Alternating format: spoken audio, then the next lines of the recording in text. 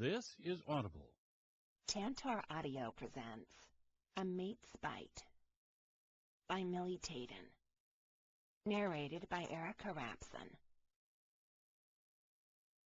Chapter 1. Carla Alves listened to her friends' hushed arguing, back and forth, over using the word over. She wanted to step in and tell them all to forget about the stupid word and remember the scenting ritual.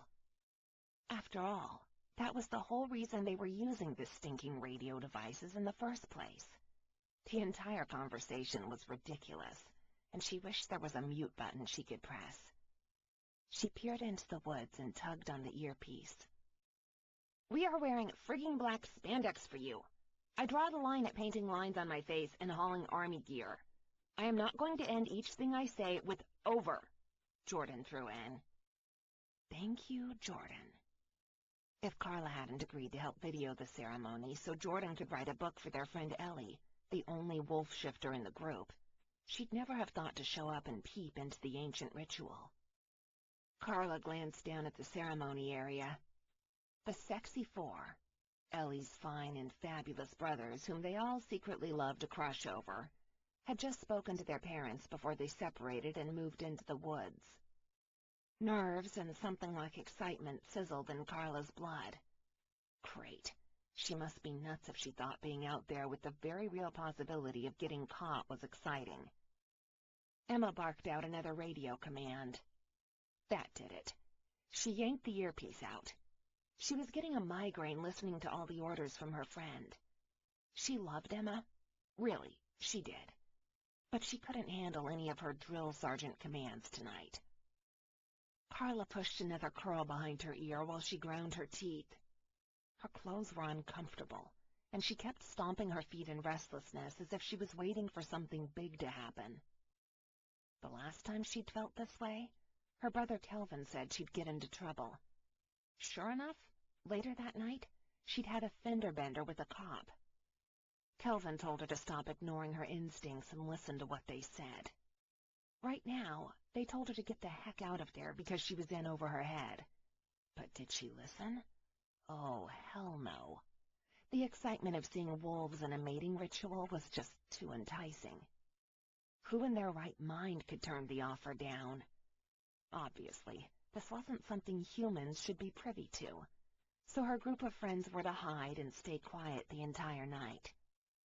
Carla had been tempted to point out all that was wrong with their plan, but she'd held back. One, she hadn't appreciated the black clothing request. She was hot. The damn yoga pants were from last year. They were a size too small and cut off her tummy, giving her a muffin top. She tugged at the front of the black tank and blew air into her boobs. It was hot. Two, they hadn't eaten first. Now she was sweaty and hungry. Three, she had a perfectly good home that she could be in, far away from trees, dirt, and creepy noises in the dark. Oh, how she'd love to be wearing her stars and moons pajama pants in her too-cold house. Crouched down, she glanced at the ceremony area. Her thoughts turned back to the Sexy Four, and particularly Nate, the man no one else had ever measured up to. Nate, with his muscular body and tribal tattoos over his arms and chest. He had enough that she could spend a full day drawing each line of them with her fingers. Nate, with his pierced ears and all the making of a bad, bad boy she should really stay away from. But she couldn't. She remembered the first time she'd met him at Ellie's house, the way he'd smiled. She was never the same again. Christ. That was almost 7 years back. He'd come to her rescue multiple times. She'd blown a tire once, and he'd shown up out of nowhere to fix it before she had a chance to call a tow truck. And she would never forget the time they'd gone to the masquerade ball Ellie had for one of her birthdays. That had been the very first night Carla had worn a girly dress and done her best to look pretty. Or as pretty as she could get away with. The gold medieval gown she'd borrowed from her drama class had allowed her to look the part of a beautiful princess. Nate had worn a pirate outfit, the one with his chest all bare. At the time, His hair had been longer, shaggy and tempting her to run her fingers through. The tight pants and almost wild features had played havoc with her thinking ability. When she'd seen him, all she could think of was touching his half-naked chest, running her nails down the washboard abs, and biting a nipple that continued to peek from the white shirt. One look. That's all it took for some kind of magic to happen. Her heart beat fast and her palms moistened with perspiration. She'd rushed away to grab a much-needed breath of fresh air. He'd followed her outside and kissed her. A single kiss under the moonlight, and she'd become infatuated with him for the rest of her college years. The memory of his firm, warm lips over hers rushed blood to her head. Her lips tingled with the reminder of how much he'd turned her on. Her infatuation with him wasn't healthy, and it bordered on pathetic. Tired of feeling like a failure in the relationship department, tired of waiting on a man who might never be, she needed to start dating. She wanted a family of her own. She wanted a man who would be there long term. She wanted more. Of course, none of her other friends ever mentioned her lack of social life, but that was because they didn't have much of one either. Emma didn't think they noticed how obsessed she was with Mason, and Nick tried to hide her attraction to Jake to no avail. Besides, Carla had never dated much anyway, and unlike what her sister believed, it wasn't because she was curvy. Not at all. She loved her smaller waist and bigger hips. Heck, most men loved her big boobs and ass. Latinas were proud of their bodies, and she was no exception. But she didn't have much of a social life because her mind was always running rampant with thoughts of Ellie's older brother. No matter what she tried, her brain didn't listen and focused on Nate and all his sexy tattooed glory for most of her daydreams. A warm breeze ruffled the trees, and she glanced at her camera. The stupid tripod didn't want to stay in place. She grumbled under her breath. Squatting down, she jiggled the tiny metal legs into the earth, hoping to steady it. A couple of rocks would help. She grabbed a few of the biggest ones and circled the tripod legs with them to keep it stable. Long strands of frizzy hair kept falling forward out of her ponytail, tickling the side of her face. She tugged the annoying hair behind her ear and continued to mess with the tripod. Stupid friggin' piece of... A low growl sounded close. Too close. She whipped up to her feet, still holding one of the rocks in her hands, and turned in a flash. Unfortunately, she was also one of the clumsiest people and tripped on her own feet.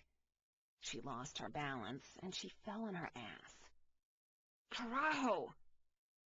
A howl sounded from the ceremony site, and she scrambled to her knees to watch one of the wolves. She'd guess it was Marco because he was bigger, sniffing Kelly's behind. Just like a man to go straight for the goods, she snorted. But she didn't get a chance to keep watching. Something bumped her backside, pushing her forward. She tangled on the tripod and fell on her face. Oh, for crying out loud. Clearly, she sucked at being inconspicuous. Strands of her hair fell forward, covering her vision. She lifted on all fours and flipped to sit on her ass. There he was, the one shifter that drove her absolutely crazy in every way possible. Spot? What are you doing here? And why did you bury your nose in my ass, you pervert? Not that it turned her on that he put his nose in her ass. It was weird. He growled. The low, deep sound twisted her belly into all kinds of knots. Oh, boy. She was in trouble. Staring at his cute, furry face, she was very tempted to lift a hand and pet him. Nathan, big, bad, sexy, pierced hunk of male candy, stood not more than 5 feet in front of her in his wolf form. The form that looked like a cute Dalmatian wolf with a white spot over his muzzle, hence the name she'd given him, Spot. His eyes glittered in that golden shade from his animal. A shiver raced down her spine. I know how this must look, but it's not what you think. She felt like a moron talking to him when he was a giant wolf. He took a step toward her. She squiggled an inch further away. With a quick swipe, she moistened her dry lips with the tip of her tongue. We were invited to be here, I swear. Where the hell was the conviction she always spoke with in front of him? Oh, gone into the depths of hell, it seemed. He took another step closer, between her open legs. Spot? Nathan. Nate, she murmured, hoping he'd forget she was there and not tell the others he'd found her. I'll go now. I'm here for research purposes only. Her mind ran 1,000,000 miles per hour. What should she do? Another step. His muzzle got too close to her crotch for comfort. What was he doing? Hey! She instinctively slapped his nose and scooted back. What the hell do you think you're doing?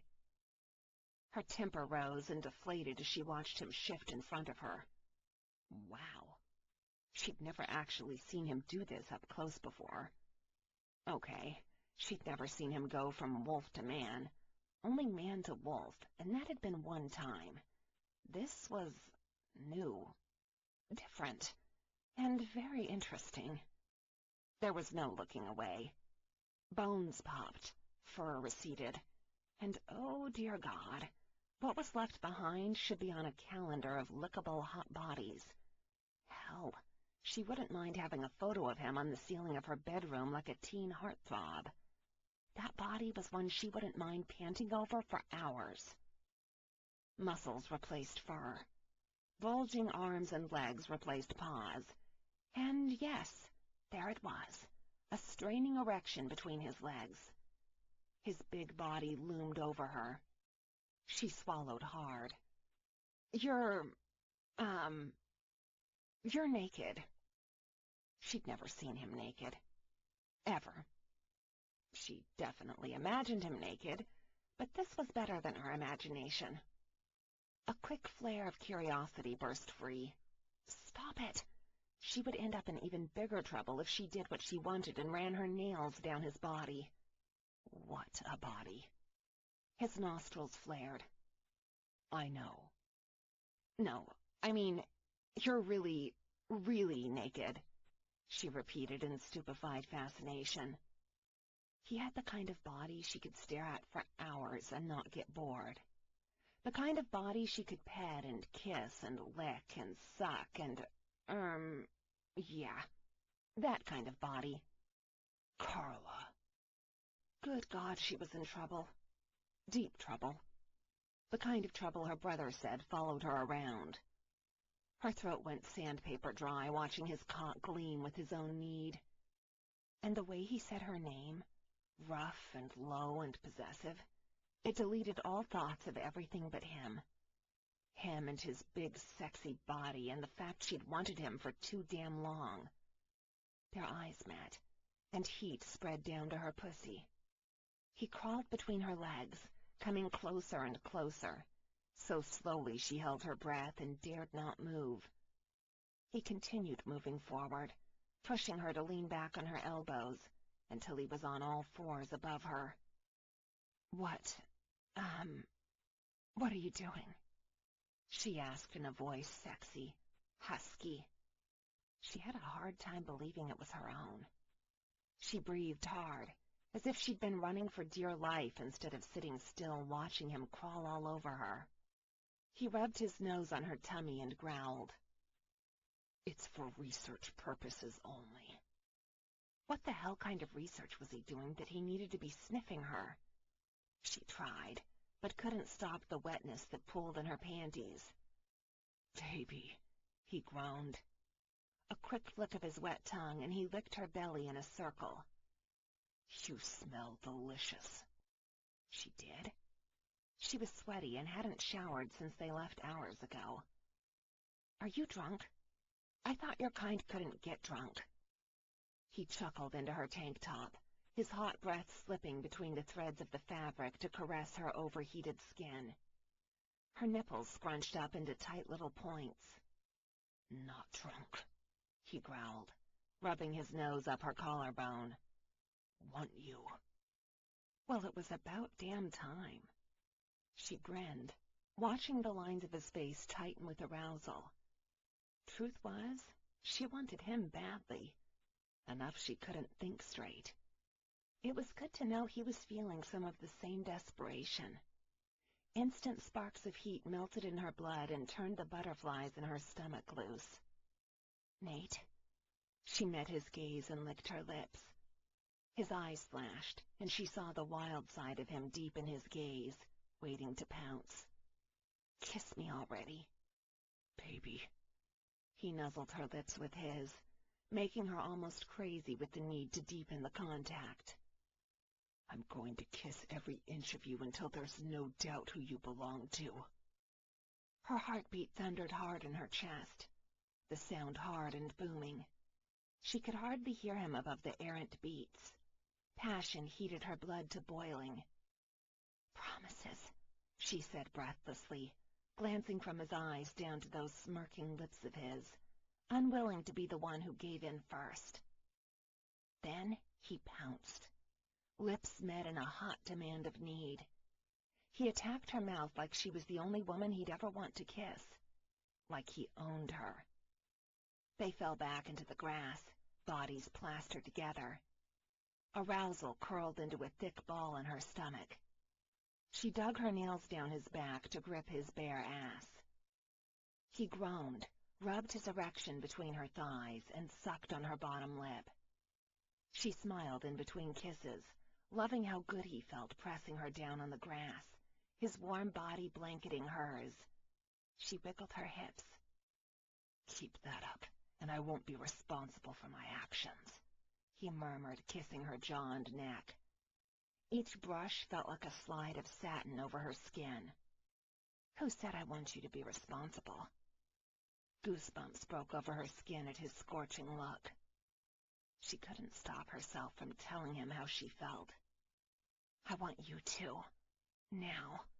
So bad I think I might go crazy if you don't do something soon. Stop hedging already." That was the first time she'd ever told a man how much she wanted him, and by the smile on his face, she was sure she'd done the right thing. "I don't have protection with me, sweetheart." For a split second, she considered telling him to stop. And then she sent those thoughts straight to hell. Stop? No way. "I'm on birth control for medical reasons." She puffed the words out because she knew what she said next would be very revealing. "I've only been with one other man. I trust you. Besides, I know you don't carry human diseases." Nate's eyes brightened to a liquid gold she could get lost in. His nostrils flared and he inhaled sharply. "Are you sure?" "More than I've ever been." He kissed her again. Deep, hard, hungry. Each swipe of his tongue over hers drove her a little closer to the edge of reason. Every brush of his lips melted more of her willpower and any thoughts of stopping. Clothes came off in the time it took her to take a breath, and then his body was over hers again, lips branding her as his. That all-consuming kiss lasted but a short moment before he moved to her chest. Her gasp of pleasure as his mouth encased her nipple was loud. She didn't care. She could only feel at that point. Feel his tongue flicking back and forth over her hard little tip while his hand molded the flesh of her other breast in his grasp. When he sucked hard on her nipple, she swore lights exploded behind her lids. Her body shook. She couldn't stop the rocking of her hips, searching for his cock to enter her, to fill her. Another full-body shiver, and his dick slipped to the entrance of her sex. That didn't last. With every moan out of her lips, he moved further down her body until he was lying between her thighs. She dug her nails into the spikes of grass at her sides and glanced down, past her quivering belly to meet his golden stare. "You and me, babe." His look turned possessive. She groaned. There's no going back after this. Yes, please. She whimpered and lifted her ass off the grass, hoping he'd get the picture. He licked around her clit in a slow, lazy circle. Her whimper tore from her dry throat. Nate, please. I've got you. Another slow lick, and she groaned, gripped his short hair in her fists, and pushed him into her crotch. No more games or you'll be in trouble. What do you want, then? He asked in that playful, growly voice she adored. Make me come, or go for broke and make me come twice. He licked at her clit in quick flicks. Her muscles tensed in expectation. Oh, God, she choked out. His hot breath caressed her folds as he swiped his tongue repeatedly over her pussy and drove it into her channel. The sensation was unbelievable. She squirmed in his hold, gripping his hair and rocking her hips over his lips. Her blood felt on fire from how hot she was inside. She couldn't form a coherent sentence if her life depended on it. All she knew was that at any moment, Nate's licks were going to bring her over the edge. He shoved his face in her pussy, burying his tongue into her channel. Oh, Nate! He reared back. She struggled to breathe as she met his gaze. This is only the beginning, sweetheart. He went back to fucking her pussy with his tongue, over and over, each glide erotic, like silken heat. She could only take choppy breaths and moan through it all, and when he growled, she came apart. The tension inside her unraveled so fast it left her breathless. A quick explosion of bliss, and her body filled with joy as she rode the pleasure wave. She screamed his name, loud.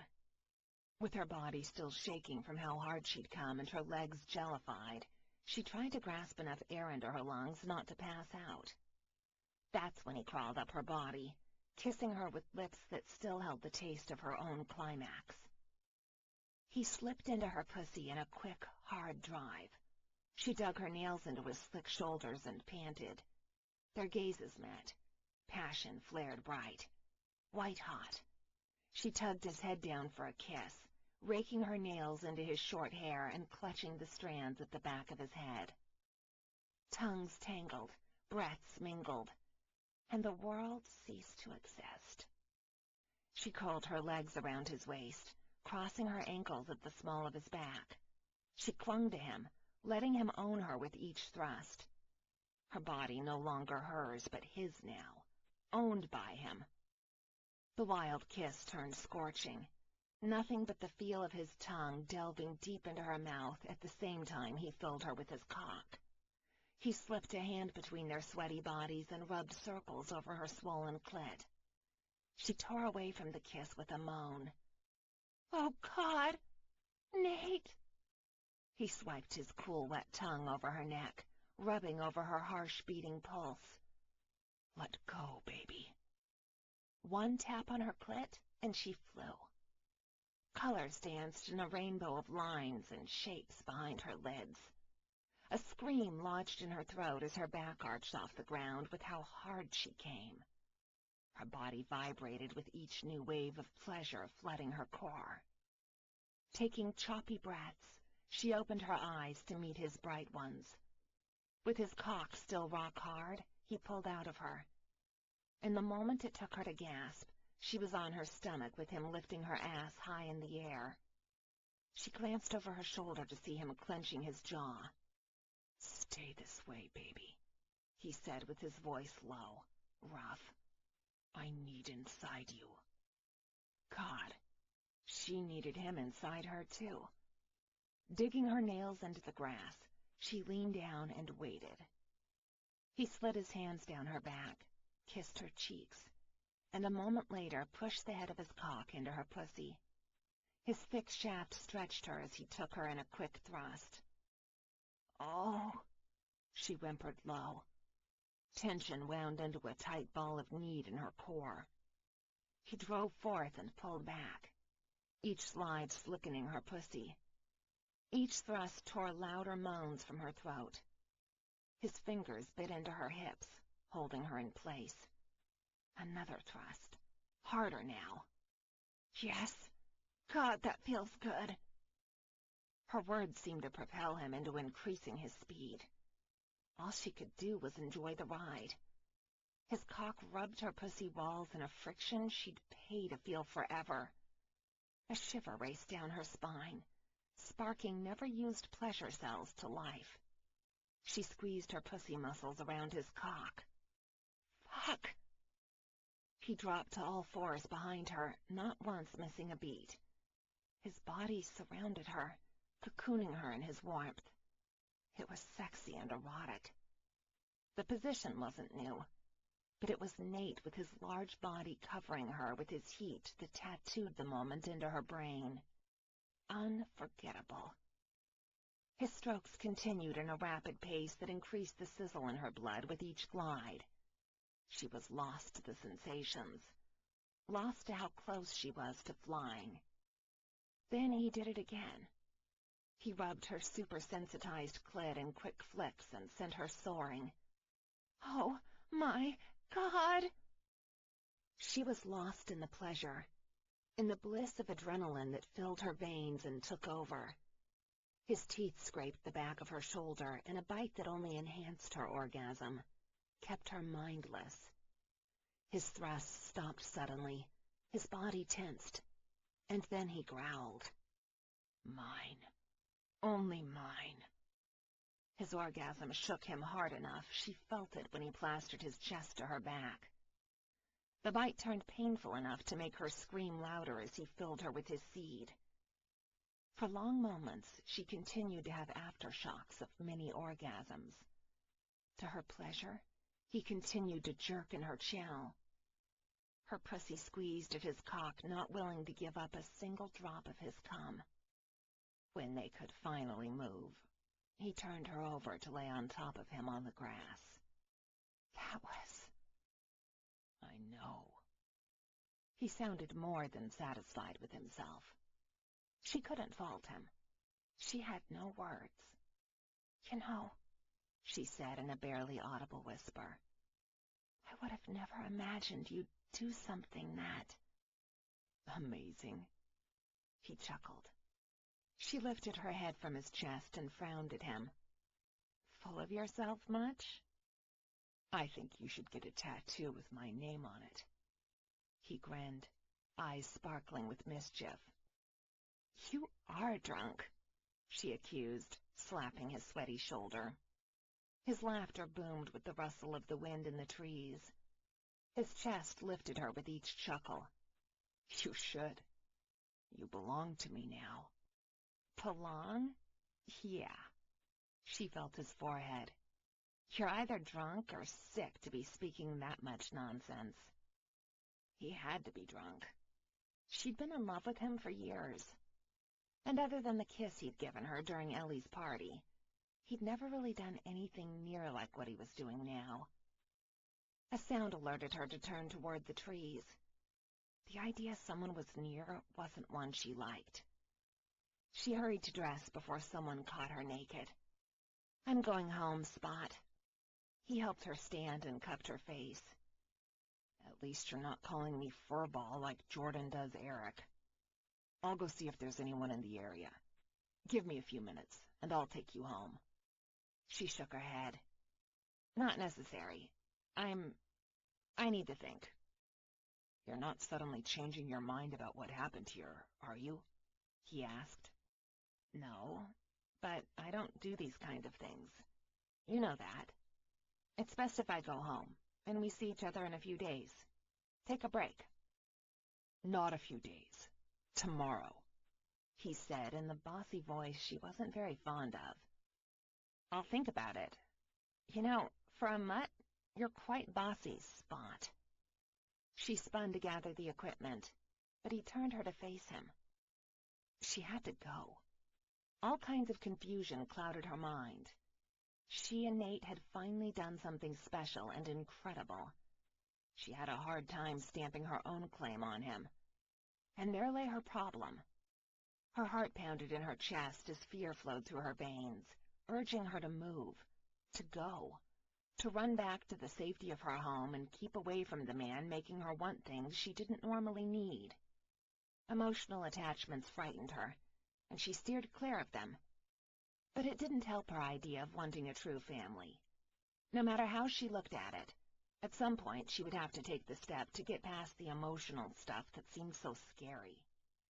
Being always closed off really made her life difficult. I've made multiple attempts at asking you on dates, and I can never get you to say yes. I didn't really think you were being serious. His brows dipped low. Why not? Why not indeed? There wasn't a single valid reason for her to have rejected his advances all this time, other than the fact she was afraid of the future with any man. Afraid of becoming a clingy copy of her mother. See, you don't have a reason. This putting me off ends now. Tomorrow we'll spend some time together. Just you and me. Now, say yes. What she wanted to say were a couple of choice words her mouth refused to let loose. But how could she say no again? She'd be turning him down when what she really wanted was to be with him. If she didn't give it a chance, she knew she'd live with too many what-ifs. I will consider seeing you tomorrow, but I make no promises of any other time. He stalked her. Tension poured out of each of his steps toward her. Her hackles rose at the line bisecting his brow into a deep frown. Then he moved forward, crowding her, and kissed her one more time before taking a step back from her. Tomorrow. She nodded in defeat. Tomorrow. Chapter 2. Emma, I don't think she really cares what color of blue you pick. Carla tried to keep the bite from her words, but her OCD friend was getting on her last nerve. It had been like this for an hour. 1 frickin' hour of them staring at decorations, all for a bridal shower for their friend Jordan. Eric, hunky leader of the Sexy Four, finally popped the question, and she'd said yes. Not that it came as a surprise to anyone. The way poor Jordan went beet red whenever they spoke of Eric was a major indicator she had more than the hots for Ellie's oldest brother. But now they were in a scramble to do things in a matter of days. The couple had decided they'd marry ASAP, which played havoc on Emma's planning tendencies. Her very annoying, bossy tendencies. And it meant Carla was going to have to plan the bridal shower with Nicole, or she'd end up stabbing one of her closest friends with the pretty pen she had in her hand. No, it has to be perfect. Emma frowned while tracing the lines of the lace overlay she wanted to use on the reception tables. That's it. She couldn't do this. There was way too much other shit on her mind. Mainly on the frustrating Nathan Wolfe. Stupid man. And why was she letting the fact that he wasn't around annoy her? Just because they had sex. Hold it. They hadn't had sex. They'd had toe-curling, skin-biting orgasms. And now that she thought about it, her body heated with memories. Fucking Spot. Almost 3 weeks since the day of the scenting ceremony, and she'd seen him only one time at a barbecue his parents held for Jordan and Eric. And her mind and heart could do nothing but miss him. Their promise to see each other had been thwarted by multiple issues concerning Jordan and then Ellie. Then Nate had ended up leaving to help Caleb, and tomorrow had turned into someday. Not that she could ever be angry with her friends. It wasn't their fault all kinds of crap had taken place. She loved them and was happy things had finally calmed a bit. But it saddened her that what had been something she'd looked forward to had disintegrated before it had started. Okay, Emma, this is what's going to happen. Carla turned toward the drill sergeant with a soothing smile.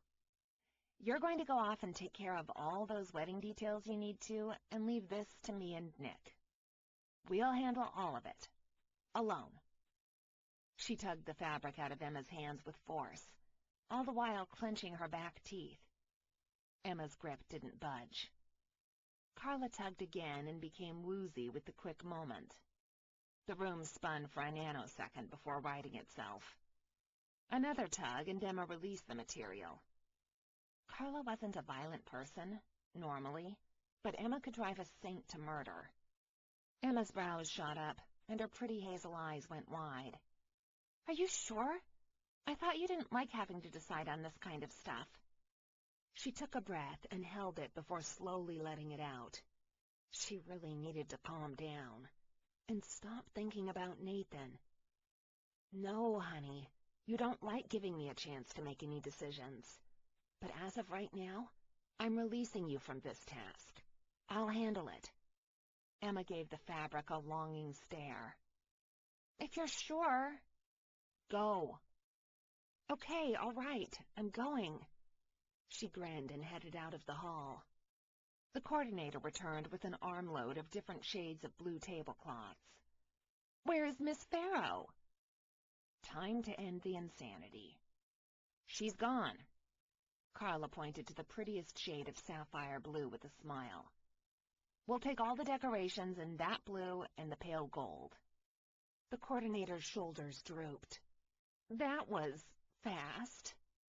"Yeah, thank goodness. If you have any questions, call me. Otherwise, we should be good with this." The sun beamed down on Carla's head, but the wind helped her stay cool. For a summer day, it wasn't that bad. She headed for her car, ignoring the growing fatigue and lightheadedness plaguing her for the past few days. Damn it, she almost forgot to buy some iron and B12 pills. She grumbled her way into the pharmacy near the lot where she'd parked her car.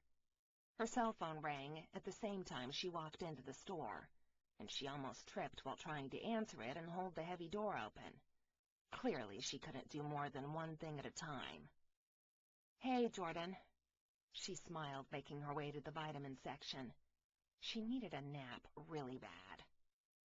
"How are you doing?" Jordan's voice sounded worried. "Tired, but I'm getting my vitamins. What's up? Is Emma making you insane with more blue?" She felt for her friend. Emma could get completely OCD with the project. "She's okay. Though if she mentions a pattern again, I may drag Eric to Vegas and say to hell with it." She groaned. "But I'm not calling about Emma. I'm more concerned with you." Browsing through the multitude of organic vitamins, she grabbed her usual bottle of iron and multivitamins. "Why?" "You know I get like this when I forget to take iron and B12. I keep forgetting I'm probably the world's only chubby anemic." "Not funny." Jordan chastised Carla's lame joke. "I'm fine. Really." "Carla," Jordan said slowly, "I want you to do something, but I don't want you to freak out, okay? If you ask me to buy you lube, I draw the line at that. I love you, but you can get your own." She ran her fingers into her hair, pushing the annoying curls back. "Carla." "Okay, fine, I'll buy you lube, but don't you dare tell the others." "It's not that." She leaned on a wall of pills to hold back the lightheadedness she felt. Jordan was starting to worry her with how serious she sounded. The last time that happened, they'd ended up getting put on probation at their school. It wasn't their fault the fire alarms went off and everyone ended up wet from their science project. Thankfully, Carla's brother Kel was the trial being there. Being super smart got him through school early, and he was handpicked after college as vice dean at the school due to his great ideas on education and leadership. Recently, he'd been asked to lead when the dean took a leave of absence. Cal ignored some of the stuff they did. Okay, he ignored a lot of the stuff they did and treated them like 5-year-olds who needed supervision. "What? Damn, I need some food or I swear I am going to pass out." "I want you to pee on a stick." "What?" The room shifted. She saw a moving, blurry wave of bottles. It happened so fast, she swore she'd fall on her face. Her knees buckled under her, and she slid down the wall. Plastic containers rattled on her descent as she knocked them down before landing on her ass with a thump. "Carla, don't panic, honey, but I really think you should buy a test." Jordan said without actually saying what test. The last time I saw you... Carla tried to rein in her fear, but it was hard. The last time you saw me what? You smelled different. Different? Carla frowned, lifting an arm to rub it under her nose. Nothing different there. Different how? Like your scent was mixed with another, Jordan said quietly. Nothing like a friend calling you up on the phone to tell you that you smelled pregnant. Jordan knew Carla had always said she wouldn't have kids until she was in a stable relationship and married. Right now, she was neither. She didn't want to make the same mistakes as her mother, living for a man that was never there for her, ignoring the children most days because she was too worried about spying on their father. Carla knew that wasn't what she wanted. She lived it from the child's perspective. She was 1/3 of a triplet set and only got along with her brother, Kel. Her sister, her identical sister Cassandra, was the triplet from hell. Being neglected by their mom because she was too wrapped up in their father had been eye-opening and not something she ever wanted to put a child or herself through. I don't need to. This is just my body reminding me I need vitamins. Right? Right. There was no way she could be pregnant. It was only a few weeks since she'd had sex with Nate. And that was only one night. Okay, an unforgettable night. But still only one night. She remembered how she'd wondered why her time of the month hadn't arrived. She was on the pill to regulate her cycle. She was only like a day late anyway. Oh, hell, this couldn't be happening. She and Nate? Yeah, she was going to be sick. Her stomach lurched. Bile slapped the back of her throat, leaving behind its acidic taste. He'd been so busy helping out Caleb they hadn't seen much of each other, a fact that tore at Carla's insides daily, and made her wonder on an hourly basis if she'd been a one-night stand. The idea started to cement itself in her brain. Maybe that's all she'd been to Nate, a challenge until he'd gotten what he wanted. The one-night stand idea grew deep roots in her mind. Whenever she thought of the scenting ceremony, she wanted to cry. It had been such a great night. And then all hell broke loose. Her friends had been attacked repeatedly, and the possibility of spending any more time with Nate had been forgotten when he volunteered to help Caleb gather some men and start strategizing a way to get Caleb's pack back. Everyone was involved in protecting Jordan from the bad guys. She'd been hurt pretty badly in multiple attempts on her life. It got to the point Eric had asked Carla, Emma, and Nicole to stay away for a few days in order to ensure their safety. Everyone was worried others close to Jordan would end up hurt. Pack politics kicked in, and Caleb needed Nate and Jake to help out. Things just took a turn into crazy land. Please, Carla. Look, I'll come over. We'll do it together, she offered. Wait, what? She gulped. You need a piano stick, too? Jordan sighed. I think so. Let's not freak out until we know for sure. Pick me up a test tube, and let's wallow in whatever the results are together. The roar of an engine sounded. I'll bring the wine and ginger ale. No matter what the result is, I think we'll both need a glass from one or the other. Yeah, hell was breaking loose all over again. Do any of the others know? Ellie, probably, but she won't say anything. I'll meet you at your house. Okay. She hung up and sat there, frozen. How had her day gone from taking control to completely losing it? It couldn't get more frightening than this. Not for her. Her mother had been a single mother. She'd chased after her father for years, hoping that he'd commit, only to find that he was already committed to someone else. Carla wouldn't put herself through that. She headed to the dreaded aisle containing the tests, stomach twisting and churning.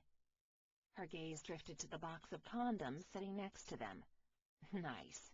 Where the hell were they when she'd needed them? With 10 different tests in her plastic carry bin, she ambled at a snail's pace toward the register as if she were headed for the guillotine. She'd just gotten into her car when her cell phone rang again.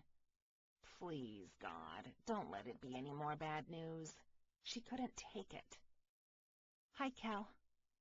She tried to sound enthusiastic, putting a smile on her face because she knew he'd be able to tell if she was upset. What's wrong? Damn it! That stupid extrasensory whatever the hell they shared had screwed her again. He'd known she was internally having multiple panic attacks. Nothing's wrong. I'm on my way home now. Just got some vitamins. And other stuff she really didn't want to discuss. You sure? I could sense distress from you. Her brother's tone told her he didn't believe her. Too bad. She wasn't discussing the possibility of her being pregnant with him. I'm sure. I'll talk to you later. I'm starving and tired. Go home and rest. You've been looking sickly lately. Fantastic. It was obvious she wasn't doing well. Not exactly what she'd wanted to hear.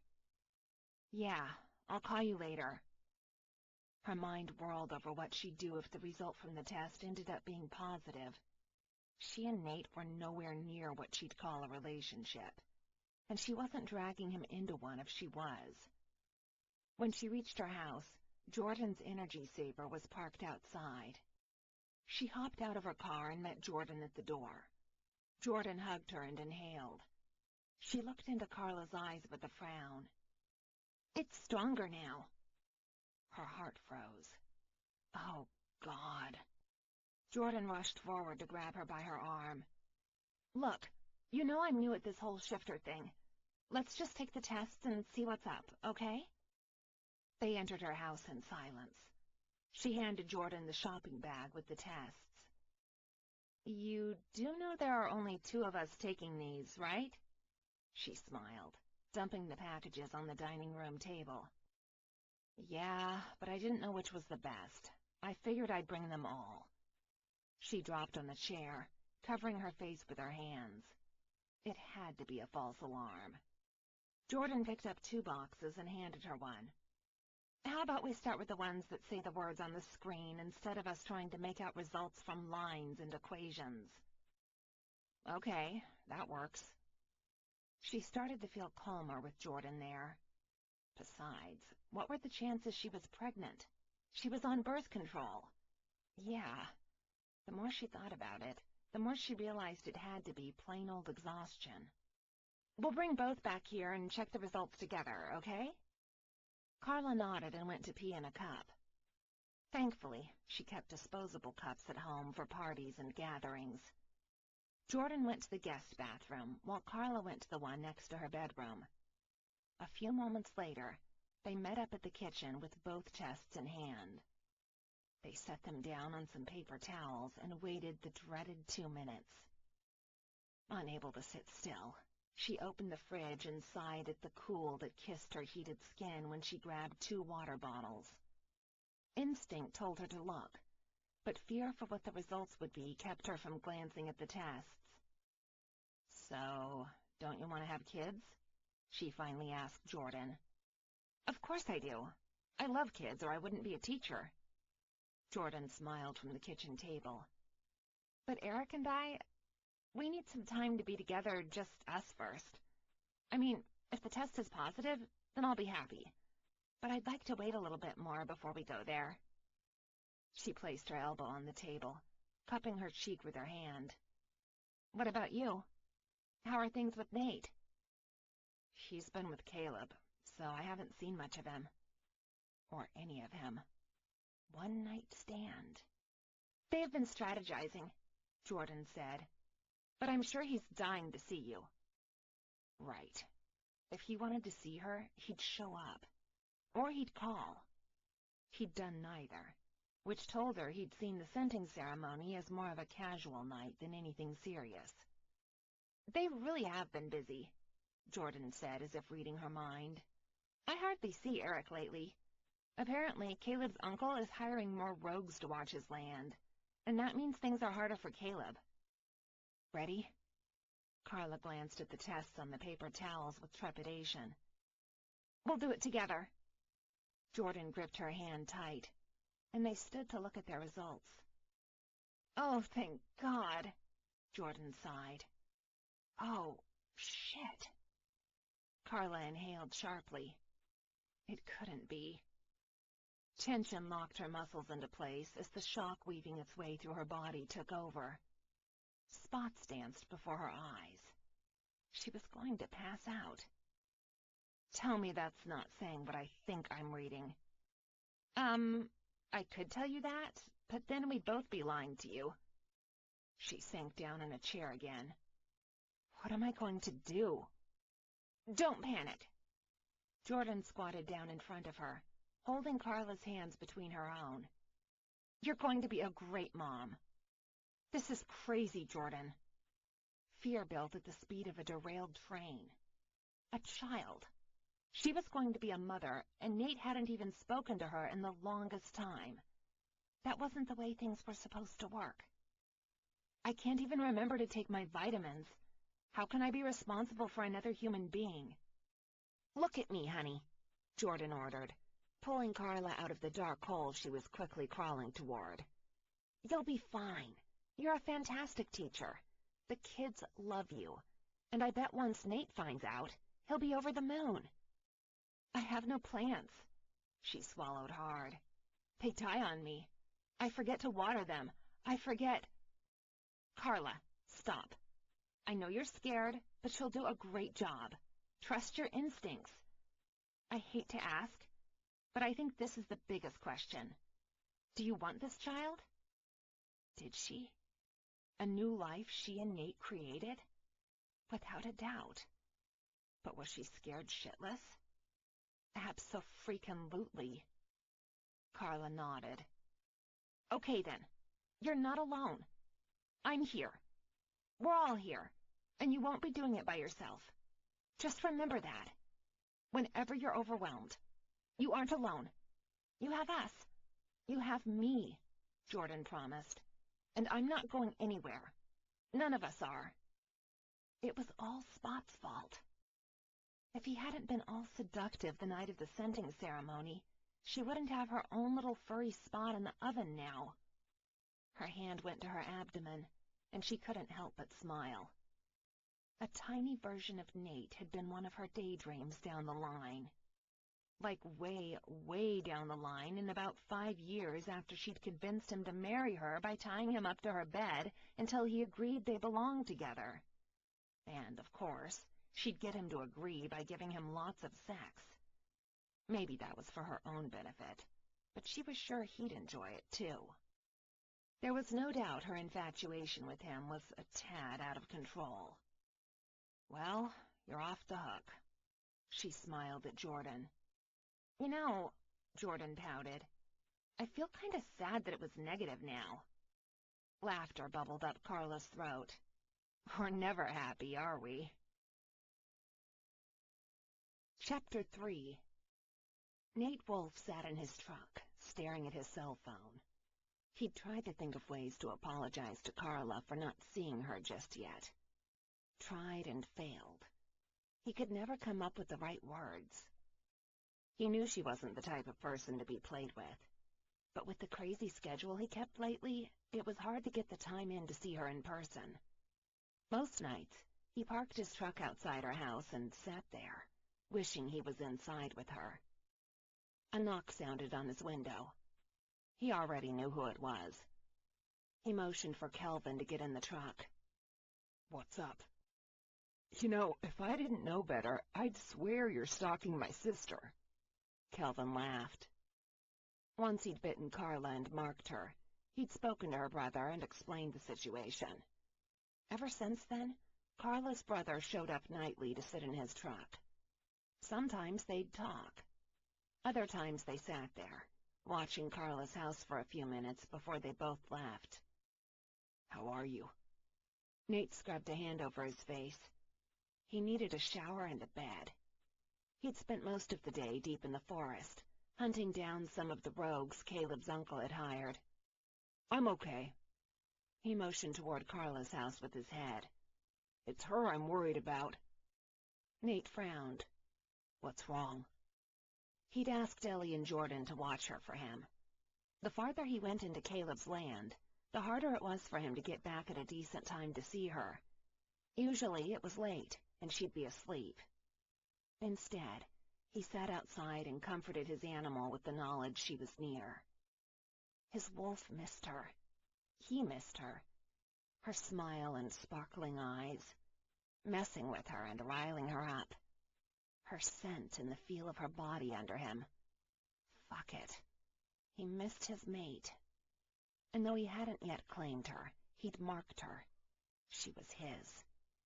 All that stood between them was a bite, and it would seal the deal. But he wouldn't rush her into that. They had time. She sounded strange on the phone today, Kel said. Nate didn't like the sound of that. I'll ask Ellie what's going on. Kelvin nodded. Though they'd been friendly for years, it was Nate and Carla's new relationship which spurred him to become closer to her brother. See you tomorrow? Kelvin grinned. Same time. Nate waved him goodbye. Then he started the truck and went home. Frustration turned his muscles to stone. He'd been avoiding Carla. Not on purpose. Well, not really. He'd been unsure how to approach her about their future mating. While it was clear they were connected physically and mentally, it was her emotional distance that bothered him. He didn't know how to reach her. A soft growl worked up his throat. He wanted to tell her to trust him, to open up and tell him whatever was bothering her. But she'd probably just stare at him with her beautiful but skeptic eyes and clam up. He found Ellie sitting in the darkened living room, waiting. Since Jordan and Derek mated, they lived in Jordan's house together. His sister, Ellie, was the reason he'd been able to meet Carla. She was Carla's friend since college and recently joined his mother in the matchmaking ranks. Ellie cared for his friend Caleb, who was currently fighting for the rights to his own pack. Ellie's concern for Caleb meant she waited up until Nate or Jake came home to reassure her he was fine. How'd things go? She eyed Nate's torn shirt with concern. The wounds from their fight tonight had already healed, but his clothes were still bloody. His clothes were another reason he hadn't visited Carla when he'd been injured. The last thing he wanted was to worry her. We went closer into Caleb's Uncle Rocco's side tonight, but there are many caves and places to ambush. It was like taking a step forward, but 10 steps back. Things look pretty bad. He's gotten a lot more rogues to work his security than we expected. Ellie bit her lip. Her concerned expression pushed him to sit next to her and hug her to his side. He hated that his sister suffered because Caleb wasn't around. But with Caleb trying to gain the rights to his pack back, he needed to focus on his land and the enemy.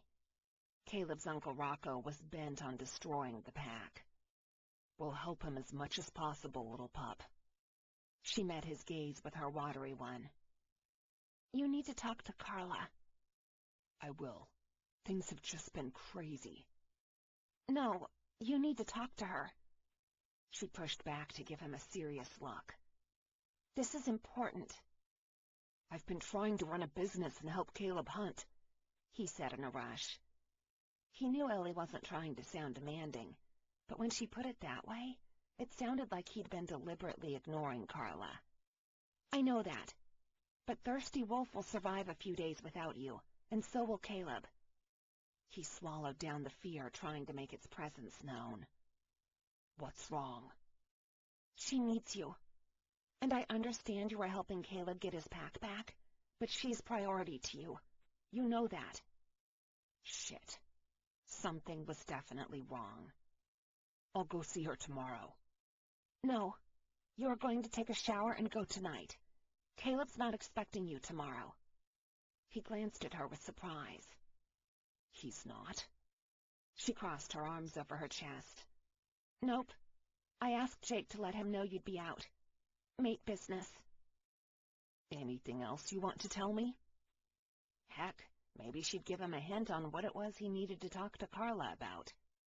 You'll know when you get to her. She stood to go to her room, but stopped and glanced at him over her shoulder. Whatever you do, Wait until she tells you. Great. Now his sister was talking cryptic. Knots formed in his stomach. There had to be a big problem at hand for her to order him to Carla. Sweat gathered on his palms. He had to move. Fear pushed the wolf inside. His animal ordered him to his mate.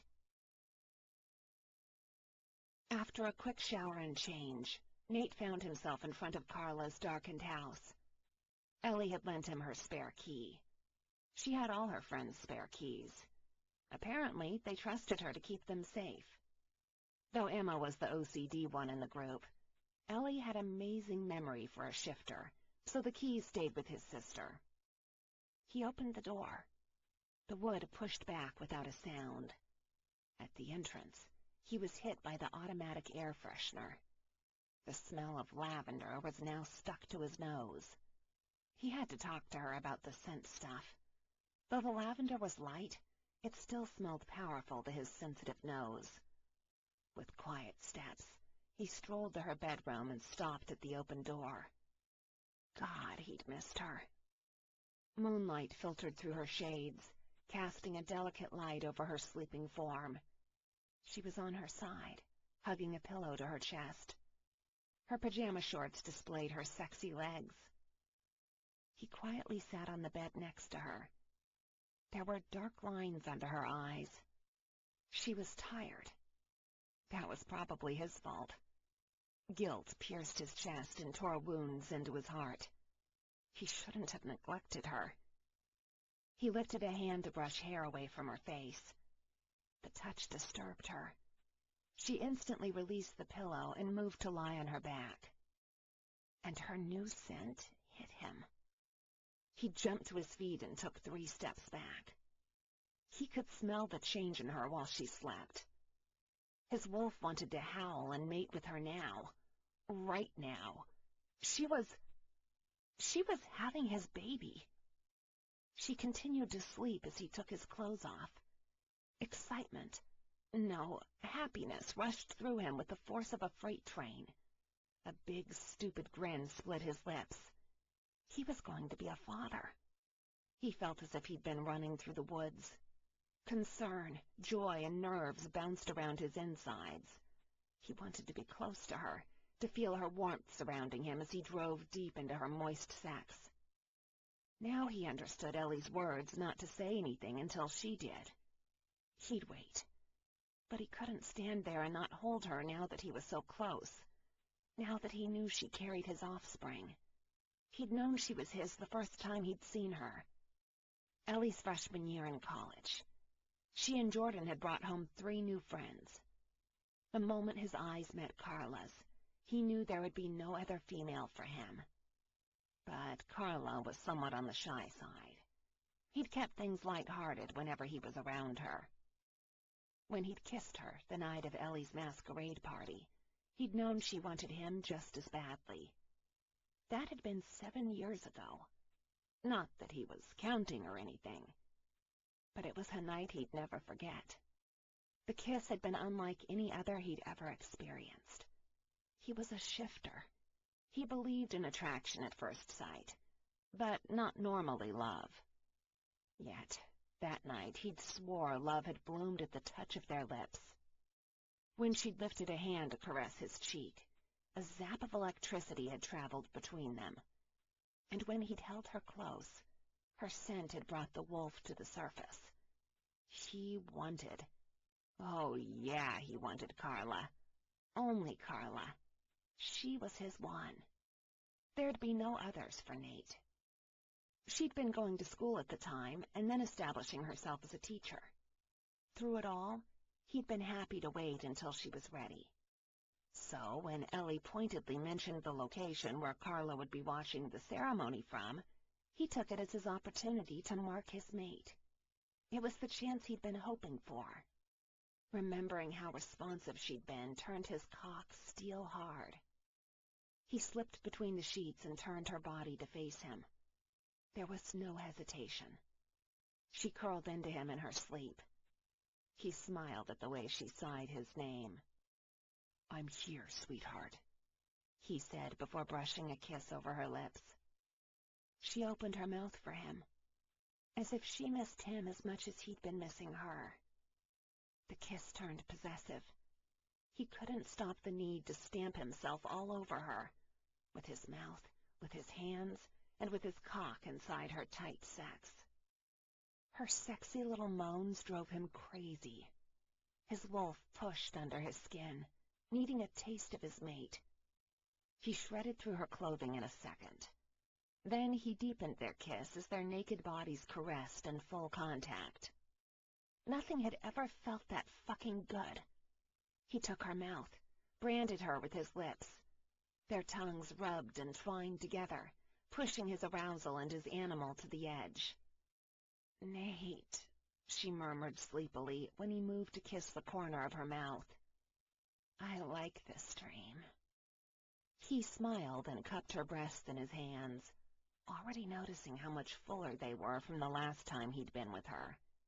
And the urge to howl gripped him again. She was having his baby. The wolf inside him liked knowing he'd gotten his mate pregnant. The man couldn't hold back the satisfaction spreading through him. She was his, in every primal way possible. She spread her legs open for him, giving him access to her moist heat. He loved the scent of her arousal.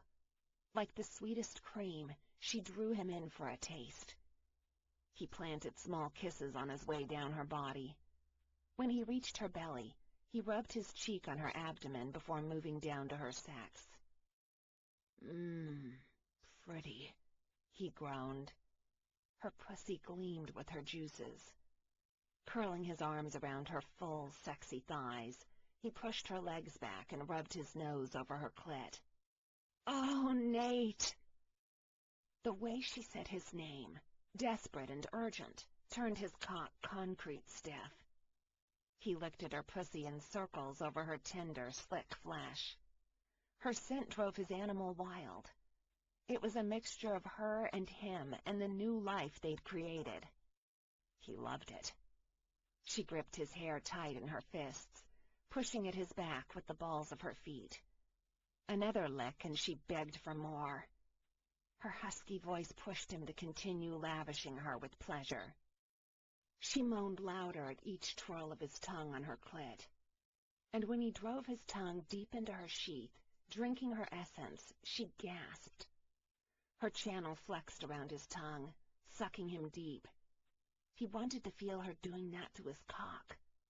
Feel her pussy squeeze tight on him with every glide into her fluttering walls. "Oh, God! Oh, God! Oh, God!" She tugged on his hair, wiggling her hips closer to his mouth. He pulled back and glanced up. Her eyes were closed tight, lips puffing out harsh breaths as her breasts rose and fell with each ragged intake of air. The tiny bundle of nerves peeking between her lips called his attention.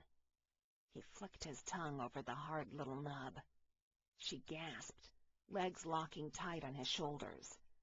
With another lick and the grazing of his teeth, she screamed as her body shook hard and her channel dripped her juices. He inhaled her scent, caressing her quivering sex with his lips. A tugging on his hair caused him to glance up. Her smile and sleepy eyes brought back that satisfied feeling from before. This was right. Him and her. Together. "Come here," she whispered with a flirty grin. He crawled up her body, ignoring the aching hard-on and the desperate need to ram into her hot pussy. He bracketed her head with his arms and held himself above her. She wasn't having it. With one hand on his cock, she pumped him hard from root to tip. Christ, that felt good. He clenched his teeth to keep from begging her to do it again and watched her smile widen. "I love that." "What?" he asked with the rough voice he couldn't help since his animal lay right below the surface. "The gorgeous glow in your eyes." She didn't know what to say to that. No female had ever called the wolf's glow gorgeous. "You like it?" "Yeah." She pumped him in her grip again. I like knowing you have that wild side sitting there, wanting to play with me. Baby, the wild side wants to fuck you senseless, he said, his voice deeper and harder due to how turned on he was. Do it. Come inside me. She licked her lips. I feel empty without you. Another time, and he'd have tried to take it easy, taken it slow. Not tonight. He'd missed her too much, wanted her too much. Her scent called out the beast within. In a single thrust, he drove deep. Her pussy rippled around his cock. Yes. Her whimper of satisfaction did him in. They locked lips and kissed while the urge to fill her with his seed overpowered all his thinking abilities. Fuck her. Take her. Mate her. Thrusts turned frenzied, his movements harsh and uncoordinated. She dug her nails deep into his shoulders. The bite of pain only called the animal to the surface. A growl rumbled in his chest, blending with the sound of her enjoyment. Her nails raked into his hair, and she yanked his hair back, pulling his face from hers. She chose that moment to squeeze her pelvic muscles around his cock. Hell, he choked out. Make me come, she ordered breathlessly. Passion glimmered in her eyes. Her lips, swollen from his kisses, puffed air out of her mouth. He rammed her repeatedly. Their gazes locked. The link between them thickened with each thrust, until there was nothing but the two of them. Nothing else existed in their passion bubble. Sliding a hand between them, he rubbed on her slick center and watched her go over. Pleasure filled her features, and she screamed. For him. The sound was music to his ears. It filled his heart with joy. He snarled. His muscles burned from exertion. The power of his beast turned his body stiff as he closed in on his own release.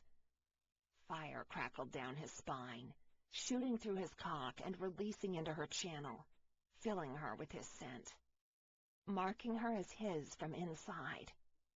He jerked into her greedily, groaning at each suck her pussy did on his dick. With every spasm of her sex, he jerked again. It went like that for long moments. Afterwards, he laid down beside her and hugged her to his side. Though she'd given herself without restriction to him physically, he scented her withdrawal. It hurt him to not know how to reach her. Go to sleep, baby, she sighed, snuggling closer into him. I missed you, too. Those words. They generated a pressurized ball of guilt inside his chest. Guilt for not being there with her, but still happy she'd admitted to some emotion.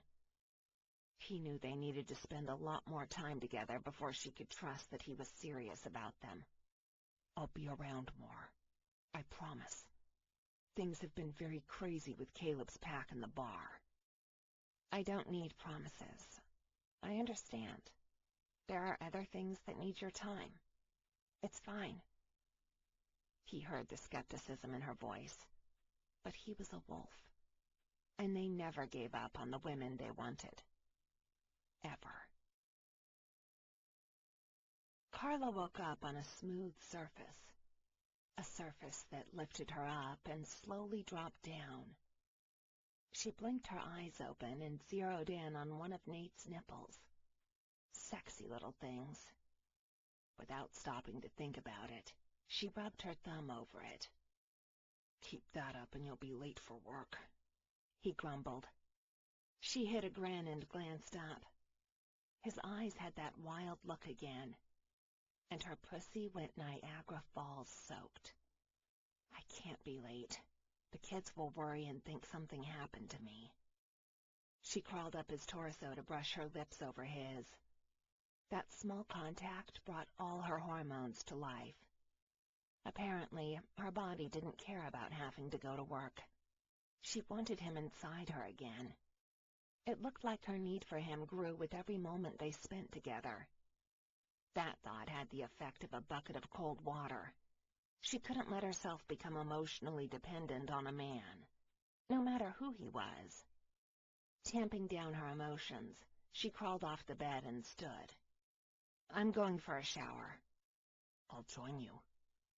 He grinned, hopping off the bed and flexing those drool-worthy muscles she could stare at forever. "Save water and all that." "Right, water." He lifted her into his arms to carry her to the bathroom. "You know, I'm not a baby," she complained. "Put me down. I probably weigh more than you." "You're light as a baby. Now quit complaining and let me be romantic." She giggled at his demand and curled her arms around his neck. "Fine. Be romantic then, but don't blame me later when your back hurts." He kissed the tip of her nose. "Then I'll just have to find a way to convince you to give me a massage, huh?" "I like how you think. This whole carrying me business might work after all." She couldn't believe how attentive Nate was behaving toward her. Even when she got snarky because he was hogging the water, he just tugged her into his arms and kissed her. Heck, he even offered to make her breakfast while she dressed for work. "Shouldn't you be out helping Caleb?" she asked, walking into the smell of food. Her stomach grumbled and reminded her she needed some of whatever smelled so divine. The night before she'd gone to bed feeling ill and could only hold down some toast. His gaze jerked up from the pan he was cooking eggs in to stare at her belly, then up to her eyes. "Hungry?" Heat crawled over her cheeks. "From the sound of my stomach, you'd think I'm starving." He smiled and pointed to her dining table with a spatula. "Have a seat. I'm about done." She glanced at the coffee maker. Damn, he hadn't made coffee. "I put some juice on the table for you," he said. She searched for the coffee in the usual spot, but there was nothing there, and she didn't feel like figuring out where she might have put it. "Thanks." She filled a glass with apple juice and drank it while he served them breakfast. It was weird and nice. "So?" "So what?" He sat down after placing a plate piled high with food in front of her. "Are we sharing all this food, or what? I can't eat all this." Though she would certainly try. She picked up a piece of bacon and sighed. Yeah, that was the good stuff. "Aren't you supposed to be helping Caleb?" "I'll see to him in a while." She frowned. Helping Caleb get his pack back had been a priority to Nate and Jake lately. Even Nick had mentioned how little she saw of the pain-in-the-ass wolf brother, also known as Jake. "I haven't seen you in too long," he said, staring deep into her eyes. "I missed you." Well, damn. That was nicer than she'd expected. She opened her mouth to tell him when her cell phone rang. "Hey, Cal." She tried the nonchalant approach, hoping he didn't read into her emotional turmoil. His perception when it came to her was spot on, and she didn't want to worry him. "How are you feeling?" her brother asked. "Pretty good. I'm about to head in soon." "I need to talk to you about Mom." Uh-oh. Whenever he said that, it meant that their mother either needed money because she'd given it to her latest boyfriend, or their sister spent whatever she had on living the high life. "I'll see you when I get to school," she said, not wanting Nate to listen to the family drama she had to deal with regularly. That side of her life wasn't something she liked to share with anyone. They ate in silence, and once it was time to go, she noticed Nate watching her. "Are you okay?" she asked. He'd been quiet and thoughtful, probably because he preferred to be out doing things with Jake and Caleb than sitting there with her. "Yeah, how are you feeling?" She blinked. Oh, boy. Tell him now or tell him later? The way he searched her face, as if looking for an extra nose, decided it for her. Tell him later. He had a lot on his mind already. "Good." "Anything new?" "Like what?" Jordan had said she could tell she smelled different. He could probably smell it too. Damn, there went the coward's way out. He smiled, showing perfect white teeth. Oh, I don't know. Anything you need to tell me? She slapped her forehead. Maybe she'd really lost her mind to think a shifter wouldn't notice. A shifter! How long have you known? He guffawed, and she felt stupid for thinking it would be overlooked. Since I got here last night. Your scent's changed. I heard, she mumbled. It was disconcerting to hear him talk about her pregnancy. She still needed to come to terms with it. The idea of being a parent to anything, child or animal, scared the bejesus out of her. Hell, thinking of the growing baby turned the juice she'd had into a tornado in her stomach. She stood to grab her work bag, but squeaked when he tugged her down to his lap, landing her sideways on him. Sweetheart? She met his gaze. There was that worried look on him again. Yes? You know I'm with you all the way in this, right? Was he? She'd seen her mother give her father 3 children, only to have to beg him to spend time with her and them. Then she saw it again with every man in her mother's life. It got so bad, her mother would buy them whatever they wanted to see if they'd show her the love they promised. But it was useless. Men were good at saying what women wanted to hear. She'd rather see it in actions. As it was, Nate had spent too little time with her for her to know how much he was willing to take on. We'll see, she answered. It frustrated her how he expected her to just take his word for it like they had any type of history. As far as she was concerned, all Nate had done was flirt with her and give her great orgasms. Other than that, she had very little to go on. You. He cupped her cheek with one hand before bringing it down to rest on her belly. And he or she are my priorities. Don't doubt it for a second. She had a hard time swallowing past the knot in her throat. He'd said that with certainty.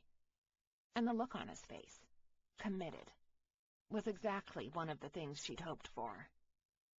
Then why was she having so many doubts? Because she'd always seen the opposite in her family. Years of living among lies tended to have that effect. Men promised her mother the world and never delivered. I need to go to work. Chapter 4. Good morning, Carla. She turned to the sound of her name. Charles Cooper, her co-worker and physical education teacher, stood by the coffee machine in the teacher's lounge. He was the newest teacher at her school and seemed like a nice guy. She strolled inside and put her bag on one of the chairs by the door. Charlie smiled wide, showing off the gap between his 2 front teeth. He flicked a non-existent speck of dust off his sweatshirt. She focused on the lines of his sweatshirt. It appeared to be pressed. Who the heck pressed sweats? If it were up to her, she'd buy wrinkle-free everything to never have to iron. Thank God for dry cleaners. Good morning, Charlie. She grinned and grabbed the cup of coffee he held out to her. She shouldn't drink coffee. Nate had casually mentioned it wasn't good for pregnant women as she walked out the door. She was pretty sure he was the reason behind her missing coffee. The young teacher had made several attempts at asking her out, but she'd never been attracted to him like that. Besides, she couldn't fathom being with any other man that wasn't Nate Wolfe. Do you have any plans for vacation? He asked, leaning into the round table in the center of the room. The last thing she'd thought of was vacation. If she was lucky, she'd get some much-needed rest and probably figure out how to turn her guest room into a nursery. I think I'm going to stay home. She glanced down at the coffee he'd given her, but thinking of Nate's words made her desire for it to suddenly disappear. What she really wanted was to take a nap. Well, if you're interested. He threw his empty cup in the trash bin. I have a friend who owns a condo down in Miami. He's going to be overseas for the summer and offered to let me use it. If you wanted... I'm sorry, Charlie. We've already had this conversation. I really like you, as a friend. She tried to be gentle in letting him down again. He wasn't a bad guy, just not the guy for her. That's fine. Take your time to think about it. Anyway, there's also a Broadway show coming to the Blue Creek area in a few days. I know you and Jordan have spoken of wanting to see one, and if you'd like, I can get the three of us tickets. Let me discuss it with Jordan and see what she thinks, she mumbled, not wanting to reject the poor guy 2 times in a row.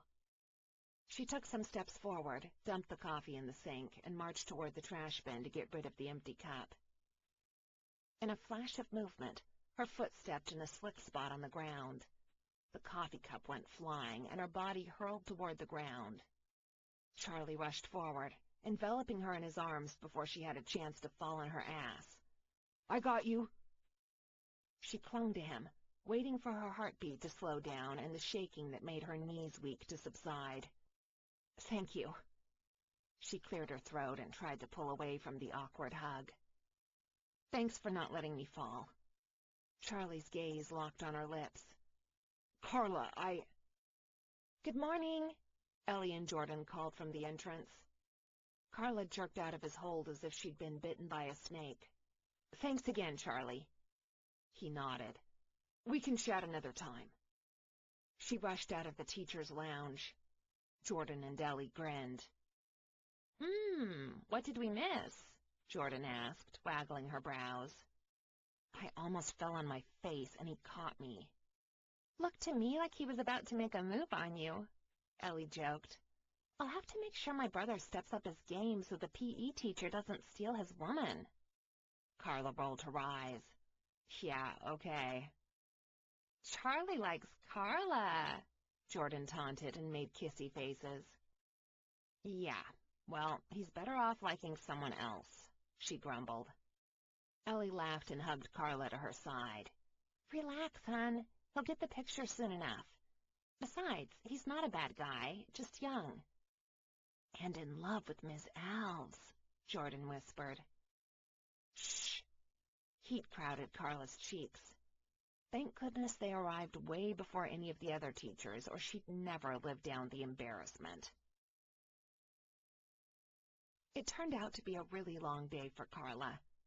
Her parent workshop on helping children study happened to be that night. It meant she left later than usual. She ended being the last to leave the school that night. She had just exited the back of the building when she realized someone stood before her.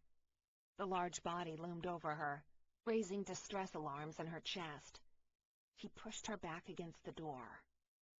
Carla. Nate growled her name. The fear that built deflated like a popped balloon. Nate's lips crashed with bruising intensity over hers. Had the back of the building not been dim, she would have realized it was him sooner. There was something strange about him. He drove his tongue deep into her mouth. Greedy, hungry, domineering. At the same time, hands wrenched at her clothes. It took all her focus to tear her lips from the possessive and angry kiss. Nate? He snarled. She gulped down the moan working up her throat. Her pussy moistened and readied for him. This aggression was not something she was used to in Nate. It made her nervous, but turned her on like crazy. His eyes glowed bright, and another rumble sounded in his chest. This comes off. Now. He tore at the material of her top. What are you doing? She tried really hard not to sound excited, but Nate had never been aggressive. She wasn't sure what was going on. Off. Now, he snarled. Need you. What? Was all she got out before his lips took hers in another deep, dark kiss. His body vibrated over hers. She dug her nails into his tense arms, grasping at his smooth, fevered skin. He sliced through the rest of her clothes, shredding her pants and underwear into thin ribbons. Hot evening air caressed her naked body. She couldn't find it in her to stop him. They were in the back of her school, for goodness sakes. Yet all she could do was give in to the beast. He slipped a hand between her legs and groaned. Hot. he said and licked her bottom lip, nipping it between his teeth. Wet. She wiggled on his finger, wanting the digit to penetrate her and calm the fire he'd ignited in her core. Christ, seeing Nate that way was hot as hell. The wild eyes, the deep growls, and the almost uncontrollable way he rubbed his body over hers was sexier than anything she'd ever experienced. Nate! I can't wait. He pressed her body flush on the metal door she'd exited the building through. The hiss of his zipper only amped up her excitement. She panted, lifted her legs and curled them around his waist, clinging to his neck. He met her gaze. The beast stared at her through his eyes. Wild. Possessive. Demanding. He palmed her ass and drove into her in a forceful thrust. She gasped at the intense feeling of fullness. His cock pounded her pussy in quick, hard drives. She didn't know what caused his wild reaction, nor did she care. But she sure as hell enjoyed the hot, hard slide of his cock slamming her up against the door. He sucked on her neck, drawing circles on her flesh and growling with each drive. Her orgasm took her by surprise with its speed. A burning wave of pleasure sucked her under and hurled her out into space. Her body shook, and he kissed her at the same time she screamed, drinking in her breathless call of his name. Her sex tightened around his cock, and flutters of many orgasms proceeded to flare shockwaves through her channel. Their breaths commingled. He growled into their kiss. Deep. So deep the rumble felt as if it were coming out of her chest. One deep drive, and he tensed. Another, and he shook. On the third, he pressed further than before and stopped, his cock pulsing and filling her with his heated seed. She panted and glanced up into his still bright eyes. What? She cleared her throat from the dryness taking hold. Brought that on. He kissed the corner of her mouth, sucked on the curve of her jaw, and licked his way up to her earlobe. Then he pulled out of her slowly. She almost whimpered from the loss of heat. Your scent. A honk's blare sounded in the distance, and she remembered she was naked in the back lot of the school. Ready to run for cover, she wiggled in his grasp. Put me down before we get found here like this. Instead of doing as she requested, he carried her to his truck and sat her in the passenger side. Then he handed her a blanket from the back seat. Thank you. She wrapped herself in the soft cotton and waited for him to enter the driver's side. His face continued to have that half-feral, half-angry look. Once he sat down next to her, she continued her questioning. What did you mean when you said my scent? His hands tightened on the wheel as he took a couple of deep breaths. The leather on his seat squealed when he shifted to face her. I spoke to Kel earlier. He told me you were leaving late. I was waiting to surprise you and take you home. But when you walked out, you smelled of a different male. She blinked, her jaw hanging wide open. Then it clicked. I slipped in the teacher's lounge earlier, and Charlie grabbed me before I hit the floor. His eyes narrowed. I could smell his desire for you on your clothes. What? You could? She'd never had any man show jealousy for her before. It was strange and a little freaky. It caught me unaware and pushed the wolf to the surface. The wild side lingered close by. It was obvious from the deepness of his voice to the tightness on his face. I'm sorry. He shook his head and faced the steering wheel. It's not your fault. I'm the one who's sorry. I didn't mean to scare you with my reaction. You didn't scare me. It was probably not good that she'd actually been excited to see that aggressive side of him, or that she'd loved every second of the rough coupling. But she had issues. She shrugged it off as another side of Nate she had the hots for. She lifted a hand and placed it tentatively over his. It was new and different, but I know you wouldn't hurt me. His brows dipped in a troubled frown. You're right. I wouldn't hurt you. Ever. She smiled. I know. Can you take me home? You're sure you want to be around me? The animal's still restless, but I promise you I have him under control. Yes. Can you take me home, or would it be a problem to have someone drop off my car? She felt the need to reassure him again. I'm not scared of you. The lines on his forehead smoothed a little.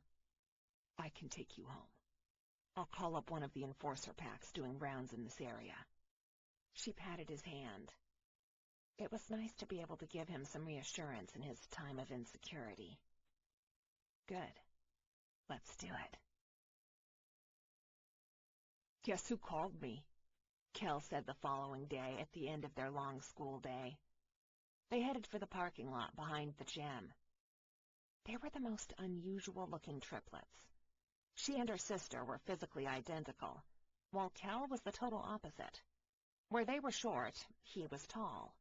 They were curvy, he was muscled. The girls had their mother's lighter skin tone, and he had his father's bronzed.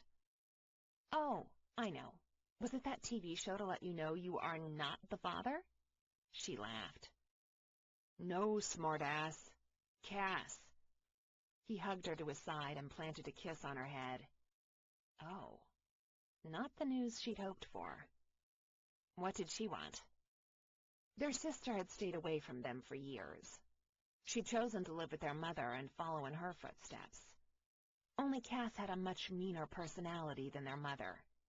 And with the way Carla had felt lately, she'd likely tell Cass off than try to get along. She said she was headed this way and would come visit. Carla stopped at the entrance to the gym and turned to her brother. You're messing with me, right? He grimaced. I wish I were. She said she misses us and wants to spend time with you. Me?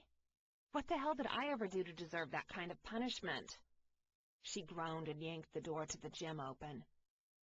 Her question went unanswered when they saw Ellie, Jordan, and one of the wolf pack enforcers in the center of the gym, fighting. What's going on here? She yelled, rushing toward her friends. Ellie had the enforcer in a headlock, while Jordan was twisting his leg in a weird direction.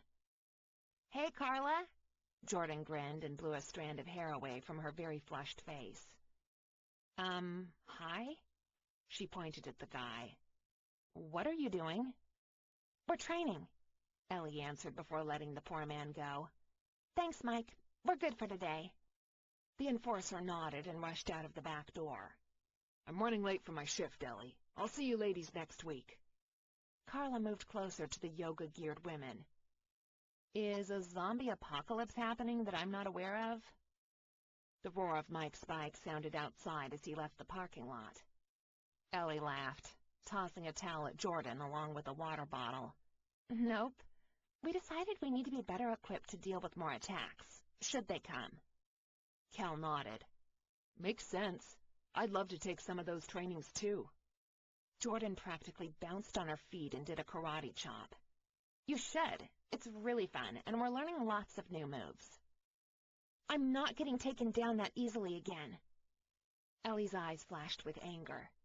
She'd taken a massive beating along with Jordan a few weeks back. Carla had felt bad seeing Ellie angry. It hurt all of them when one of them was injured.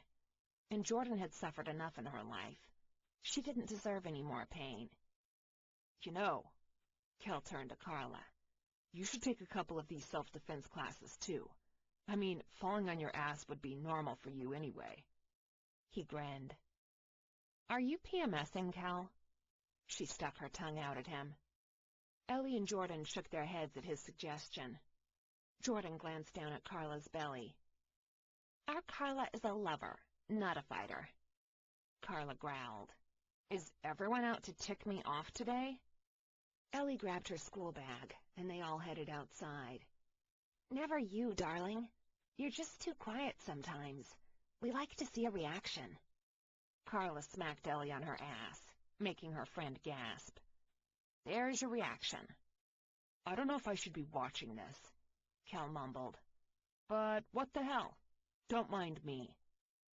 Men, they all said at the same time. Jordan's car was closest. She unlocked the doors as they closed the distance toward Jordan's car. A forest green van passed in front of them. 3 men, growling and half-shifted, jumped out of the van, and then the van sped off. Cal, Jordan, and Ellie were ahead of Carla when everything went crazy. Chapter 5. "Car, stay back!" Ellie shouted and met one of the men head-on. She shifted to her black and white wolf, pushing the man with her paws on his chest. He landed on his back with a loud, hair-raising growl. Jordan was grabbed by one of the men around her waist from behind. That lasted all of a second. She stomped on his foot and yanked back one of his fingers until it broke. The sound of cracking bone filled the air along with the man's angry cry. Jordan turned the moment he released her. She swung hard and drew her claws deep into the man's face. His long blonde hair swung in a halo around him as he tried to pull his face away. He released a loud, angry growl and fully changed into a large gray wolf. Jordan shifted too. Carla couldn't believe how fast everything was moving. Her breaths tripped over each other in her chest. Nerves turned her fingers ice cold. She tried to keep it together, but fear wormed its way into her chest so fast it left her panting.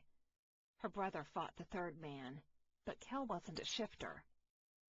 The big half-wolf shoved her brother hard, slamming him against Ellie's car with a loud thump and the angry sound of shattering glass. She dug her hand into her cross-body bag, searching for a weapon. There. Mace. She glanced up, and the shifter ran for her. She wasn't a fighter, but she was ready. Well, as ready as she could be. She squeezed the mace Emma and Jordan harassed her into carrying around and sprayed the guy in the eyes. He jumped back, but it was too late. The liquid hit the mark. He growled and rubbed his eyes. Tears streamed down his face. His nose ran, and his face was twisted in pain. His reaction gave Kel enough time to rush the shifter and tackled him to the ground. Ellie and Jordan, along with the gray wolves they fought, were biting and scratching each other. All the wolves sported bites and claw marks. There was blood on all their coats, and Carla started to panic. From what she saw, both Ellie and Jordan had deep gashes over their torsos and on their muzzles. She had to do something to help, but what? She'd have to get in the thick of the fighting to spray the other animals and risk injury in the process. Not ideal, considering she'd be putting her child in harm's way. Plus, she really didn't know how to fight. She'd probably do more damage rushing in. The gray wolf fighting Jordan bit down on one of Jordan's hind legs, and she howled in pain. That did it. She couldn't let her friend suffer. "Get out of here and stay safe," Kel ordered. Like hell. She might not be a violent person, but she wasn't a punk either. She couldn't leave her friends out there, fighting alone. She yanked out her cell phone and dialed 911. 911, what is your emergency? Some teachers are being attacked at the back of our school by shifters. We need help, now. Calm down, ma'am. Please give me the address to your school. Carla gave the school address on her run to Jordan's car. I need you to repeat the address, ma'am. The operator's voice cut in and out. She rushed the words out and yanked Jordan's door open. Ma'am, please repeat. The line went dead. She glanced at her cell phone. Her battery had died. Frickin' hell! For a nonviolent person, she was ready to beat the crap out of the phone. With the press of a button, she popped the trunk and ran for the back of the car. If she knew one thing, it was that Jordan loved to carry around weapons to defend herself. After all the attacks on Jordan's life, Carla could certainly understand. But Carla came from a nonviolent family. A screwed up, but nonviolent family. Sure enough, There was a double-barrel shotgun in there. She was a decent shot, but with handguns, and only because Emma and Jordan considered going to the shooting range female bonding time. She had no idea how well she'd do with a shotgun. But there was no time to think about it. She shoved some shells into the shotgun and picked up the loaded weapon. With a quickness she'd never thought she possessed, she pointed it at the shifter, slashing gashes at her brother. Poor Kel tried to throw punches in there, but the other guy was big and strong. Not to mention he had claws. Aim. Fire. Land on your ass. The kickback from the shotgun wasn't one she was used to, and sure enough, she landed on her ass from the force of the shot. But her efforts didn't go to waste. She hit the shifter on his shoulder. The sound drew the attention of the other two, and she scrambled to her knees to aim the shotgun one more time. There wasn't a chance to shoot.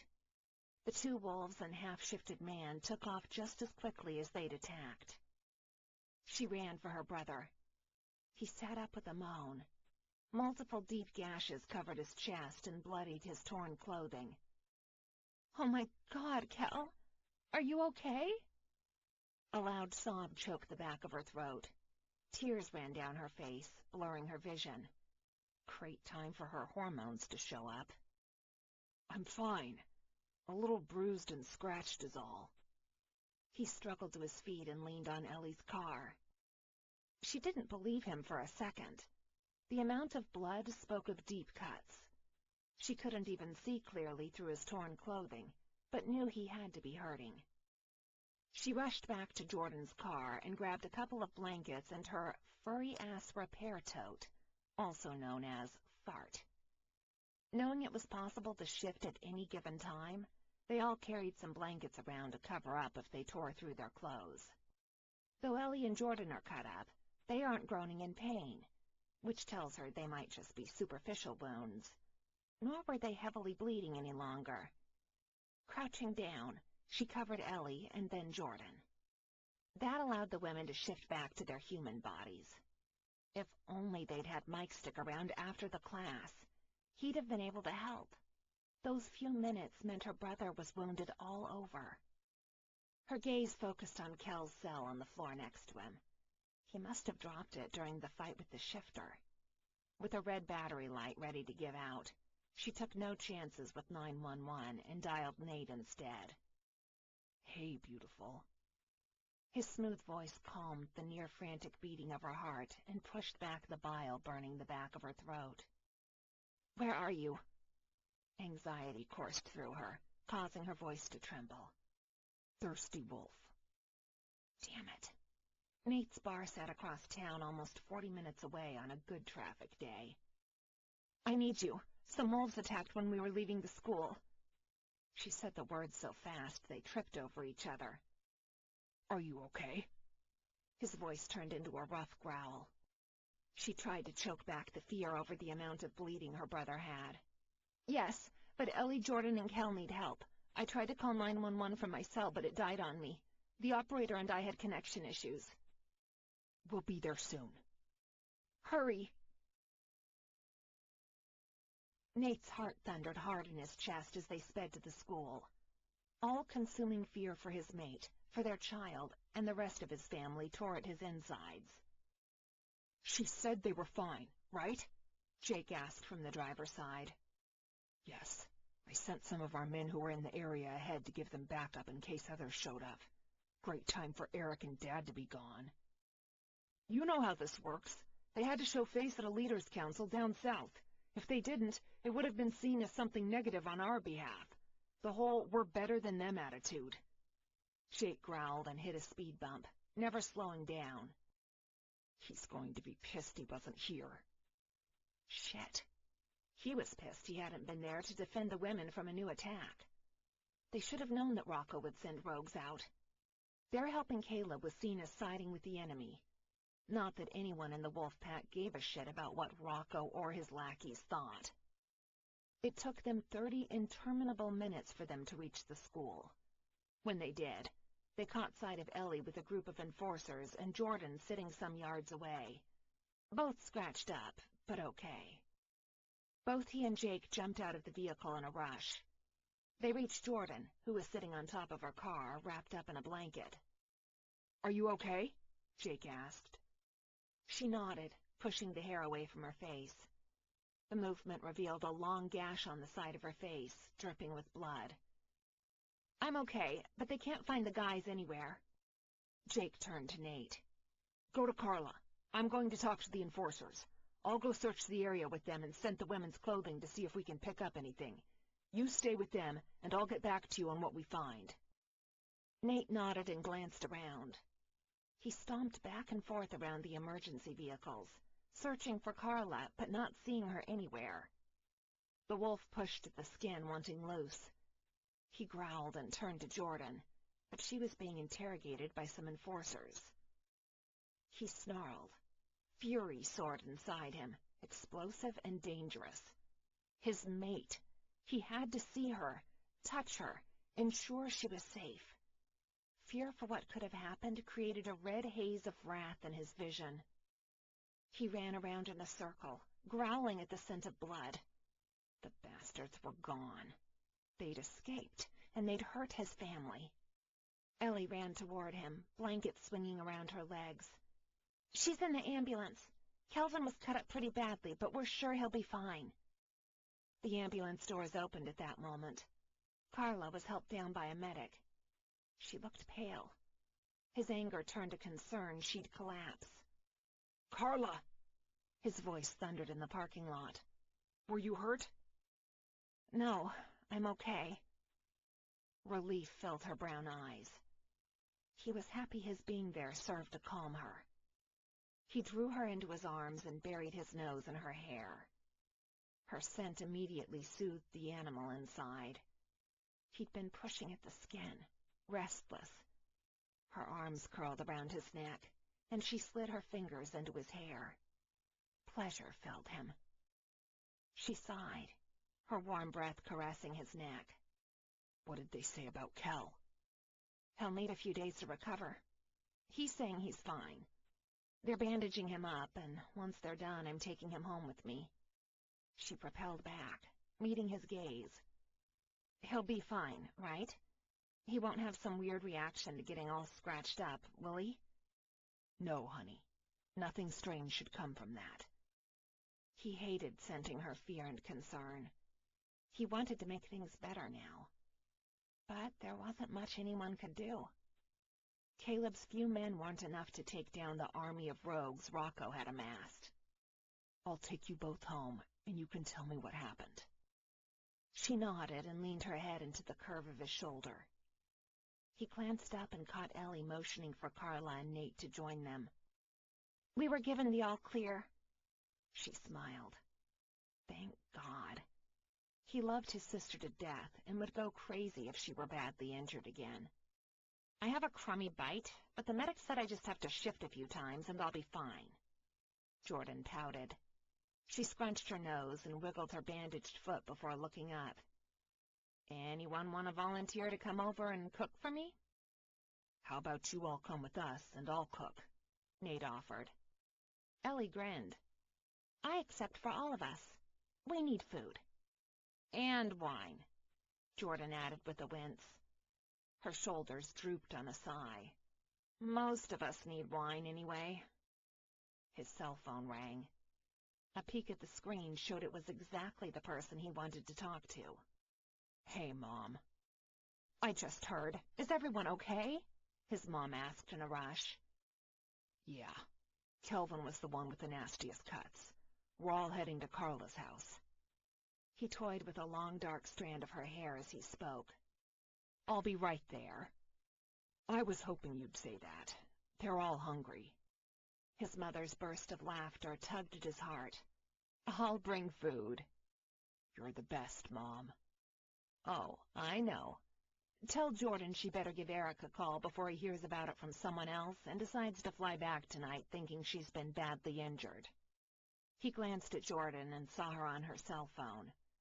"I think she's already on that." "Thanks. It will be a while before we get there.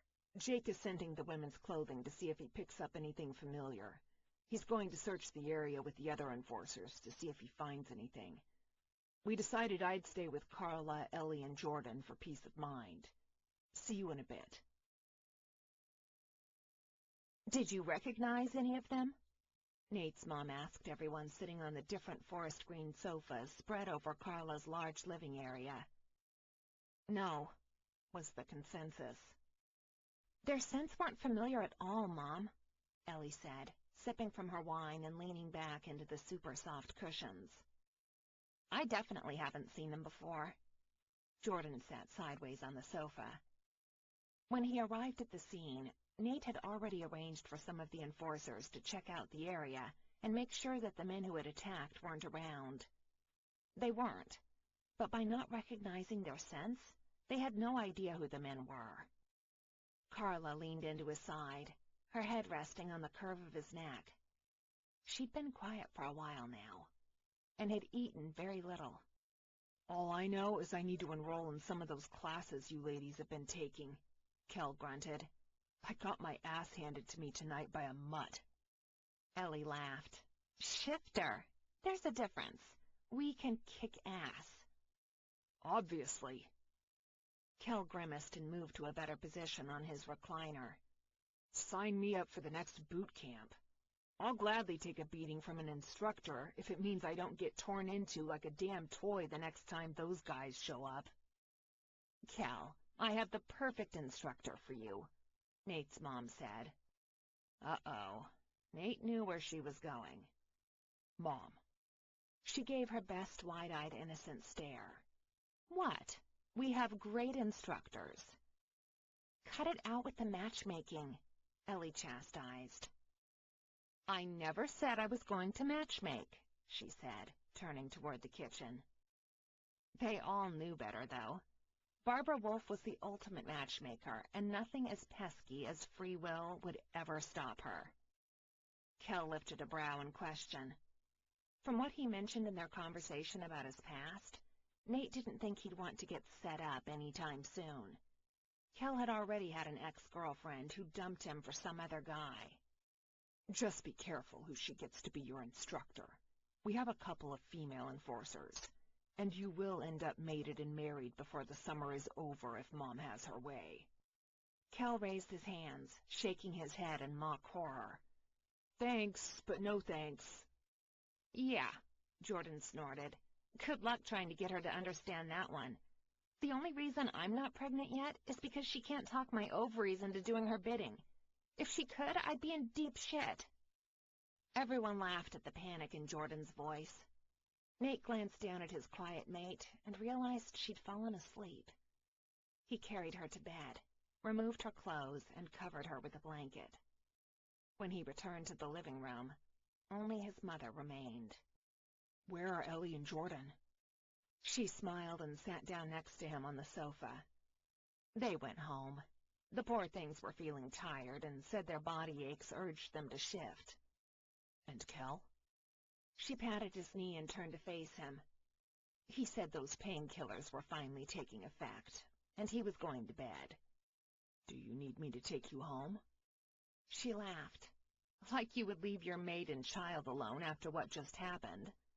She patted his cheek. But it's a lovely offer.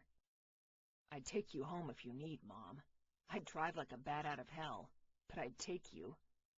He chuckled when she clucked her tongue. I'm not trying to die young. His mother was too much. Fine. Ask what you want to know, then. What's going on here? I sense you and Carla aren't where you should be for a pair ready to welcome some babies into the world. Wait, what? What do you mean, babies? I scented the change. Only heard one heartbeat. How do you come up with multiples? She sighed. Son, you are... what do you young people call it? Oh, yes, a noob. I know sense. I know babies. You're having multiples. His heart stopped and he swallowed hard. How many is multiple? 2 or 3. They're very in sync, so it's hard to say. But definitely more than 1. Holy shit. He wondered if he should tell Carla.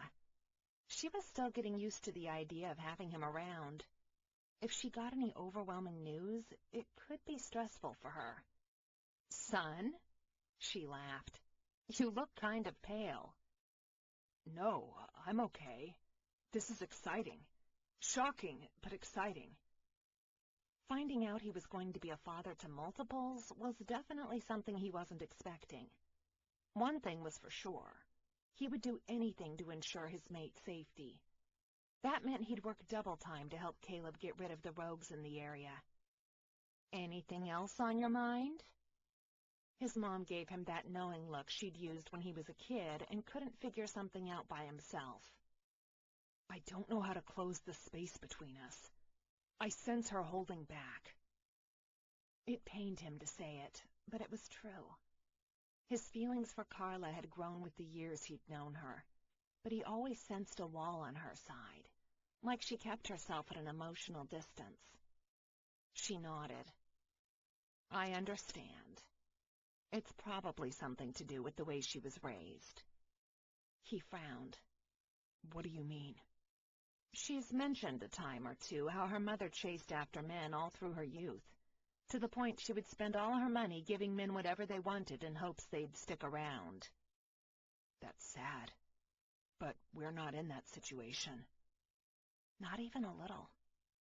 Though he'd been busy with Caleb, he'd been very clear he wanted to be with her. "Really?" She raised her pale brows high. "How much time have you spent with her since the scenting ceremony?"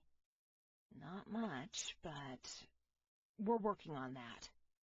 "Right. And don't you think that's the first door that needs to open for your new relationship to grow?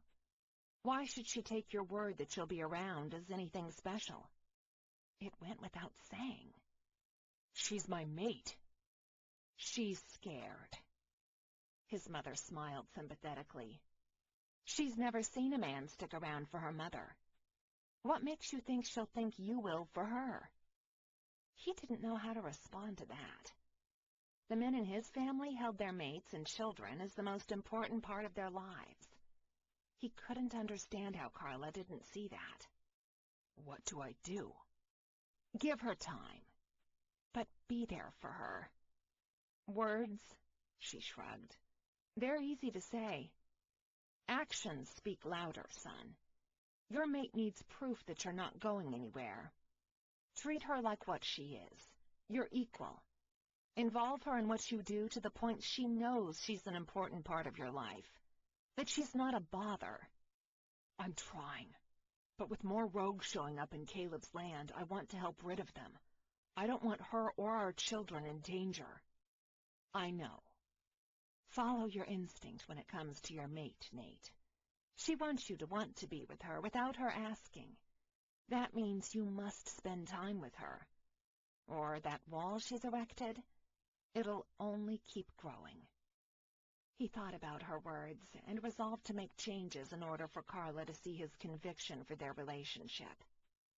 Things weren't going to be easy, but as long as he could find a way to help her embrace their future as a family, he'd take that as a start. Her skepticism was deeply rooted. It clearly meant she held on to her past experiences as a shield to stop herself from letting him into her heart.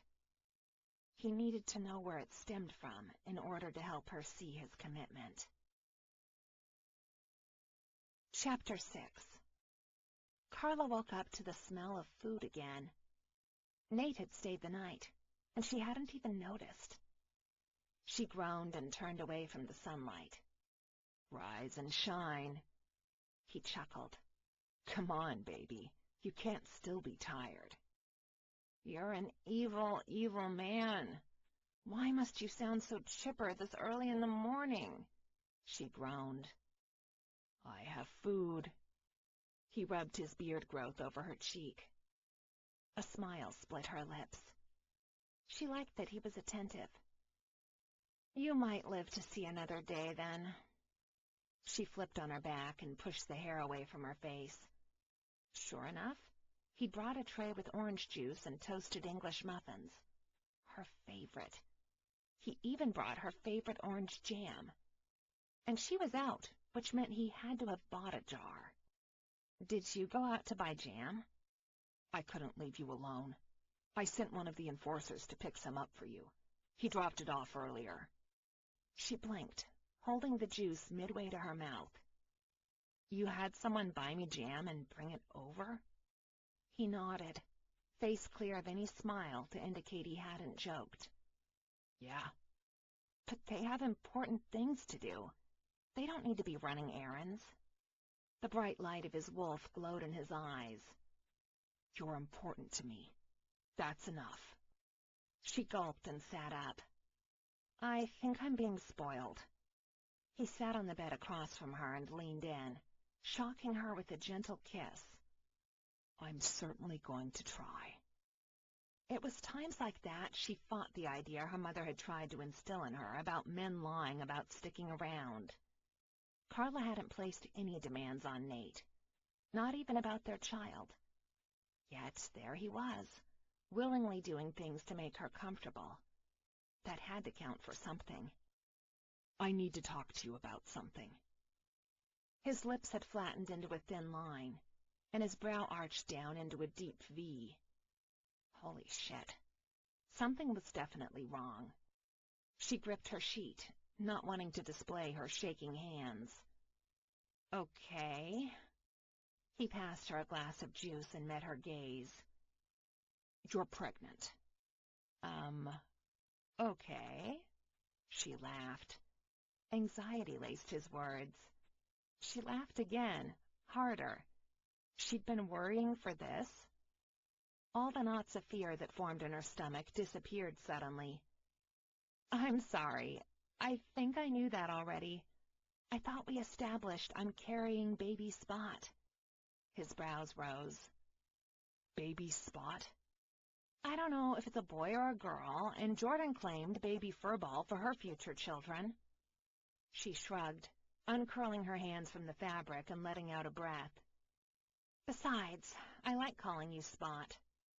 "Baby, you can call me whatever makes you happy."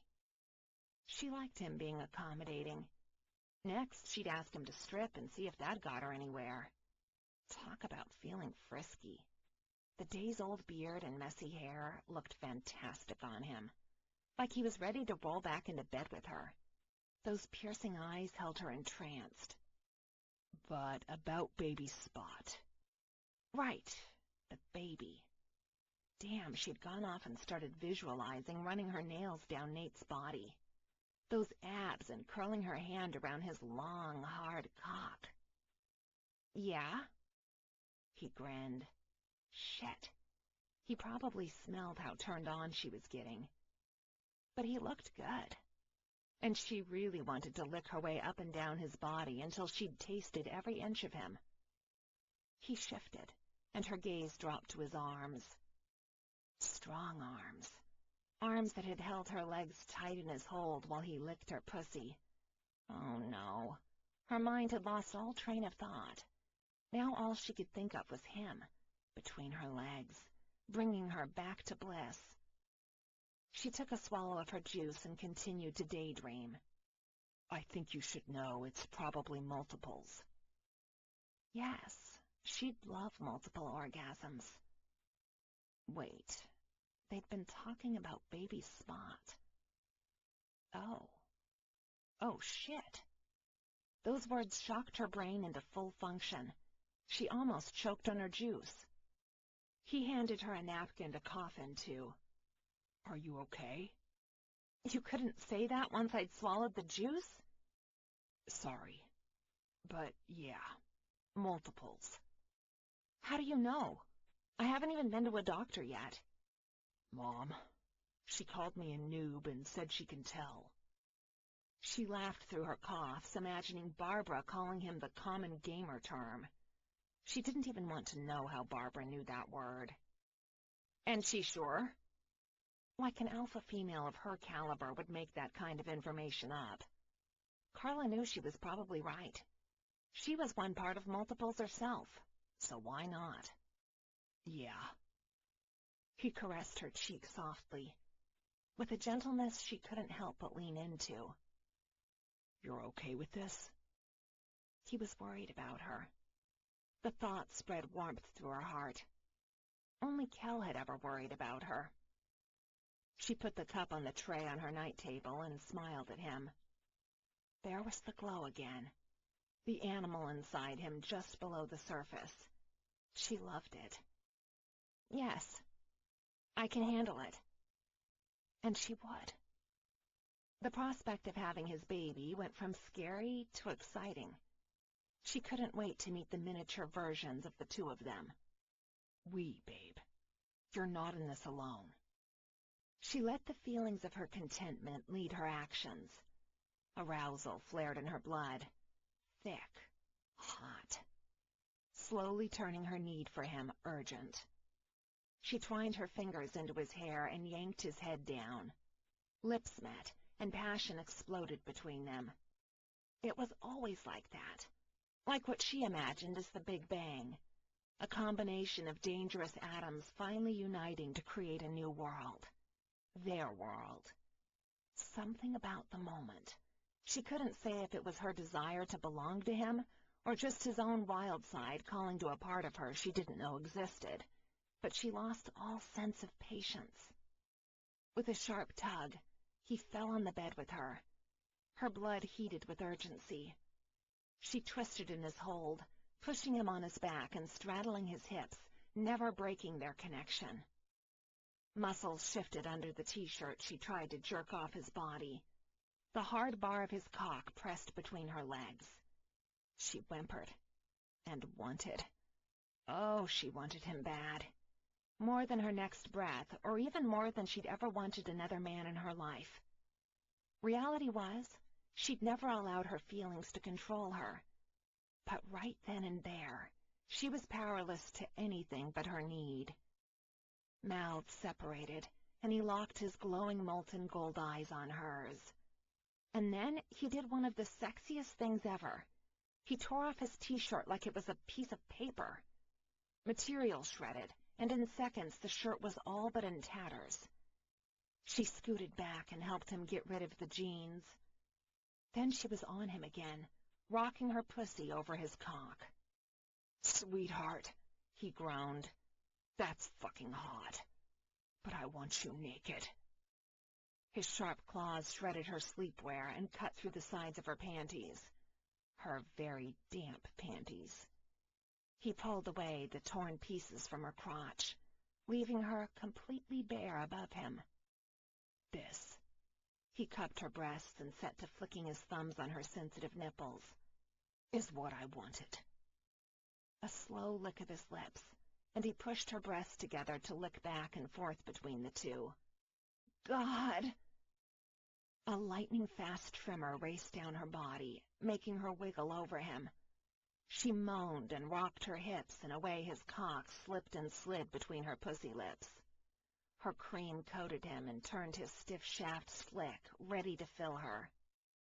She lifted off his hips and grabbed his hard length with one hand, while leveraging herself on the hand pressing on his chest. He gripped her hips with his large hands and helped her drop slowly on his dick. Breath struggled past her throat with each inch she slid down. This position put her in charge, and she liked it. Her pussy walls fluttered around his cock. Much thicker than he'd been last time. Longer, too. It went on that way, with her struggling to breathe until he was fully embedded in her. Deep. So good. Christ. His groan mirrored her moan of pleasure. Their gazes locked, and she lifted and dropped again. And again. She coupled the riding with some rocking. With a moan, she ground her pussy on his pelvis and scratched her nails down his chest. He growled. Fucking hell. God, he felt damn good. Like a fire that just kept growing and growing inside her. He helped her ride him, cupping her and squeezing her ass cheeks in his hands. Every ride up and down felt like she was being branded from inside, his cock hot and hard. A small shift, and he rubbed her in a different spot. It turned into too much, too perfect. Her back bowed and her body trembled. but he only lifted and dropped her faster, harder, until she screamed his name as the orgasm tore through her. He was suddenly there with her, riding the waves of release, growling loud as she felt her body float on spasms of bliss. His cock jerked in her channel and filled her with his seed. It took her a moment to realize she was digging her nails into his chest. He held her hips hard. She'd probably have fingerprints for days. Who cared? The ride had been worth any sex bruises she obtained. He grinned, the glow in his eyes slowly fading with the animal. "Come here." She dropped to his chest, curling on his hot body with him still deep inside. Her legs shook at his sides. "If you keep doing this to me, I think I'll end up unable to walk." He barked a deep chuckle. The sound turned her heart to mush, and any thoughts of resistance melted on the spot. Like the huge chocolate bar Jordan had bought her, which she had tried to eat in tiny pieces, but had downed in less than 2. Fucking Spot? The mutt was addictive. "What?" He trailed his fingers up and down her back. "You know you liked it." "I loved it. Every single moment. But I think it will be a while before my legs stop shaking." "I'll carry you around then." "That works. Can we do this again after my nap?" She yawned, suddenly tired. "You just woke up," he murmured into her hair. "You tired me out." She sighed sleepily. "I should move." He tightened his hold on her. "I love being with you, in you, and you have to understand that it's never going to change." She wasn't sure she believed that, but a piece of her heart was warming up to the idea. Chapter 7. Carla woke up to the sound of laughter coming from her kitchen, and the urge to vomit. Thanks a lot, baby Spot. Well, at least the day could only get better from there, right? When she got to the kitchen, she found Jordan, Ellie, Nicole, and Emma sitting around the dinner table eating. "Hey, there's the sexy mama." Emma grinned, waving her wineglass toward Carla. Shit, how long had she slept? And more importantly, how much had Emma had to drink? Her eyes had that glassy look to them with her cheeks tinged pink. "What time is it?" Carla smiled, enjoying the scent of lemon and honey drifting to her nose from the tea Barbara passed her. "Dinner time." Jordan pulled the biscuit apart. "You slept a long time, girl." "I guess I didn't realize I was that tired." Or that sex with Nate would drain her this much. But who the hell cared when she'd felt that good? She'd give up sleep if it meant multiple orgasms with the muscled shifter. "Did you guys see Kel leave?" "He went home, said he'd take a shower and come back later. And Nate went over to Caleb's to see if there was anything he could help with in the immediate area," Ellie said, answering the real question Carla wanted to ask. "Thanks. I wonder if Kel was feeling any better." She drank more of the tea that calmed her stomach. "He said he was, and he looked well rested. He also said to let you know Cass was on her way." "Awesome. That's not what she wanted to hear." Her sister coming for a visit when her world had been flipped on its axis wasn't her idea of a fun time. "Not that I don't love you all, because I do, but what are you all doing here anyway?" It's man-bashing night." Nicole cheered so loud Carla winced, clinking glasses with Emma, another who'd had more than one glass. "Mrs. Wolf?" Emma turned to Barbara with a frown. "Mason is a big bully." Oh, brother. It began. Carla ate toast while listening to Emma's complaints over Mason. She couldn't stop herself from putting her friend on the spot. "What did you do now?" Emma lifted an arched brow high, leaning forward. What do you mean, what did I do? Barbara patted Carla's hand. Mason is a hardhead. Thank you. Emma sniffed, leaned back on her seat, and sipped her wine. He is a hardhead, and he keeps kicking me out of his club. Everyone turned to stare at Emma. Barbara cleared her throat. The horny wolf? Yep. He says that place is dangerous for me. Me. She rolled her eyes and pursed her lips. Well, Jordan's face turned a deep shade of telltale crimson. I got in trouble the last time I was there, too. Nicole snorted through a giggle. Yeah, but I think the kind of trouble you got into is the kind we like. Emma refilled her glass. Mrs. Wolf, tell him to stop being such a bonehead and leave me alone. I'm just observing. Carla knew Emma wanted Mason, probably as much as she wanted Nate. It was fun to see the two butt heads constantly. With as difficult as Emma was, Nate had it easy with Carla. She wasn't bent on kicking ass. Nope. She was only emotionally closed off and afraid to open up.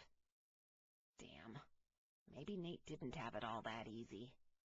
I'll give it a try, Emma, Barbara promised, placing baked chicken on the table. But my boys can be really difficult at times. Emma's face scrunched in frustration. If he doesn't quit it, I'll have to get violent with him. I'll drink to that, Nicole murmured. I may have to get violent with whoever keeps peeping around my windows at night. Are you being stalked? Carla sat up straighter. Nicole's breezy grin didn't sound fearful. In fact, she appeared glad to have someone looking through her windows. Nicole shook her head. She grabbed a biscuit and moaned at the fresh-baked scent. Nah, it's Jake. He thinks I don't know, but I do have security cameras placed strategically around my house. Ah, Ellie sighed. He's worried about you. Nicole picked up a corn on the cob to put on her plate. I like the term stalking better. Ellie's phone went off at that moment. The sound of she-wolf filled the dining room. It's Mason. She frowned, glancing at her screen. He says to come get Carla because she's rubbing between two young wolves, and Nate is on his way there from Thirsty Wolf. He's trying to keep the two young guys alive. What? If Nate was at Thirsty Wolf, then that meant he was working at his own bar instead of hunting with Caleb. He'd been neglecting his business, trying to help his friend get his pack back. Carla would offer to help him with the bar, but she didn't want him to think she was overstepping boundaries. Ellie's words finally caught her attention. Wait a second. What did you say? Ellie shrugged in her oversized top. Let me call him. He's probably drunk and hitting on women. Emma folded her arms over her chest.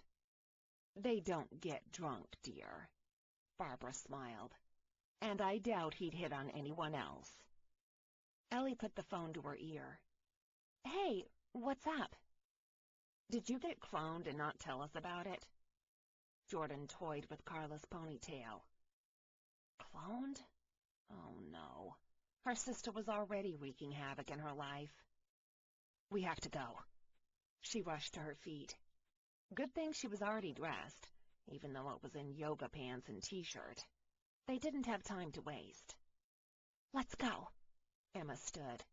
I'm ready to give Mason a piece of my mind for being such a dickhead. Jordan snorted. Just as long as you don't give him a piece of something else in the process. Jordan! She grinned. I'm just saying. Ellie hung up. Okay, he says he swears Carla is getting her groove on at his club, and Nate's going to be there any minute. Apparently, Mason is trying to keep some human teens from entering the club, so he has his hands full and didn't get a chance to speak to the Carla on the dance floor. He said Nate's left Thirsty Wolf to come see what the commotion is.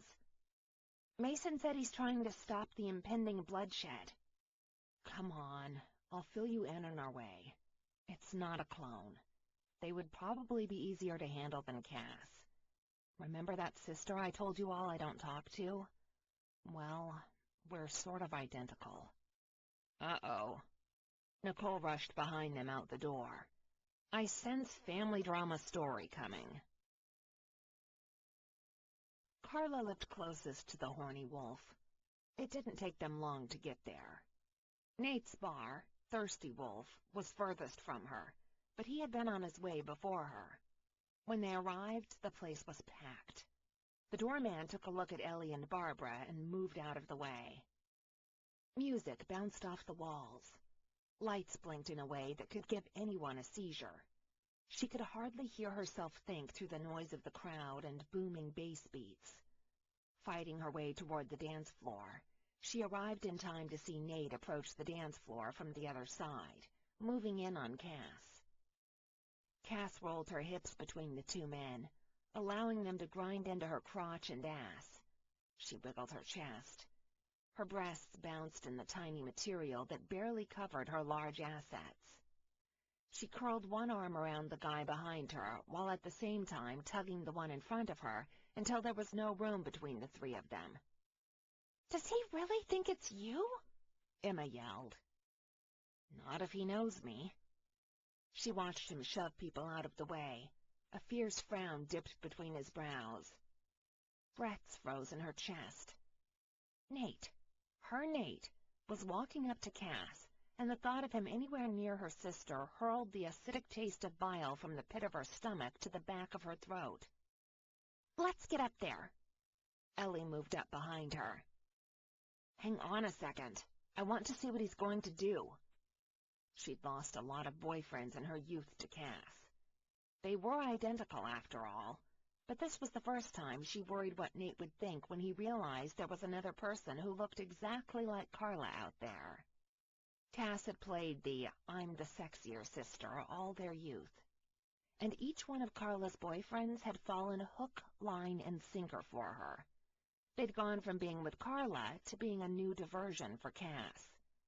The insecurity from her youth tried to push up to the surface. "This is stupid. You're the one he wants. He'll know it's not you the minute he reaches them," Jordan argued. "He'll scent it." Maybe. Or maybe the scent of booze, sweat, and sex would disguise the difference. It was stupid, but she wanted to see what his reaction would be to Cass. Her breath faltered in her chest when he reached the trio.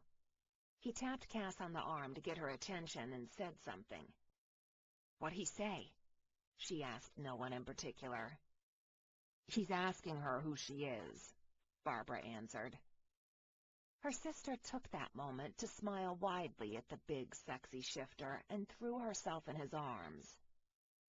"What the hell?" Nicole shoved closer, almost screaming in Carla's ear. The sound, coupled with the loud music, started a massive migraine in her head. Ellie and Jordan burst into laughter. "She gets points for originality," Jordan giggled. "Gotta hand it to her. We thought men had corny pickup lines, but she just outdid them all." Ellie chortled. She told him she was his wet dream come to life. Carla's normally pacifist attitude went out the window watching Nate try to peel her sister off him. Not in this lifetime. She shoved people aside, her mind tuned only to Nate and Cass.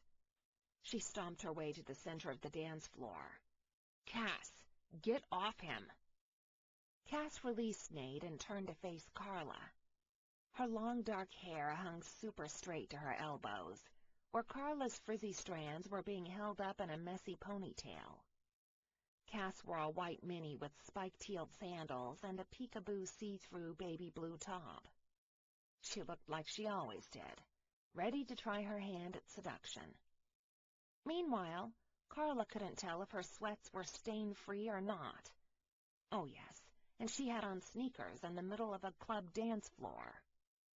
"Shit, they really do look the same," Emma muttered. "I'm the pretty one." Cass grinned and pointed toward Ellie and Barbara. "Let me guess. The Wolf family Kel talked so much about?" She waved to Emma and Nicole. "And you're the other little teachers Carly works with." Carly. She hated the name, and Cass knew it. It's why she continued to call her that after all those years. The single fist fight they'd ever had when they were children had been caused by the horrible nickname. Carla hated it, but there was no stopping Cass when she knew something bothered Carla. She had continued to use it, and would because she knew it annoyed Carla. Emma growled. "Did she say little?" "Why are you here?" Carla went straight to the point. "Carly, you always were the boring one of the trio. I was going to your house when I met these awesome guys on the road. They said this was the hottest club in town." She glanced at Nate and licked her lips, grabbing hold of his T-shirt. "I gotta say, I've never seen this many sexy men in the same room. They have this whole primal sexiness going." Jordan growled. "They could tear you to pieces, too." She tried to ignore the hazy red that covered her vision. No matter how much she counted to 10 and back, or all the woo sass in the world she mentally repeated, Cass still had her hands on Nate, and he was trying very politely to tug her off. "Let him go." "Come on, sis. Relax already." "Sis?" Nate's face tightened. He was angry. They hadn't spoken about the fact she was a triplet or her annoying sister yet. In her defense, she was just now spending more time with him. How was she supposed to know Cass was going to show up at the Horny Wolf out of all the places she could have gone to? He gave her a look that spoke volumes. Her heart skipped a beat. She hated for him to think she was keeping things from him on purpose. It was hard to open up. Perspiration gathered in her palms. Rubbing her hands on the sides of her sweatpants, she tried to keep herself from slapping her sister's hands away from her man. "Cass, let go of him and let's go." Carla tried to hold on to her patience. Seeing her sister continue to try to grab Nate was really pissing her off. "But I was just having some fun." She tried to close the distance between her and Nate, but he managed to keep her at bay even though she was clutching his shirt. "What the hell is wrong with you?" The growl left her throat before she could stop it. Not that she would. "You don't know him. Do you even care if he's in a relationship?" The people surrounding them stopped to watch her, but she didn't care. "Geez, Carly, what bug crawled up your ass?" "This is just like you, Cass," she threw back. "You are so self-involved you don't stop to consider anyone else but yourself. What the hell are you doing here anyway?" "Oh, come on, Carly." She grinned, yanking on the material of Nate's shirt. "You're such a baby. Live a little." "I said let him go," she growled, tired of Cass touching her wolf. "Let him go. Now." There. It finally happened. As much as she tried for it not to, she finally lost her temper. It wasn't something that happened often, but when it did, watch it. A smile spread over Nate's face. She glared at him. "What are you smiling at?" He moved to her side, curling an arm around her to lead her off the dance floor. "I think we should get out of here now. You and I have to talk." Cass giggled behind her. "Always selfish, Carly. We could have shared." "Yeah, right." She'd rather tie Nate up and hide him from the world before she let Cass lay another hand on him. He was hers. Don't ask where she got this whole need to claim him when he was the shifter, but Nate was the only man she'd ever felt strongly for. There was no way she'd let her player sister mess with what they had going. She rode back to her house in Nate's truck. Cass chose to ride with Jordan, Ellie, Nicole, and Barbara, leaving them alone during the ride. She'd found it hard to say much since anger still fired her veins. Her temper simmered, ready to explode on her sister. Cass truly had no shame. It was a sad state to see Cass throw herself at Nate without a second's hesitation. "I'm going back to the bar, but first I need to know something." He twined their fingers together, brought them up to his lips, and kissed the back of her hand. Why didn't you tell me you had a sister?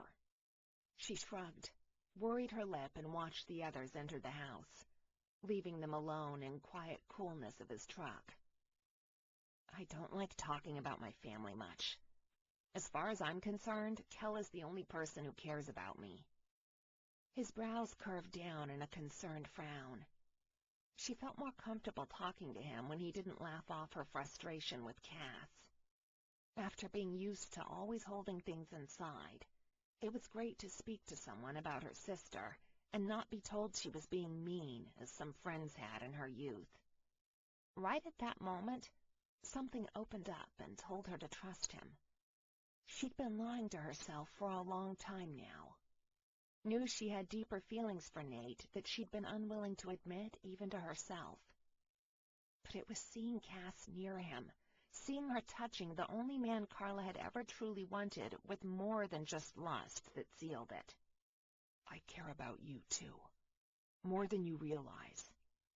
He squeezed her hand. Stop fighting it. You know deep inside what I'm saying is true. He leaned forward, cupping her cheek with his other hand. Sometimes we need to take chances in life. I won't make any promises. You'll see for yourself what I mean. I won't let you down. She had trouble finding the words to speak. He had truly been doing a great job at talking to her more. There was unending patience from him when he dealt with her. But fear, God, how she hated feeling vulnerable with him, kept her from opening up some more. Time would tell. Lips met in a kiss, a tender meeting of more than mouths. It was an awakening of feelings she'd been desperately trying to fight. Each brush unlocked a new hidden area in her heart, until her entire body felt overcome with more than lust, a deeper urge, past the wanting of flesh on flesh, past the sizzle of arousal. The feeling, much stronger than anything she'd ever felt before, unlocked doorways and poked at an area she'd not given much use to. The area she'd hidden away love in order not to get hurt. Nate, with his kisses and sexy words, had coaxed that tenuous feeling to the surface. Carla waved her friends goodbye. It had taken everyone a single back-and-forth look between the sisters to know an argument was brewing. Jordan and Ellie suggested they head home and call it a night on account of Emma and Nicole needing to sleep off all the wine they'd drunk. Her friends were a bit tipsy and would be dropped off since they hadn't driven their own cars. Braced with as much patience as she could muster, she turned to Cass, who sat on a sofa with her feet curled under her. So? Cass lifted a dark brow. If it bothers you to have me here, I can go. No, you don't have to go. I'm just surprised you're here. I mean, you and I never talk. You talk to Kel more than me. I'm not really sure what it is you want from me. Her sister's features, which mirrored her own, were set in sad lines. Mom has been going through a rough time. Oh? Carla really didn't want to hear her mother's latest problems, but didn't want to sound rude either. She's been sick, and her boyfriend left with the money she'd gotten from Kel. Her brother had always been soft when it came to their mother. He'd been sending her small amounts of money to help her get by. Even though he knew she used it on men, he still sent her money for her bills and expenses. He was a good son. Carla was better at ignoring than him. Though their mother had gotten to her a few times, she'd been good about keeping a distance and not letting her pressure Carla into sending money she'd only used to buy off men. I'm sorry to hear that. She sat down across from Cass, crossing her arms over her chest. The last time she'd spoken to her mother, she'd been sick with guilt over not sending her money for a full week. It went against her nature not to help. But all her mom had ever done was emotionally drag her down until she felt so low she gave in, reminding her of how much she'd done for her as a child, Things most parents had to do for their children were things her mother considered privileges. She'd hated having kids and wished she'd aborted them. That was a conversation she'd never forget. Cass sighed dramatically. Yes, and I lost the job I had. Now that was a first. Cass had never worked from what she knew. You had a job? She smiled, leaned forward, and winked. Well, it was more of a pastime. I was between boyfriends, and they were giving me money to do what I wanted. Figured. And what happened? She shrugged. One caught me with the other and didn't like it. She tossed her hair over her shoulder. I don't understand why men get possessive. It's not like I promised either one I'd marry him. She could feel herself get angry at the insensitive way Cass treated people. Maybe they didn't want to be played with. Whatever. It wasn't that big of a deal. Men play with women all the time. It's about time someone showed them we're not toys. Carla bit her tongue to keep from tossing out a couple of choice words. Not all men are the same. She stopped. Not all men were the same. Nate wasn't like the men she'd grown up around. She'd seen that. Yet she continued to fight what she knew was the truth. Instinct told her to give the man a chance. God damn it. Her heart told her to give him a break, to trust him and allow their relationship to flourish. But insecurity pushed her to close her eyes to what was obvious and ignore it. With Cass there now, a relationship with Nate sounded like a far-fetched idea. Anyway, Cass stopped and guzzled a glass of wine before finishing her request. I need some money. Okay. She didn't understand. Surely Cass knew Carla wasn't rich and didn't have money like that. Well, Dad left all of us some money in his estate. Kel told me he's been managing yours and that it's doubled in the time he's been investing. Again, she didn't understand where Cass was going. So? So, dear sister, I need you to loan me some money. Though, to be honest, it may take a long while before you see it back. You should just gift it to me instead. She grinned as if she weren't actually telling her to give her money. They'd never been close to begin with. Far from. So for her to act like asking Carla for money wasn't a big deal really ticked her off. Are you out of your fucking mind? Carla jumped to her feet. Hands curled into fists. What makes you think I'd give you money? No need to get all angry. I really need it. I'm your sister. How could you just ignore the fact I need you? The anger she'd been tamping down flared out of control. She moved away from Cass before she punched the slick smile off her face and started pacing around her sofa, mentally counting to 10 and back. You're my sister and haven't taken a moment to care about anyone but yourself in as long as I can remember. Kel and I have lived here for years, and you have ignored us both. Unless it's something that benefits you, you don't bother. Cass's face twisted in rage.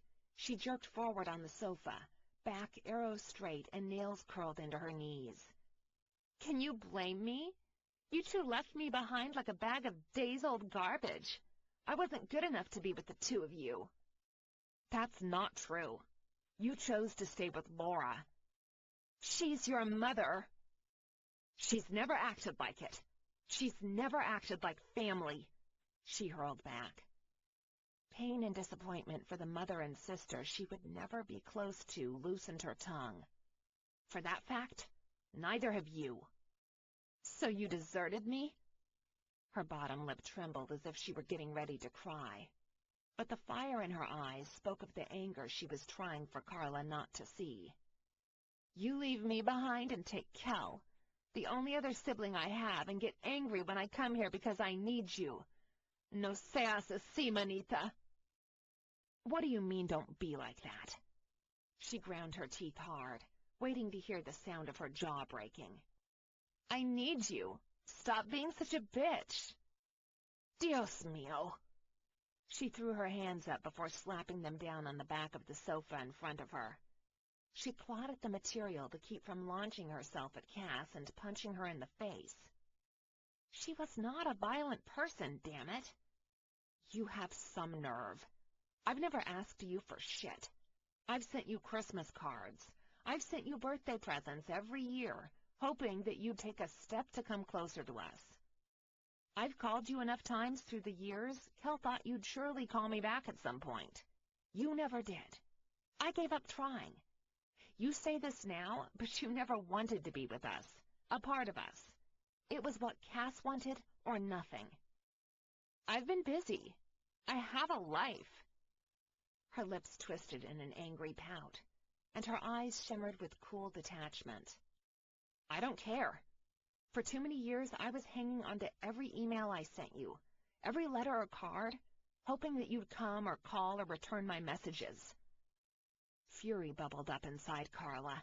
Her voice grew louder, angrier. Rage threatened to make her say things she'd later regret. But you didn't.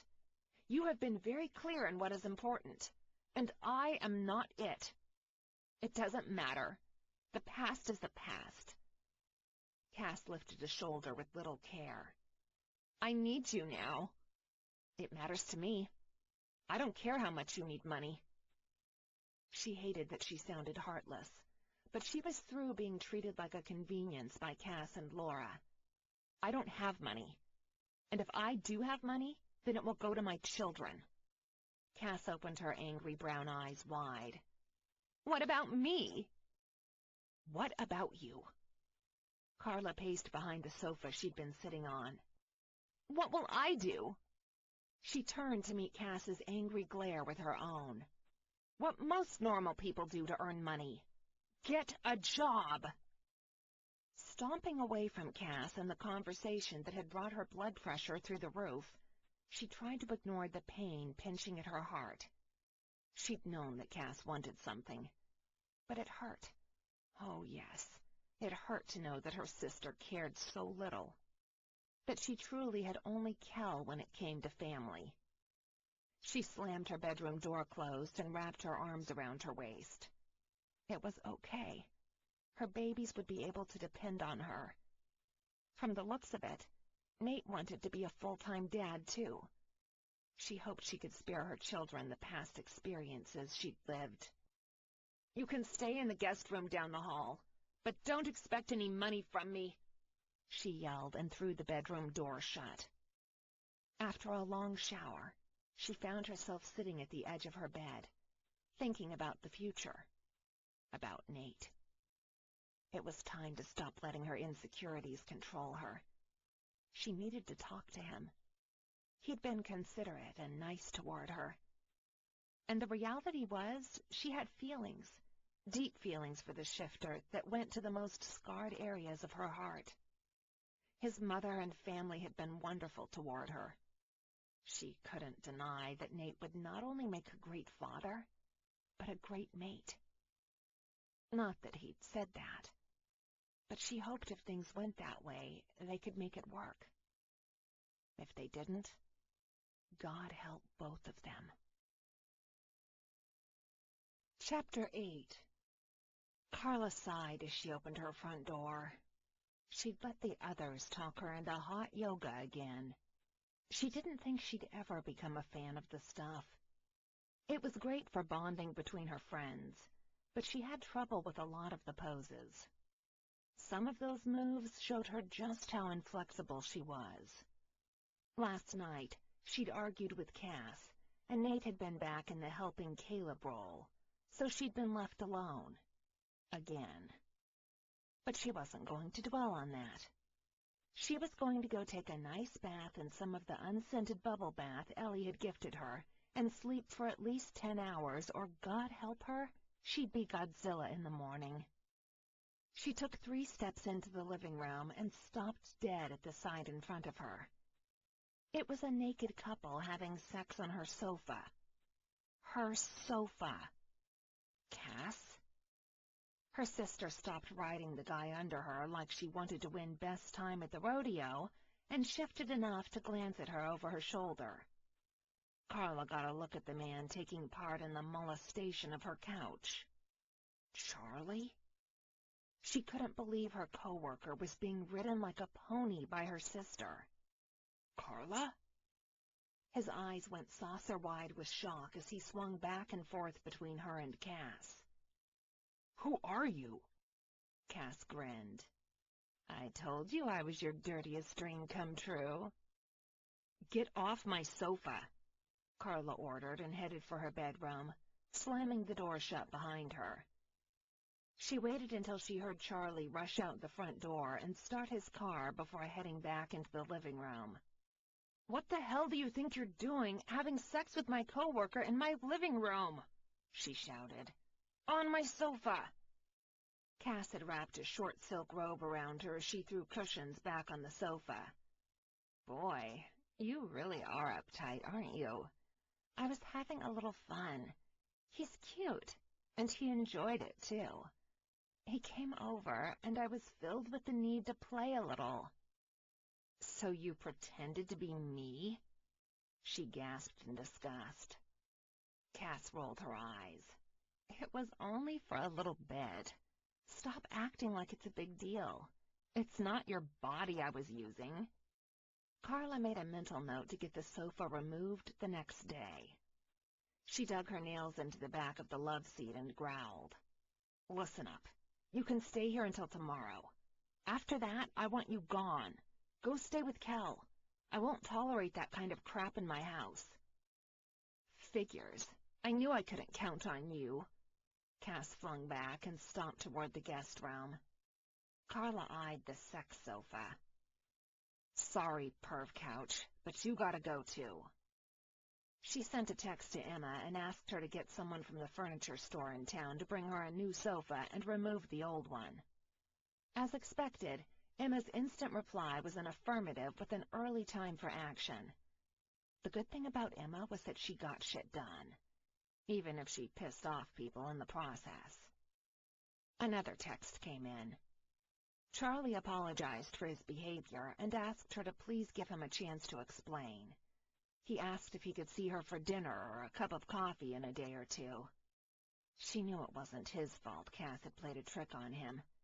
He'd promised to drop off some lesson plans for her workshop, so she'd assumed he'd leave them in her mailbox. Cass must have gotten a hold of him and decided to play her sick games. A shudder of revulsion rocked her at the memory of her sister and Charlie.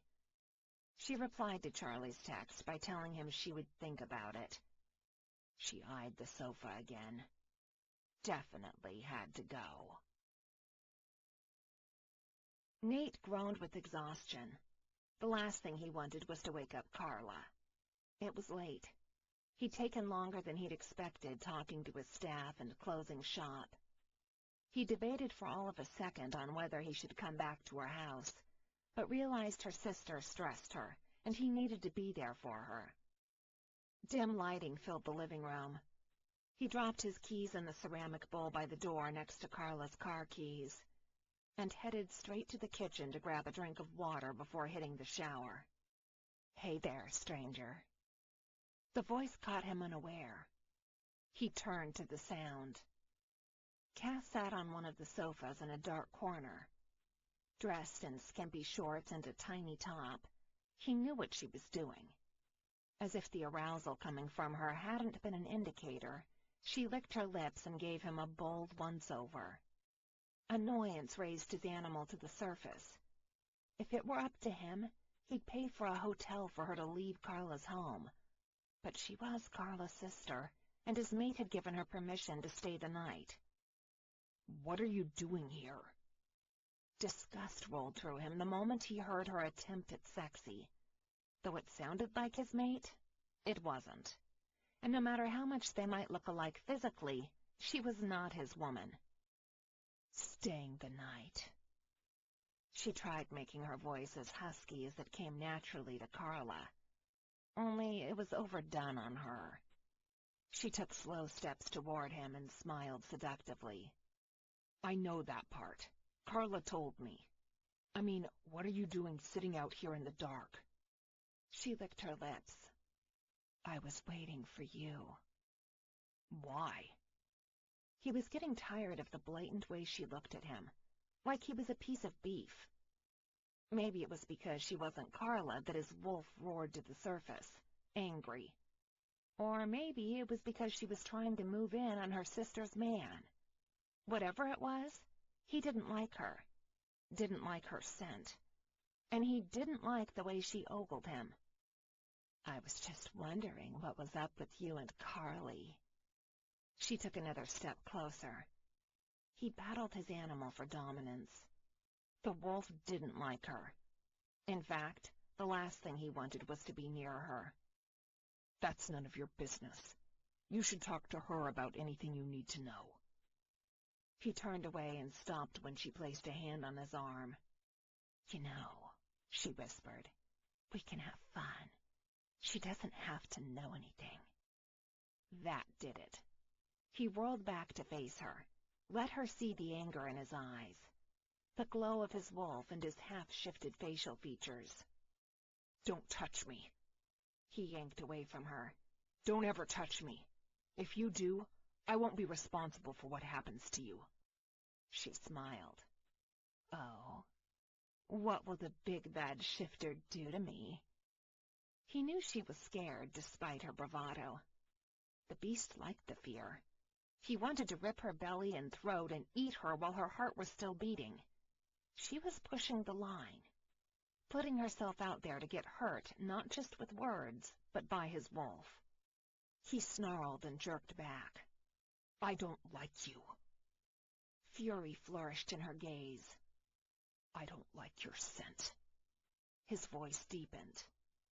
I belong to Carla, and my wolf will destroy you if you lay a hand on me again. She laughed nervously. Her pulse quickened and her fear overpowered the arousal he'd scented. The anger also grew.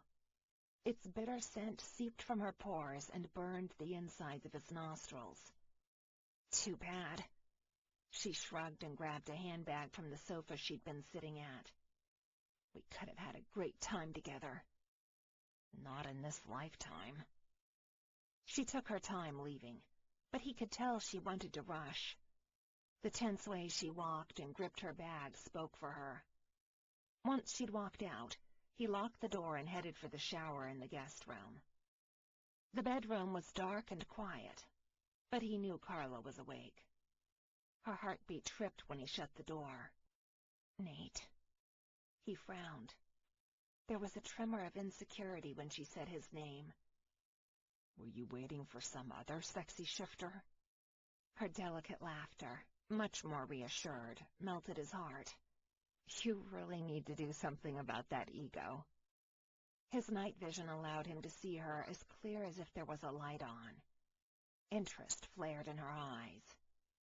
Her heated gaze roamed his naked torso down to the towel around his hips. He knew she had a good view of him from the light filtering through her blinds. When you look at me that way, it's proof enough that I'm right when I say that. She cleared her throat. Okay, maybe you are kind of sexy. He grinned and dropped the towel, watched her lick her lips and then sigh. Okay, maybe you're more than a little sexy. Sliding into bed with Carla had to be the most amazing feeling ever. Every time it felt like he'd just found the perfect place to be. Home. With her. And whether there were children or not, he would never want to be anywhere else. She'd stayed on her side of the bed. With a quick tug, he had her where he wanted her, in his arms, her head pillowed on his shoulder, and her breath caressing his neck. I heard the door, she said quietly. Did Cass leave? She sure did. And if he had anything to say about it, she'd stay the hell away from Carla. The woman was clearly vicious. He didn't like her, and neither did his wolf. That's good. She was stressing me earlier.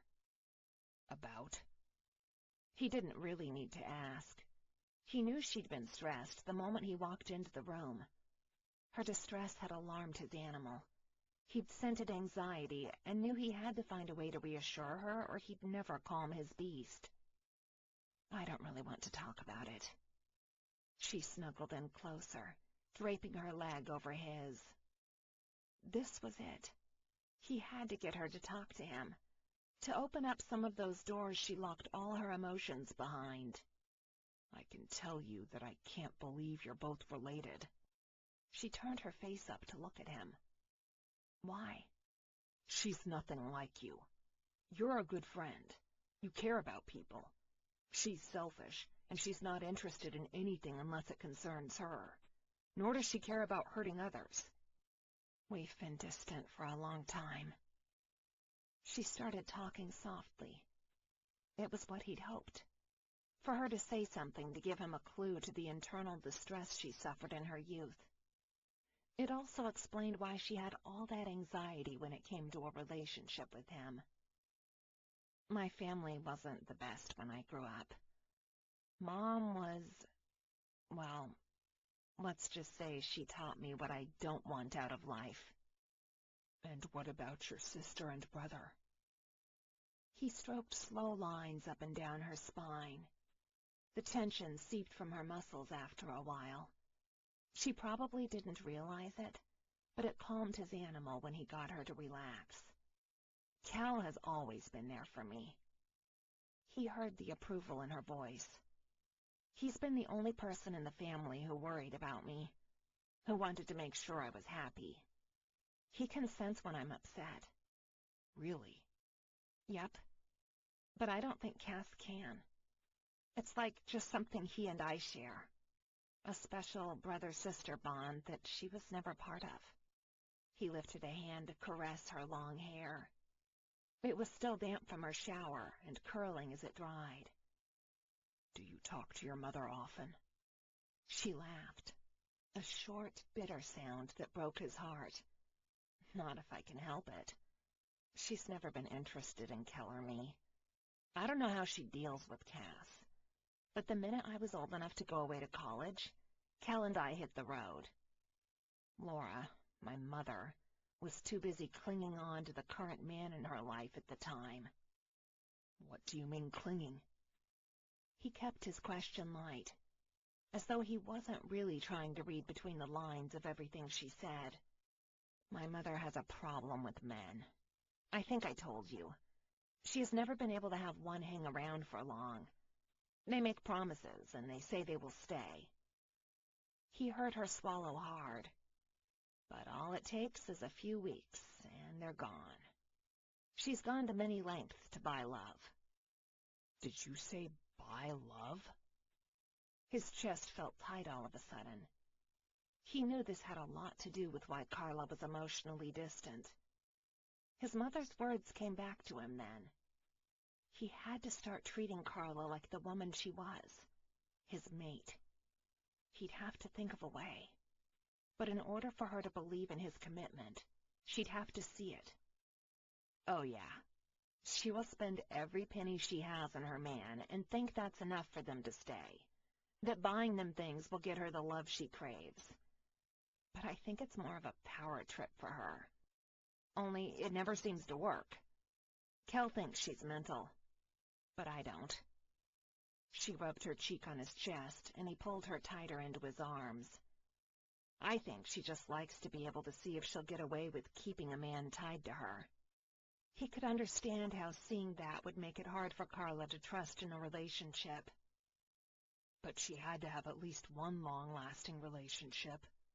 What happened with your father? He lasted. All of whatever long it took to get her pregnant. Then he came around for bits of time and saw us, never letting us get too clingy. He explained he had a family, and we should understand that it was our mother's fault for getting pregnant from a married man that couldn't be around. Anger burned in his chest. He wanted to pound the lowlife to the ground. She said you had to understand? Oh, yes. You see, he was only interested in an affair, but Laura went and got herself knocked up to tie him to her. He didn't have time for more kids or a neurotic woman who was obsessed with spending all her time stalking him. Sadness floated toward him and the beating of her heart increased along with the pitch of her voice. That had to have been hard for Carla to live with. Pieces started to fit together. He understood why she'd been distant with him, but he wanted her to tell him. "What do you think about us?" He continued petting her hair, loving the feel of the silk strands through his fingers. "What do you mean?" "You know how we are. I'm a shifter." He kissed the top of her head and smiled at her sigh. "You're my mate." She sat up in a rush. "You've never called me your mate. You said I was yours the night of the scenting ceremony, but you never said mate. I'd remember if you did." It amused him to see the shock in her eyes, as if he'd bite any other woman. "Mine is the same as me asking for your hand in marriage. Sweetheart, I bit you." "Not hard." She frowned. "Hard enough to make you mine." "I thought the bite would be deeper, harder." He laughed at her confusion. "No, I only marked you. That's what the scenting ceremony is for." But you didn't say anything," she insisted. "No, I didn't. Things got crazy after that. I wanted to spend time together, but I wanted you safe." He pulled her back into his arms, missing the warmth of her curves over him. "The best way I can ensure your safety is to help Caleb rid of the rogues his uncle hired.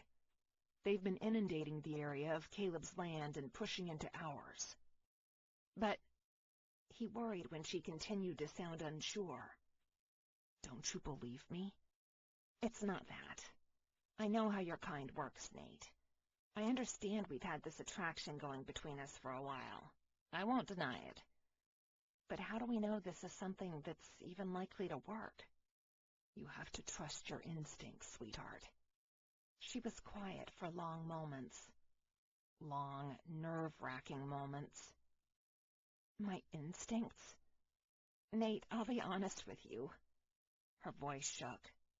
"I haven't ever been in a relationship that lasted very long. I'm not looking to put any man in a position where he feels he has to be with me. I don't like pressuring anyone." "Who's talking about pressure? I want to be with you." "It's just that you've been really busy lately." He heard her swallow repeatedly. "You've been gone. I don't want you to feel you have to stop what you would normally do to be with me." Sadness and fear seeped in waves of insecurity from her pores. "I don't have to stop anything. I have to adjust things. You're my priority. You and our babies." It became clear to him that she was trying to hide away behind her fears, to keep from taking the steps to be fully engaged in their relationship. His mother was right. She was afraid, but not of what her family's past was. She was afraid of what could be between them. She was afraid of hope. "You're mine, Carla. Mine." "Only if you're mine, too," she muttered half asleep. "That goes without saying, baby.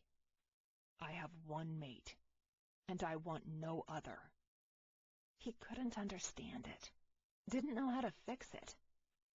Thoughts filled his mind as he held her until her even breathing told him she'd fallen asleep in his arms. He was in the middle of running errands for his bar when he decided to invite Carla to his bar to get her involved in his business. He reached for his phone as he stepped out of his truck. "Hi," her husky voice answered. His chest constricted listening to her. She didn't realize how much she meant to him, but he'd show her. "Hi, beautiful. How are you?" "Good. In the middle of a pop spelling quiz, which will have a few words added to it if my kids don't focus on their own papers instead of their neighbors'," she said in a tone meant for her students. He smiled and rubbed a hand behind his neck. "Will you talk to me in that teacher voice later? You sound really sexy." "Nate?" A chuckle burst free from his lips. "Okay, sorry. Bad spot, right? She chortled. Yes, bad spot. What did you need? I want you to come over to the bar sometime in the next few days. Just come by for a bit, will you? There was a drawn-out silence before she sighed. I guess I can stop by after dinner with the girls. Great. I won't keep you from your students. I'll see you later, Ms. Alves. Her soft laughter tinkled through the line. Later, Spot. I have a problem, he admitted, watching his mother prepare the evening meal. I've been telling you this for a while, but you decided to be a hardhead and ignore me. She lifted a knife and waved it in his direction. You should have realized this long ago. Carla has walls. You need to knock them down. He scrubbed a hand over the back of his neck. Exhaustion pulled at his muscles. He'd been hunting all day. Through it all, he hadn't been able to get the issue with Carla out of his mind. I have to find a way to get her to trust me, to trust us, he growled in frustration. Barbara slapped the knife on the counter. Are you deaf? I already told you what to do. He frowned. They'd talked about Carla, but she hadn't given him specific information on how to handle their problems. When? She mumbled about kids never listening to their parents, and then threw the vegetables she'd been cutting up into a skillet. I told you to treat her as your equal. Shower her with communication. That's one of the most vital things you can do for her. Sure, romance is great, but the reality is that if she had to choose between a gift and time with you, just getting to know each other better, I'd bet you she'd pick time. Talk to her about your business. Thirsty Wolf? Why the heck did you pick that name anyway? She pointed a large cooking spoon toward him. You all have some strange sense of humor with naming your businesses. Mom. He sighed in frustration, not wanting to upset his mother, but wanting to bring the conversation back to the problem at hand. His mate. Anyway, yes, tell her how it operates. Heck, ask if she has ideas on how to run it better. I heard she has a minor in business along with education. Why not help her feel more part of your life by really allowing her to make decisions along with you? I invited her to the bar. She's coming by tonight. Great. Use that time to incorporate her into the business and get her opinion on things that matter to you. She was right. He could say whatever he wanted. But the truth was that until he gave Carla the opportunity to be the woman he needed, she'd feel like a part-time girlfriend.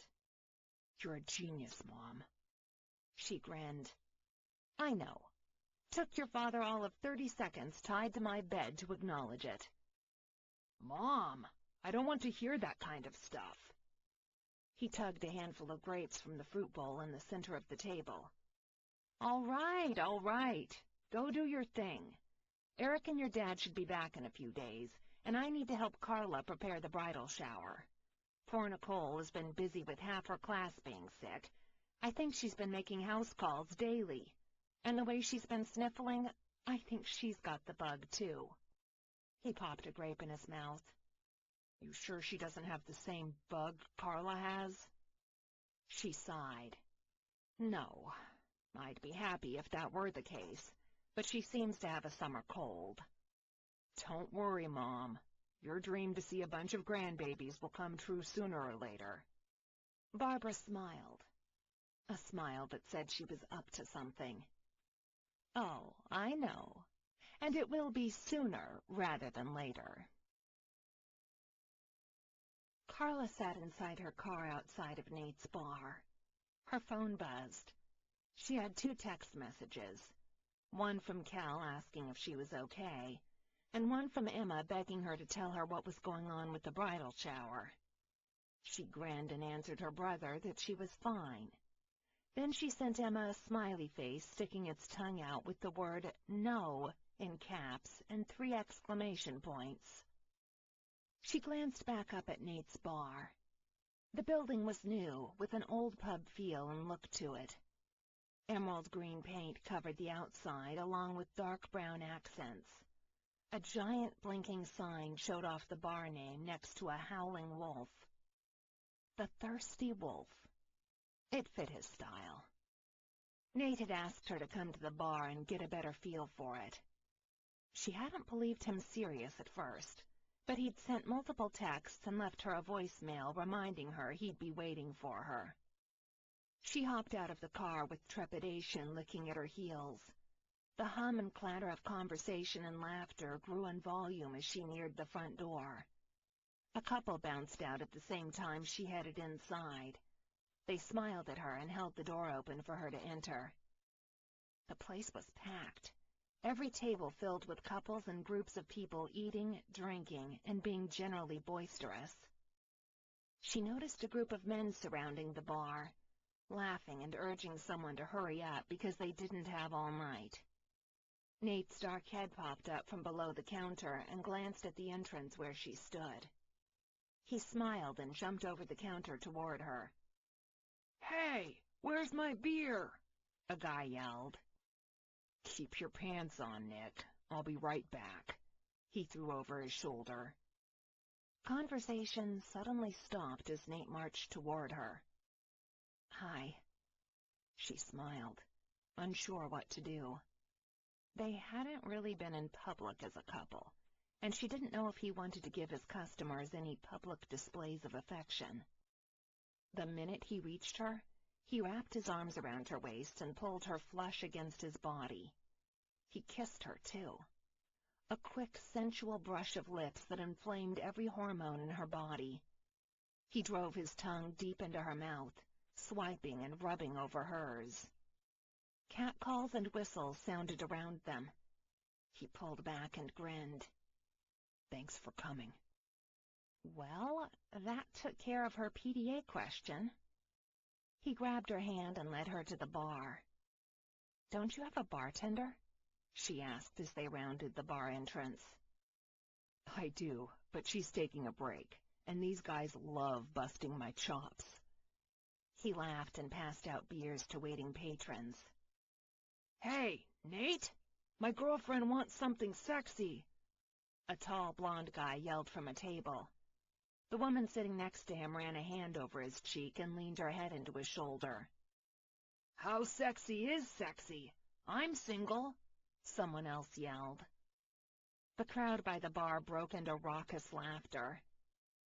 She watched Nate pass out drinks, and her hands itched to help him out. "Sorry." He smiled apologetically.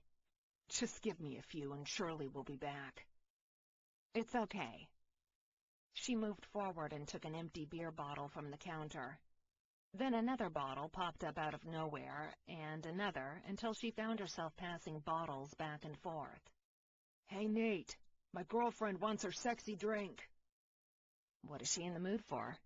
Carla asked, taking the lead to get the woman a drink.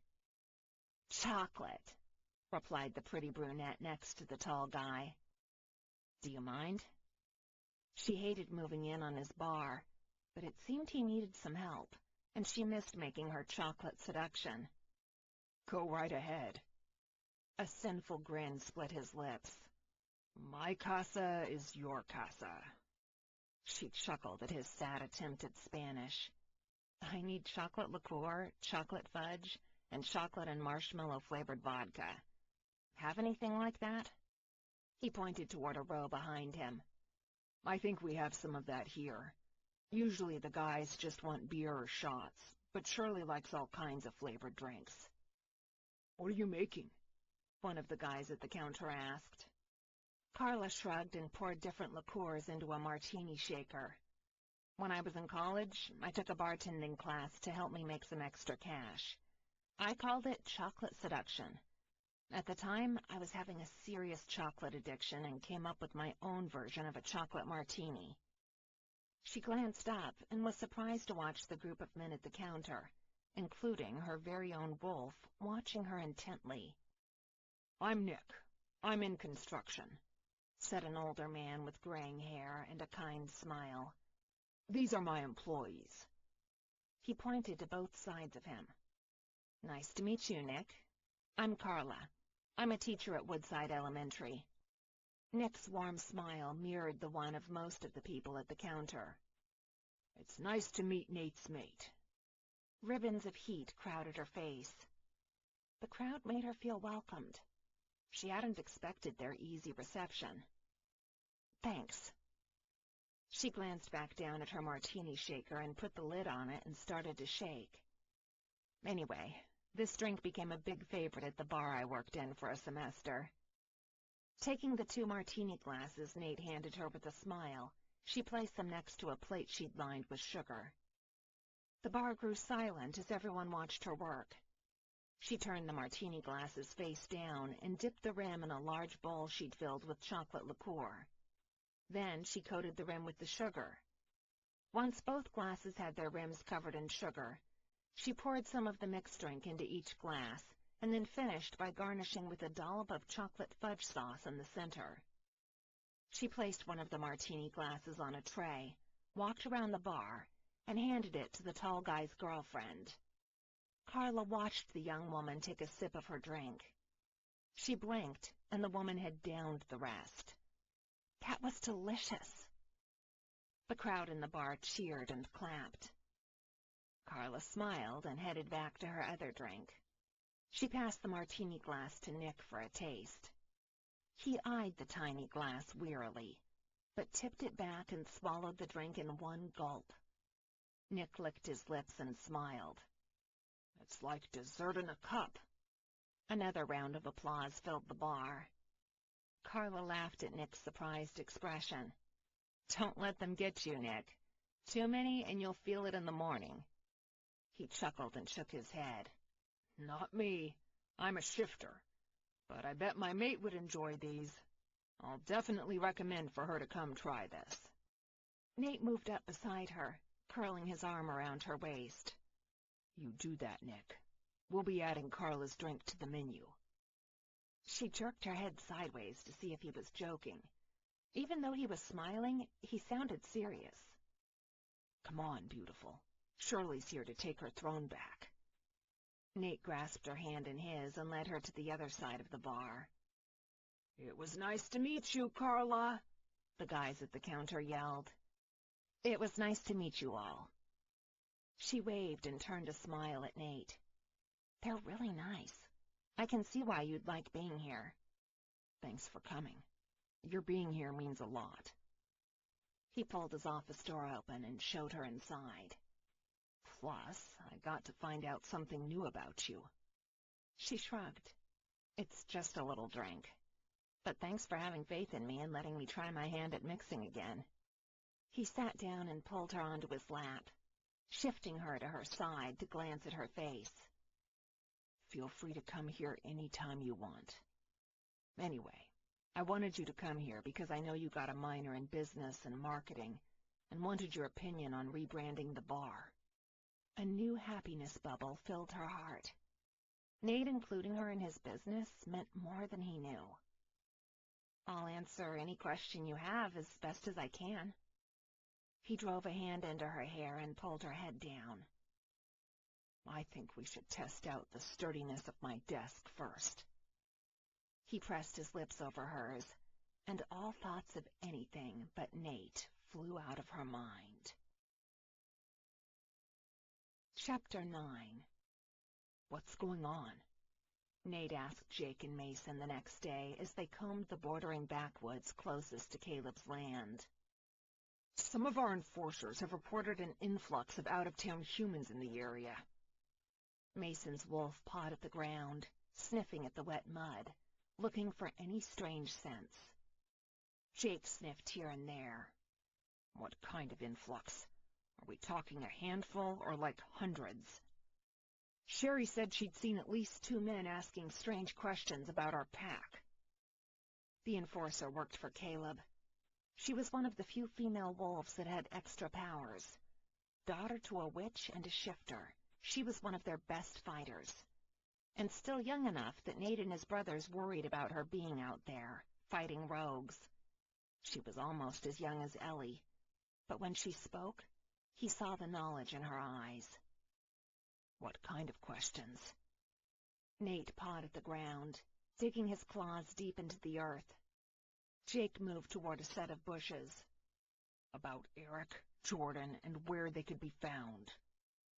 Maybe they've been hanging out with Emma, Mason grumbled. Nate barked a laugh. You know, if she heard you, you'd be in deep shit. You're not the one with the woman with the death wish, Mason groaned. Every day I catch her doing something. It's like a full-time job to ensure her safety. I thought she could take care of herself. Jake rubbed his side on a tree. Oh, she can. You should see her shoot or fight. It's hot as hell. But she's still a human, and keeping her in one piece is really turning into a project. Mason shook his coat to remove some leaves off. Why is it hard? Nate asked. She said she's got a couple of students that are worried about their older siblings. Apparently, they tend to stray into trouble, and she is just making sure they're okay. Nate shifted. He needed to go back to Carla and spend time with her. What's wrong with that? She's coming to my club every night, Mason growled during his shift. I had to have someone there, making sure she doesn't get in. She's threatened to cut off my balls multiple times. Nice. Yeah, well, as long as she's not hurt, then I don't mind what she says. She's bluffing anyway. Jake laughed and headed for his truck. Are you willing to risk it? Mason frowned. For her safety? Hell yes. I agree, Nate said. And you know you do too, Jake. We'd do anything to ensure all their safety. Jake sighed. Yeah, you're right. Now, if you guys excuse me, I need to go woo my mate. Jake frowned. Woo? What the hell is this, the 17th century? Hey, don't hate. I'm going to go be romantic and tell her what's going on with our pack so she feels involved. He shrugged on his clothes. Mom says that's the best way to get her to open up to me. Then I'm going to give her a foot rub and see if I can get her naked. You know she cares about you, right? Mason asked, giving him that all-knowing older brother look. He did know, but hearing Mason say it helped the insecurity he'd been feeling lessen. I know that, but it's getting her to acknowledge it that seems to be the problem. Good luck with that. I can't seem to get Emma to acknowledge she's not Superman. Putting the truck in drive, he waved to his brothers. I think you're the one that needs luck, Mace. Emma is bossy and dangerous. Mason's eyes crinkled with his smile, the wolf still bright in his gaze. I know. It's one of the things I love about her. But you better be careful with Carla. Pushed enough, and she'll let all that stuff she's been holding inside out. Don't be there when that happens. The fact that Carla internalized worried him. She needed to let things out, or she'd make herself sick. Or worse, she'd blow up one day and say things she might regret. About those humans. Jake brought his attention to him.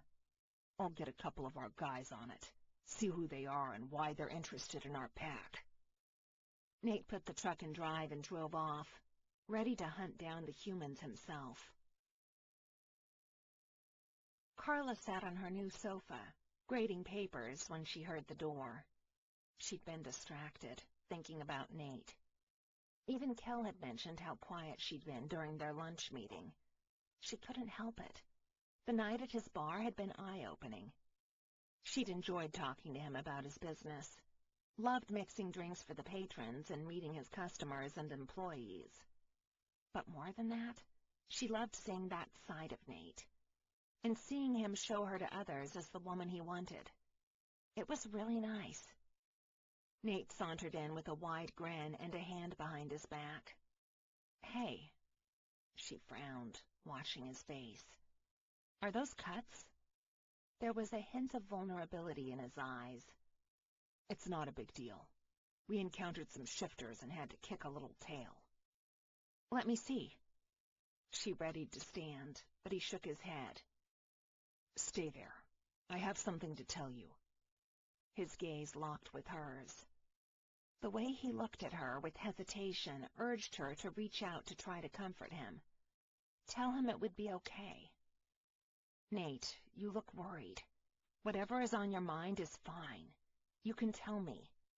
I want you to be my partner all the way through everything. He stepped closer. Not just in the bedroom where you make me lose my mind. She glanced down. No, don't look embarrassed. You are the most beautiful woman I've ever met, inside and out. I want us to communicate, tell each other what we want out of this. Okay.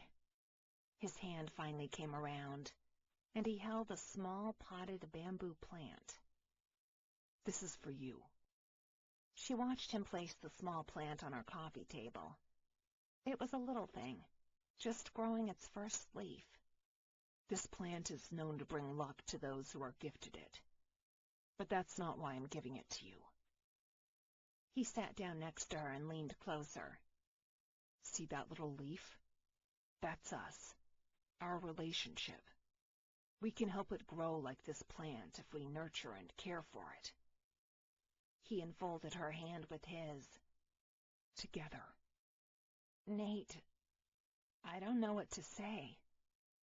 She didn't. There was just something special about the way he described growing together. I don't want you to feel pressured, love. I want you to want to be here with me. To do whatever we do together. That you are 100% sure you can count on me for anything, and that I will be there no matter what. Her throat turned sandpaper dry. She wanted him to feel the same way about her, too. I think you are one of the most amazing men I have ever met. She pushed out to the ground. I know it won't be easy to be open all the time, since it's a new thing for me, but I am willing to give us full commitment. She smiled. Her entire body felt lighter after saying that. It was as if a giant weight had been lifted off her. Nate and her babies. They were the future and most important parts of her life. No more doubting it. He rearranged her feet to lay on his lap.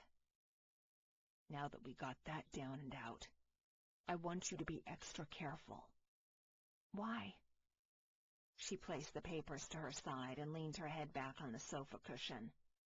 There are some humans that have been asking questions about the pack. I prefer to be safer than sorry. She frowned. But humans are not normally people you guys have to worry about. No, they're not. But with the way things have been working lately, we need to keep everyone safe. He started rubbing her bare feet in strong circular motions, fingers digging into the soles and making her bite her tongue to keep from moaning. Damn, that felt good. I'm not taking chances with you or the babies. Her body heated slowly. Every deep press of his fingers on her feet felt like she was turning to jelly. Her breath hitched with the roaming fingers. Next he moved up to her calves, rubbing and caressing her swollen skin. She'd had her feet up because they'd been hurting, but didn't realize having him rub them would make such a difference. My love for you still grows. Slowly relaxed. No matter where I wander, no matter where I roam, in the land of my dreams, I'm always coming home. In the land of my dreams, where the skies are always blue, I find my way back to you, where all my hopes are true. If he made her feel any better, she'd be Though cleaning the her world pajamas may again. drift away, But it was her and turn time to may be fade the good. seams, Nate had I'll asked for always nothing but find to be my with her, way to and the she wanted to land give him of some my of the pressure she'd been dreams. given. She leaned forward, sliding between his Maybe legs one until she day was on you'll her meet me knees in there, front of him. where the rivers gently You don't flow, have to. in the land of my Eyes dreams, glowing brighter where as the her love we hands share yanked still against him to grows. pull him out of his And pants. in that place we'll I be know I as don't one have to. forever, side She by looked over. side. He groaned. The deep grumble sounded incredibly sensual. The hairs on her arms stood on end. I want you. Fucking my mouth. Coming down my throat. Fucking hell. I won't argue with you there. He helped her jerk his pants down his legs, his cock springing free. Hot, heavy, ready. She curled a hand around him and pumped up and down slowly. Moisture gathered at the top, and then slowly crawled down the vein on his underside. She licked the bead that traveled down to his balls, taking it right back up to the head of his shaft. The glossy head was almost purple with the amount of blood pumping to it. She sucked his cock into her mouth, laving him with her tongue and coating him in her saliva. Holy shit, he groaned. Baby, yes. That feels fucking great. Her grip on him tightened. There was a quick pull back, and then a deeper suck down her throat, combined with a rougher jerk. He moaned, thrusting his hips toward her mouth. With her cheeks hollowed tight, she sucked up and down repeatedly. His hands gripped the leather on her sofa. Material ripped. She glanced up, but all she saw was Nate's gaze locked on her lips, on the O they formed, and watching his cock slide in and out of her mouth. Yeah, suck me, just like that. She jerked him harder, sucked him deeper, and moved with a quicker pace, with purpose, to see him come. His breathing turned heavy, filling the room with his rumbling and moaning. Oh, how she loved it, listening to him tell her how good she sucked his dick. Tell her to keep going, that she had the sexiest tongue ever. She pulled him out of her mouth and grinned at his awestruck expression. Like that? You have a mouth created for worshipping. A chuckle burst free. I'd settle for making this good for you. Good? You're fucking amazing, he growled out. Her grip tight on his cock, she jerked him in her fist and watched pleasure thunder across his face. Come on me. She saw his nostrils flare, eyes stuck on her lips. Take off your top, he ordered. The growl was low, rough, and hot as she felt her pussy twitch. Her hand tore the material over her head, leaving her large breasts bared for him. Now slide my cock between your tits. She did as he asked, sliding his hot, hard shaft in the valley of her breasts. Squeeze them tight. She did, watching him thrust up and down the tight tunnel she'd created. Instinct told her to drop her face forward and open her mouth to suck on his dick on his way up. Fuck yes. Tension traveled from his body to hers. His hips jerked harder, faster, until he pulled from the hot cocoon she'd created and jerked above her breasts. Gazes locked tight, neither willing to look away as he spurted his seed over her chest and breasts. She lifted her hands to his cock and licked the dripping cum off his semi-hard dick.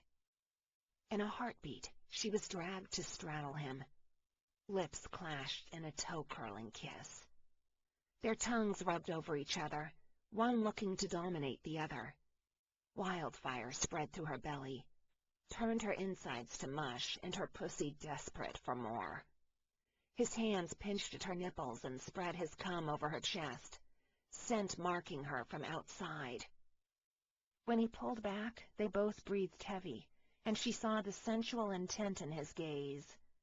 The need to be together, bodies locked tight, clear in his eyes. I want you. Take me. I'm already yours. The kisses started anew. Fervent, heated, demanding. She'd swear the world stopped just so they could do this, be one, and enjoy their mating dance. The remaining clothes came off. Then he was sliding into her. One quick, powerful thrust that pushed all reasoning to the side and all but her search for release to the surface. I love you, Nate. She didn't really say that, did she? But his growl, the way his cock pulsed inside her pussy, almost thickening to the point of pain in her sex, told her he'd heard, and liked it. He buried balls deep inside her, slid one finger over her lips and showed her a gentler side of him. His eyes held an emotion she hadn't dared believe he felt for her. "I love you too, babe." She dug her nails deep into his shoulders, urging him faster with her moans. "Fuck me. Harder." Passion she hadn't been aware resided in her exploded, and all she could do was ride the wave. Her body shook, pussy clenching and squeezing at his cock. His drive shortened to shallow thrusts, a deep branding of his heated length in her slick sex. "You're wet. Oh, baby, and so tight." "Nate!" Another orgasm rolled through her. So quickly after the last, she couldn't even catch her breath. "Fuck!" His cock jerked inside her. With a long, loud growl, he filled her with his seed, pumping his hips hard, slamming into her quickly. A flutter, and her legs shook at her sides. Then another, and she curled her arms around his neck, holding him tight to her, never wanting to see him anywhere but inside her, filling her. This was her man. She loved him. And God help her, she was starting to believe he loved her, too. Chapter 10. "Come for a walk, you said. It'll be fun, you said," Carla grumbled.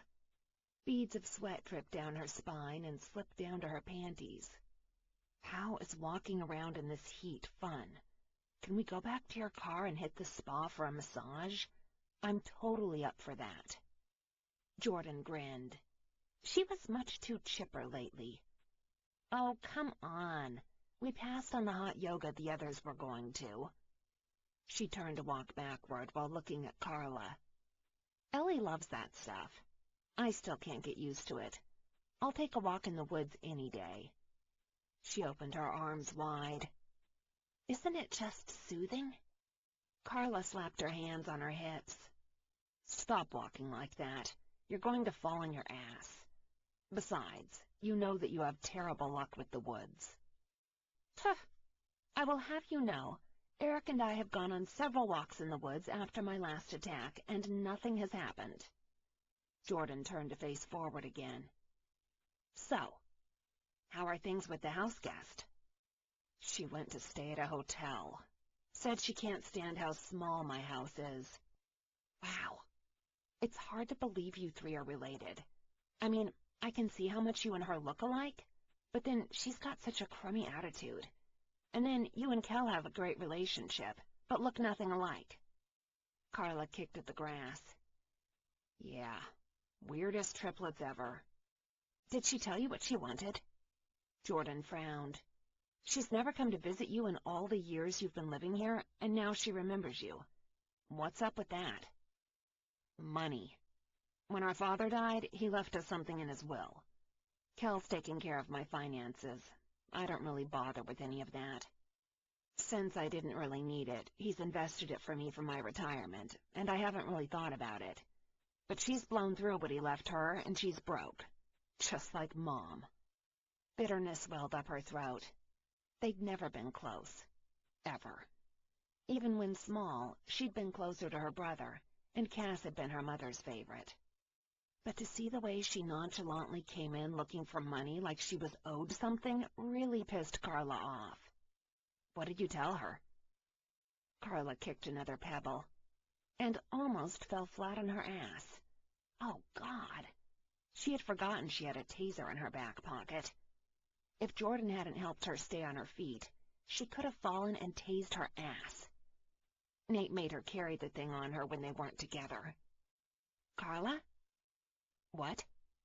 She jerked back to the present. "I said, what did you tell your sister?" "To get a job." "And what are you thinking about Nate?" Her phone chose that moment to ring. Speak of the devil. She pressed the button to answer the call. "Hi." "Hey, gorgeous." His voice sounded damn sexy. She tried not to picture him naked. Wasn't working very well. Where are you? Jordan hates me and is torturing me. It's called exercise, not torture, Jordan yelled from further ahead. Laughter boomed from his end of the line. How about I come save you, and we can do some other kind of exercise? That sounded a hell of a lot better than walking. Well, anything with Nate naked sounded perfect. I'm sold. We're at the nature trail closing in on the parking lot. I'll be there in a bit. I've got something in mind I know will make your legs shake. Oh, hell. Hurry up already, you big tease. He laughed again. See you in a few. She glanced up to catch Jordan shaking her head at her with a smile. You are so easy. Hey, don't judge. I didn't when I heard about you rushing to your car in torn-up clothes the night of the scenting ceremony. Jordan's eyes went wide. Who told you? She giggled. Men like to talk, too. She gasped. Eric! I'm going to kick his ass when he comes home. Carla couldn't stop the laughter at the indignant expression on Jordan's face. You will not. You'll be just as easy as I'm being now. She flung her ponytail over her shoulder. Yeah, who am I kidding? I probably will. Sounds like things are doing better with you and Nate. He's been very attentive lately. I guess I've been overreacting with keeping him at a distance. She turned to Jordan. I just don't want to live the same things my mom did. Chica, in case you haven't noticed, you're nothing like your mother. Not only have you not chased Nate at all, but he's been stuck to your side trying to prove to you he's committed to you and your babies. True. Nate had been there when she woke up every morning. He'd been there when she went to bed at night, holding her, comforting her, filling the emptiness she'd felt her entire life with warmth. She'd been fighting her feelings for him, almost unwilling to face the fact of how much she cared for him. If she did, she'd have to admit she didn't want him to go anywhere, that she would chase after him and ignore all the things she'd said she wouldn't do for him. For most of her life, she'd held a large wall around her heart. But Nathan Wolfe had managed to slip through the cracks, and his smiles, sexy talk, and hot looks turned her insides to mush. And emotions she hadn't expected flourished. Frickin' hell! She loved him, and it scared the shit out of her. It wasn't his actions she was concerned with, if she was honest with herself. It was her dependence on him to grow to the point she'd do anything to be with him. The anything she kept thinking of was the obsessive things that could turn her into her mother. They'd gone up a hill and were now on their way down. The sun started to fall over the horizon, and a light breeze swirled her hair over her shoulders. Isn't it pretty? Jordan sighed. Yeah. She had to admit it was. The colors of the falling sun over the trees were beautiful. Oranges and gold twirled over the horizon in a dance of beauty and grace. It showed off that Mother Nature truly was an artist. Her mind wrapped around the beauty of the scenery, and was caught off guard when Jordan tensed beside her, a low growling filling the air. "What's wrong?" she asked, watching Jordan glance around the trail. The car was but a few hundred yards away from them. There was no need to worry. "Someone's here," Jordan said quietly. "They're not shifters, so it shouldn't be bad, but I don't want you getting hurt." They ran for the car when someone grabbed Jordan from the driver's side. Carla stopped dead in her tracks, watching the large tattooed man try to haul her petite friend off her feet. "This is the one," said the bald-headed guy who had Jordan in his grasp. "What about that one?"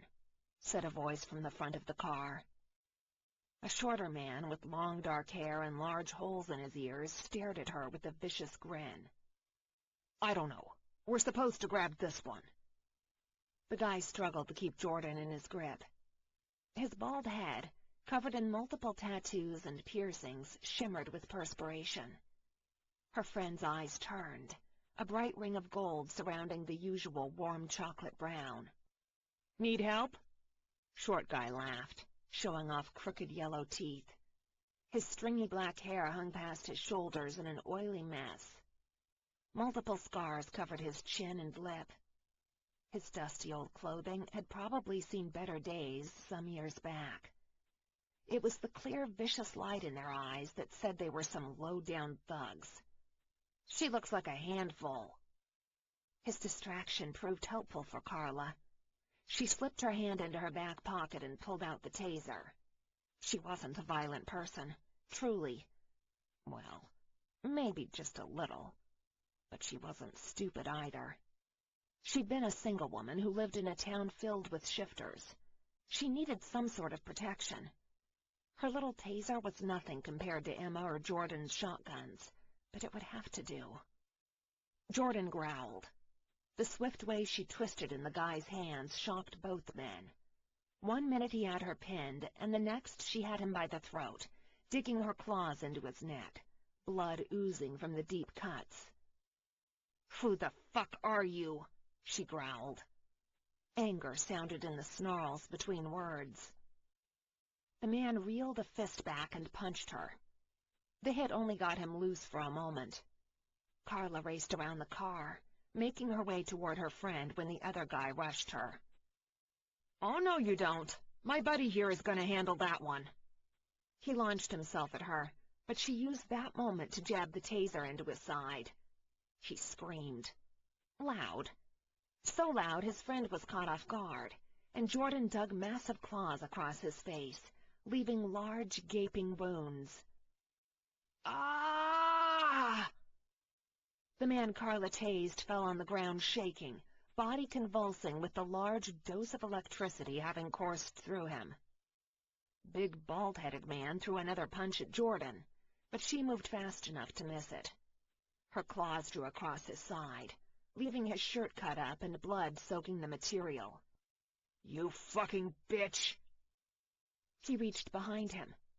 Shit! What if he had a gun? Jordan took no mercy. In seconds, she shifted to her brown wolf. She latched her canines on the man's throat and bit down hard. Her claws continued to dig at his chest. Teeth bit down on muscles and bones until all Carla heard was the sick sound of bones breaking. The guy's scream slowly died off with him, and blood pooled at his side from the gaping wounds. Carla gaped at the scene before her. She'd never seen Jordan attack anyone that viciously before. It was surreal. The fight at the school had been so spread out and fast that she didn't really get to focus on Jordan. The brown wolf her friend had turned into continued to claw at the dead body. Blood coated her muzzle and paws. She growled and glanced up, her bright golden gaze clashing with Carla's. Jordan?" The wolf moved toward her slowly. She stopped in front of her feet and cocked her head. Bones started to crack and fur receded as Jordan took back her human shape. Carla blinked and rushed to the back of the car to retrieve a blanket for Jordan. She was getting really good at being a shifter assistant. "Are you okay?" she asked Jordan. Jordan wrinkled her face in disgust. "I got blood all over me. I need a shower and a toothbrush ASAP." Carla winced watching Jordan wipe the blood and gore off her face. Shifter fights were bloody, and her stomach's churning told her she shouldn't have watched. Holding down the contents of her lunch turned into a chore. An engine's roar brought her out of her daze, staring at the corpse. She waited for Nate to rush forward. "What happened?" His voice was deep and rough, the animal sitting right below the surface. His features had moved to alter his usually handsome face to a ruddy shift as he glanced at the dead guy's body. "We got some unexpected company," Jordan mumbled as she rubbed the blanket over her mouth. "Are you both okay?" His gaze bore into Carla's, showing her deep concern and alarm. Piece of cake. Jordan grinned. I told you guys I could take care of us. The tased man started to move, groaning on the ground. Nate moved over the guy and punched him back into unconsciousness. Carla's muscles, previously locked with tension, started to ache as she came down from her fight-or-flight high. Her gaze strayed over to the torn dead guy. A shudder of revulsion racked her. She needed to get out of there. We need something to tie him up with. Let me check my truck and see what I find. Nate raced back to his truck and returned moments later with some zip ties. Jordan grabbed a bottle of water from her driver's side and walked some yards away. She started washing her face and rinsing her mouth with the water. Do you carry zip ties around with you often? Carla asked. Her curiosity piqued. She watched Nate move the unconscious guy to tie his hands behind his back. With her hands in her pockets to keep them from shaking, she took deep breaths while watching Nate work. Things were going to be fine. Jordan hadn't been hurt. Her stomach rolled the contents into an agitated tornado of anxiety. The panic level she felt diminished with every minute that passed. Not really. I went to the hardware store for repair supplies for the bar and got them to organize some extension cords we have in the storage room. He deposited the guy on the bed of his truck and marched back to Carla. She rushed into his open arms. Are you sure you're okay?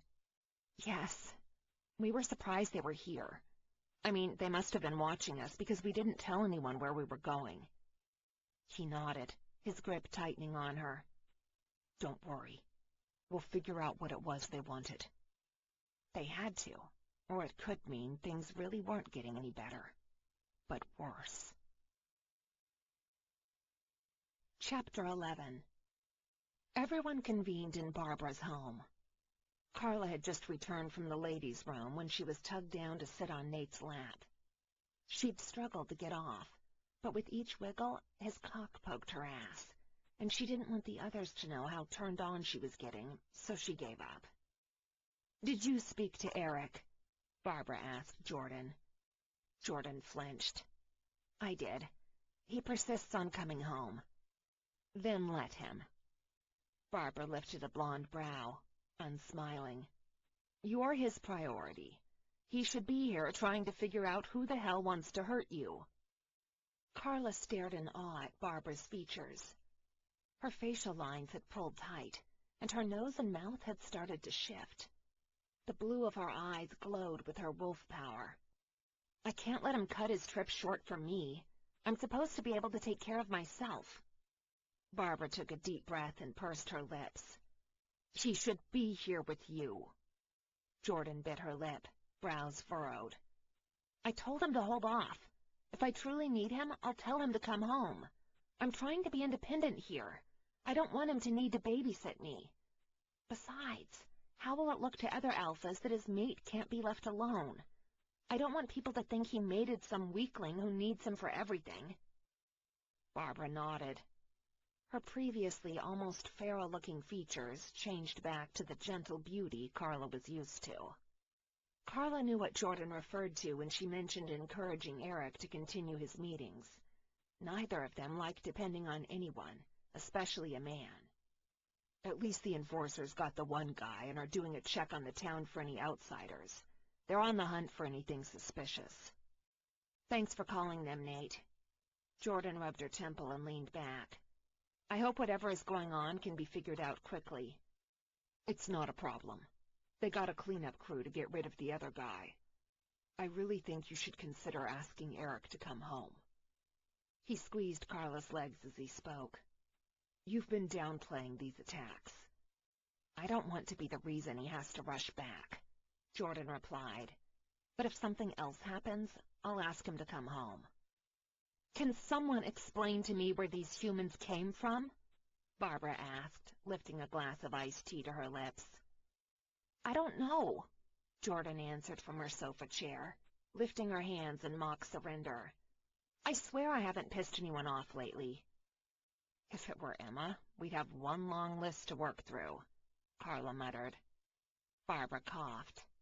Did they say anything that can give us a clue? Only that Jordan was the one they wanted, Carla replied, giving in to Nate's hold and softening enough to lean into him. What about the guy you got alive, Nate? Barbara asked. According to Jake, he's not talking. The enforcers have been at him. Normally, we don't get human men attacking our kind this way, so their questioning of the guy is not our normal procedure. But he says he doesn't know who hired them. They think the other guy must have been the one who set things up. They said he's telling the truth, which doesn't really help us much. Carla wiggled on Nate's lap and glanced into his eyes. What kind of stuff are they doing to encourage him to talk? Nate's eyes turned a bright gold. We have our ways. Slivers of fear twisted her stomach into knots. She hoped those ways didn't mean that people ended up dead. Don't look so alarmed. We can tell when people are lying and telling the truth. We push whenever we get some truth out of them. Carla nodded. What now? We're cautious until we figure out why those guys wanted Jordan. And then we end whatever threat exists. She didn't like knowing Jordan could be under more trouble. Jordan had finally found her way to happiness, and it wasn't fair that people continued to try to hurt her. Did you guys find out anything about the guys who attacked at the school? Jordan asked Nate. We're still looking for those shifters. Their scents haven't turned up in town. Our enforcers are out full force, but we think it's just some of the rogues Caleb's Uncle Rocco has hired to get back at us for siding with Caleb. It would explain why they haven't been seen again. When is Eric due back? Carla asked, turning to Jordan. A couple of days. The mention of Eric coming home brightened Jordan's smile. He said they're wrapping things up and should be no more than 2 or 3 days at most. I bet I can hold it down without him having to rush back before then for me. Good. Carla knew when Eric was around, Jordan had the protection she needed in her mate. Just like Carla now had Nate there whenever she needed. And hopefully, Ellie, Nicole, and Emma would soon be with their men.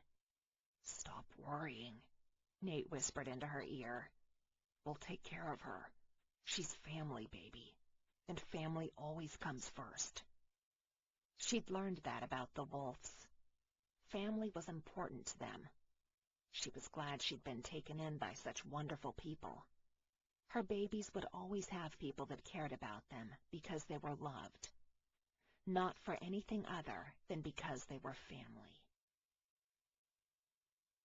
Okay, we have a problem, Carla said the minute she and Barbara were alone in the kitchen. Bridal shower? She nodded. What do we do? All our plans were to be in the party place, but I don't feel comfortable having it there anymore. With Jordan having been attacked twice, I think we should have the event closer to home. The bridal shower location isn't that big of a deal. Let me think about it, Barbara said, putting food on a plate. Anything you want to tell me? Uh-oh. I'm sure you already know I'm pregnant. Barbara's delighted squeal pushed her own smile to the surface. As a matter of fact, I did know, but it's nice to hear it from you. Congratulations, dear. She rushed around the kitchen island and gave Carla a hug before going back to work on the plate of food. Her heart soared. Barbara was genuine with her love and devotion of her children and the women in their lives. Carla was grateful Nate's family cared about her and pulled her into their family bonds. Thanks, Barbara. I really can't tell you how new this is to me, or how scared she was. She leaned her hip on the kitchen island and watched Barbara prepare a sandwich fit for one of the men in the house. It was loaded. Barbara nodded. I understand. We've all been there. She glanced up at Carla. But you do know we're all here for you, right? The Wolf family is your family. Anything you need, just ask. It was one of the nicest things she'd ever been told. Thank you. I guess I'm just nervous about the whole having babies depending on me idea. It'll be okay. You've got Nate. You've got us. And they've got you. Trust your instinct. Barbara handed her a massive plate with a sandwich piled high with chicken, cheeses, and vegetables next to homemade potato chips and slaw. She stared at the food and wondered if Barbara forgot she wasn't a shifter. "Eat. You're hungry," Barbara said, and took a seat across from Carla with a cup of coffee. She was? Her stomach growled. Apparently, Barbara was also a stomach whisperer. She sat down at the kitchen table and brought a chip to her mouth. "What do we do? Would it be really difficult to move everything here?" The Wolf's house was big, and the yard was massive. They could easily host the bridal shower and not worry about protection if the pack enforcers watched the place. "No, I can take care of that. Just a few calls to the site, and I can explain what's going on. They're one of yours. It wouldn't be a big deal." Barbara laughed. "What?" She bit down on the sandwich and savored the chicken and roasted vegetables Barbara had put in the toasted bread. It was warm. It was seasoned perfectly and tasted like heaven. Heck, she was getting turned on by food. She must have problems. Not to mention she was shoving the chips down her throat, and though she hadn't thought herself hungry, she couldn't stop eating. The food was delicious. "You said she's one of ours." Barbara lifted a blonde brow, blue eyes sparkling. "You're one of ours too, Carla." "You know what I mean. I'm not a shifter." Barbara's words soothed some of the anxiety she'd felt about her and Nate being of different species.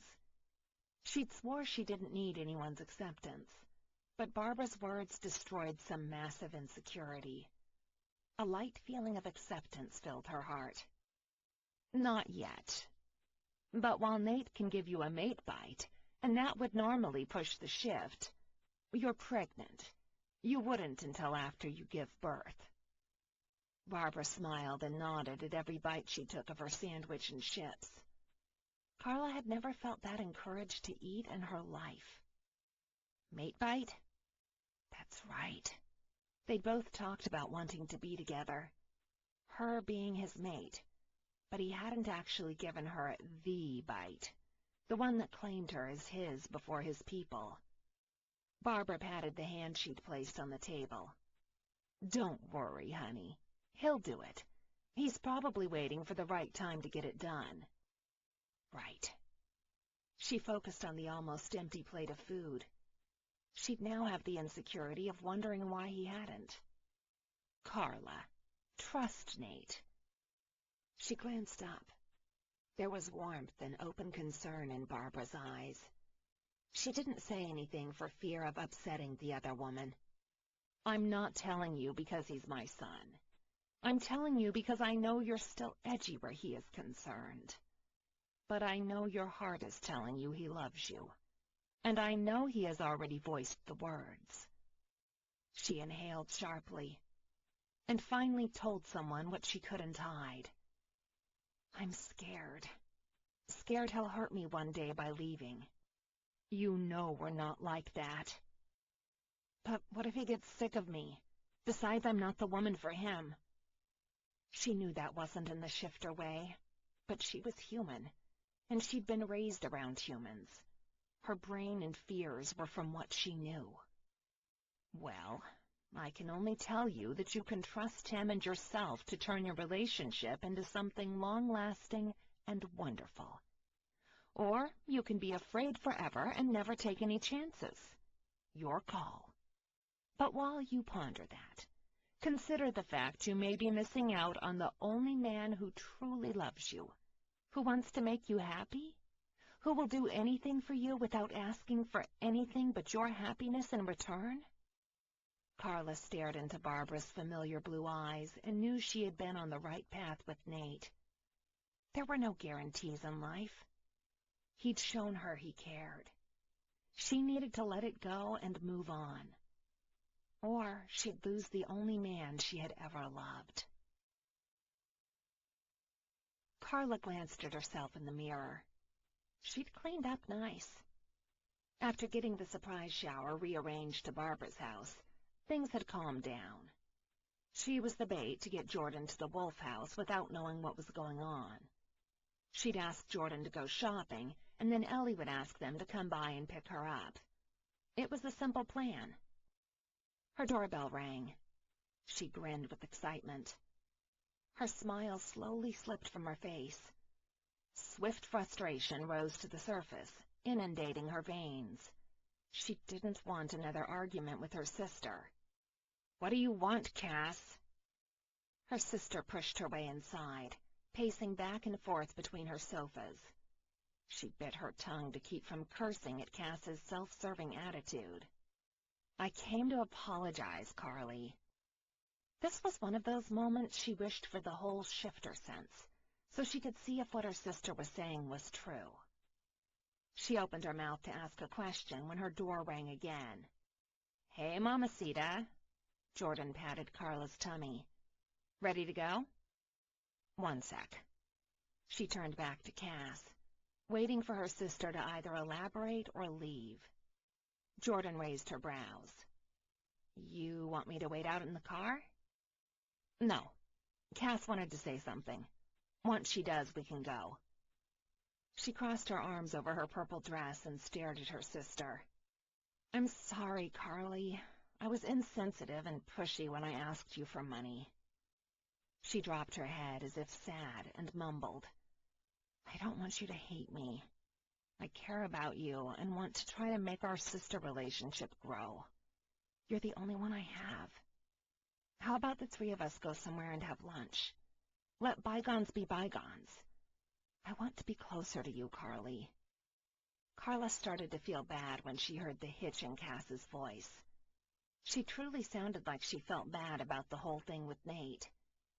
Maybe they could start fresh, create a new relationship.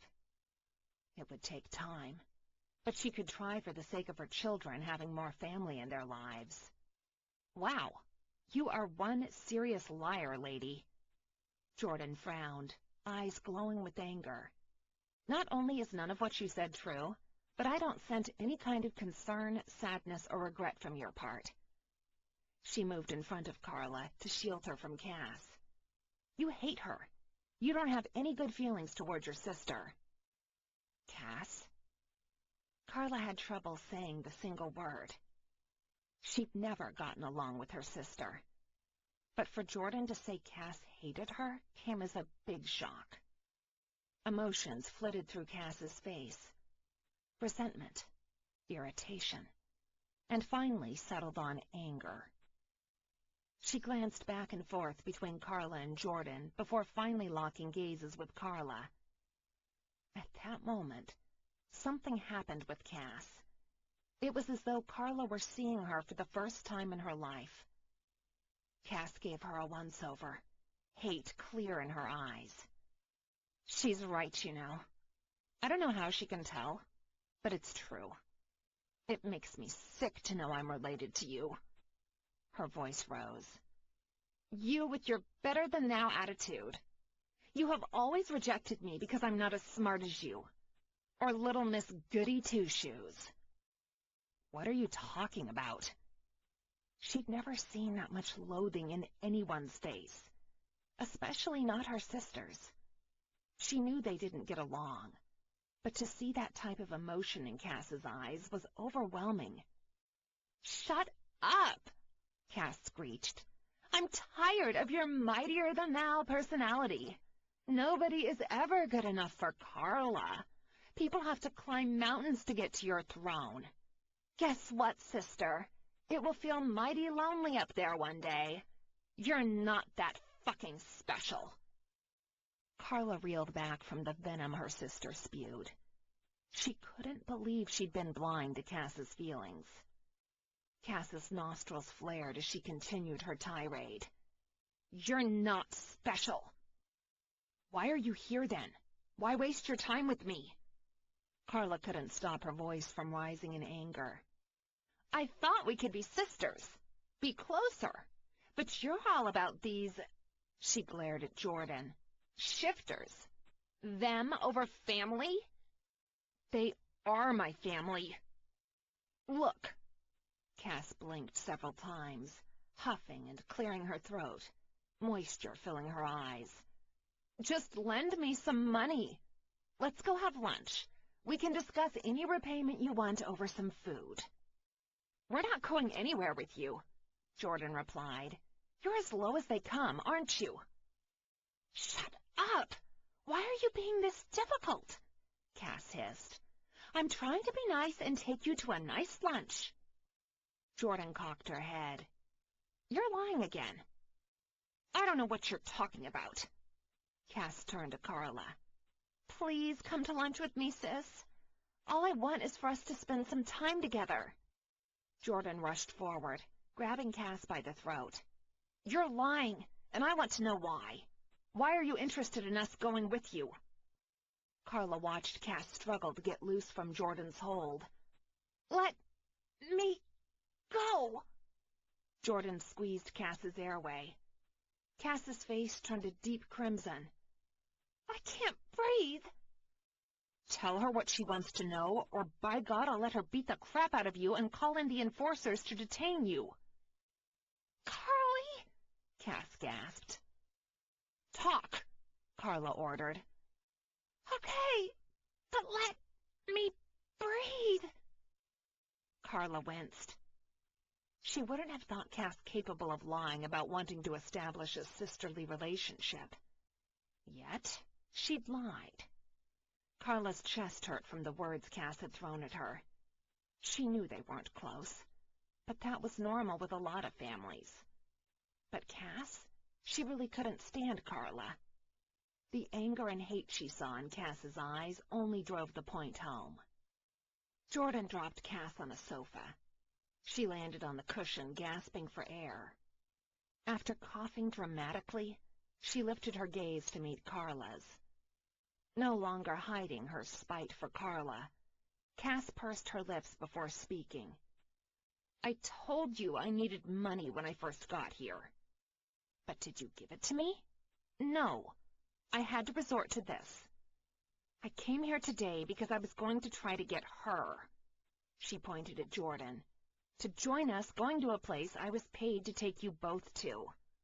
If I could at least get you there, I knew she'd eventually show up. Ice froze the blood in Carla's veins.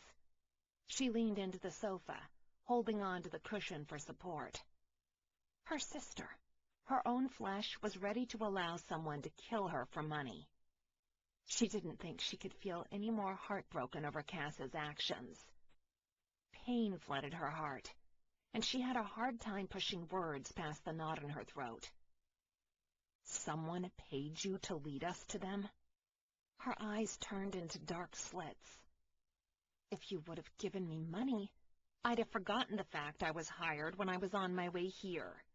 I didn't want you to get killed, but your selfishness pissed me off. Carla had a hard time thinking past the fact her sister had been feeding someone information about her and her friend, putting them in constant danger. She took a few steps around Jordan and closed the distance between her and Cass. Fury fired through her, filling every cell with disgust. Her sister. No, not her sister. The woman who'd shared a womb with her was nothing more than a bottom feeder. A materialistic bitch who cared about nothing but what she could get. You'd put us in danger? With no regard to the fact one of us could get hurt? Killed even? How long has it been going on? Cass smiled, but it didn't reach her eyes.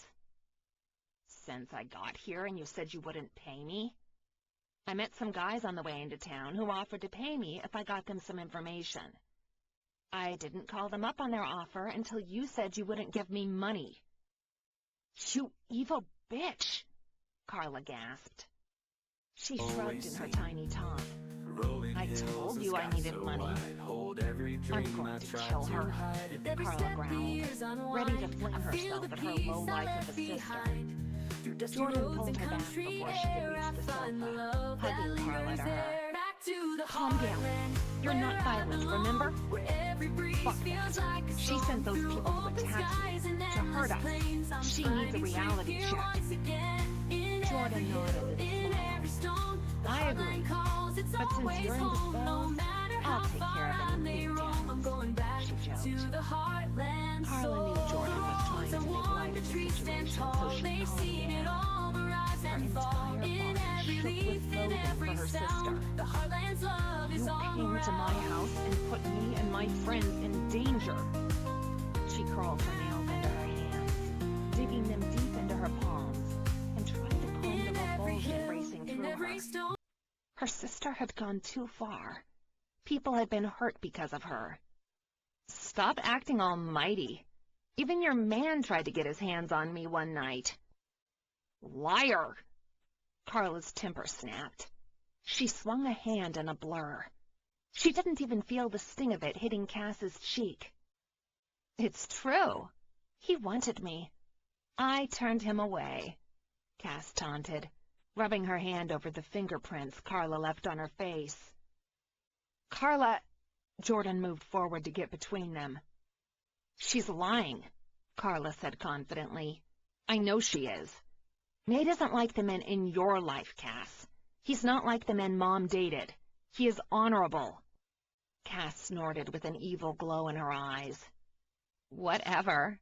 He's looking for some pussy just like all guys. She wanted to hit the woman again. Hard. To punch her for trying to destroy the life she'd built when neither she nor their mother had been there for Carla. Nate loves me. Cass rolled her eyes and sucked her teeth. Big deal. I feel sorry for you, Cass.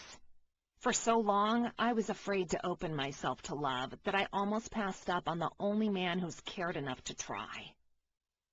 She lowered her voice, seeing her sister in a new light. In the light of those who had nothing. You'll never see past the money a man has. And that's sad.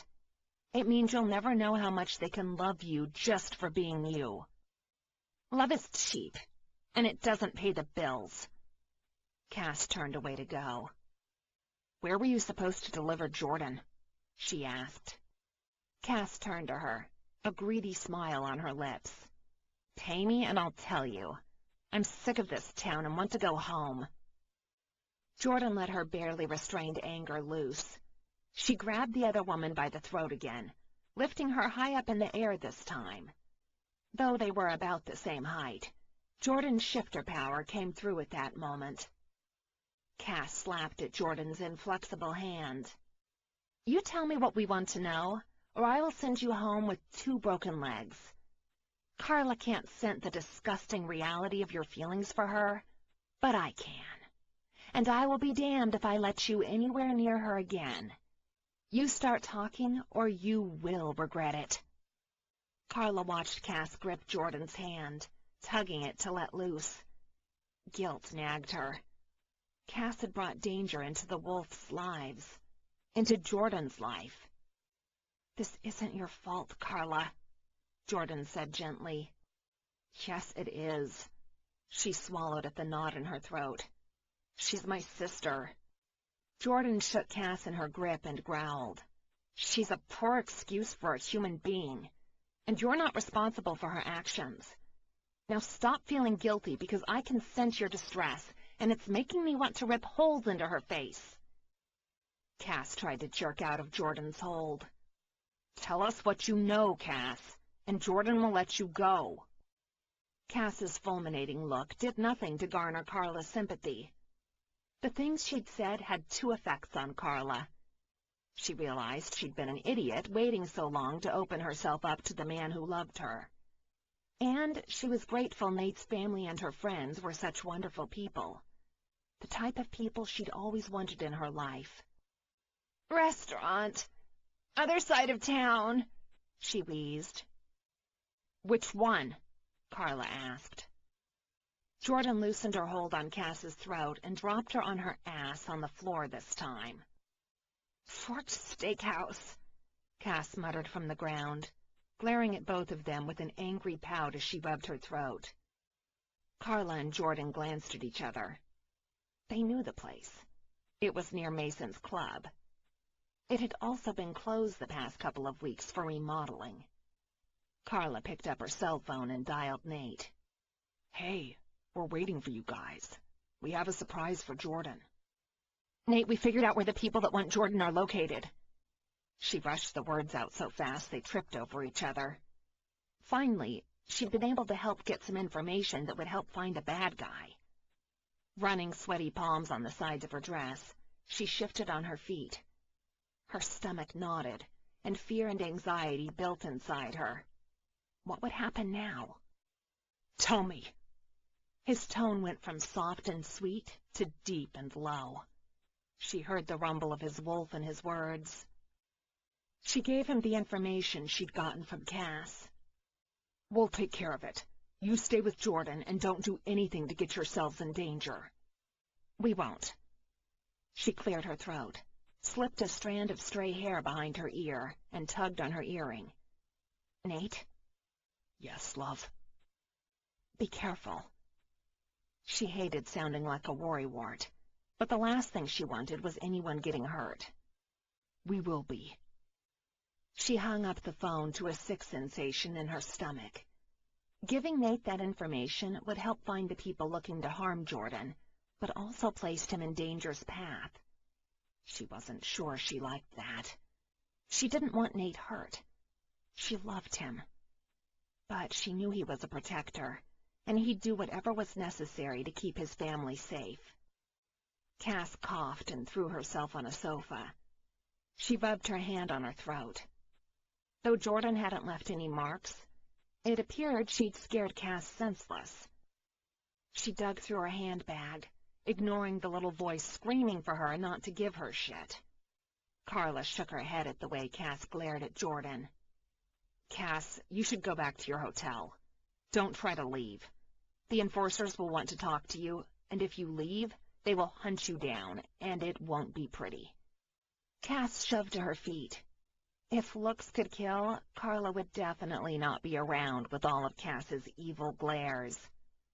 You and Kel never loved me. We will never have the relationship you want. Life is not all about you.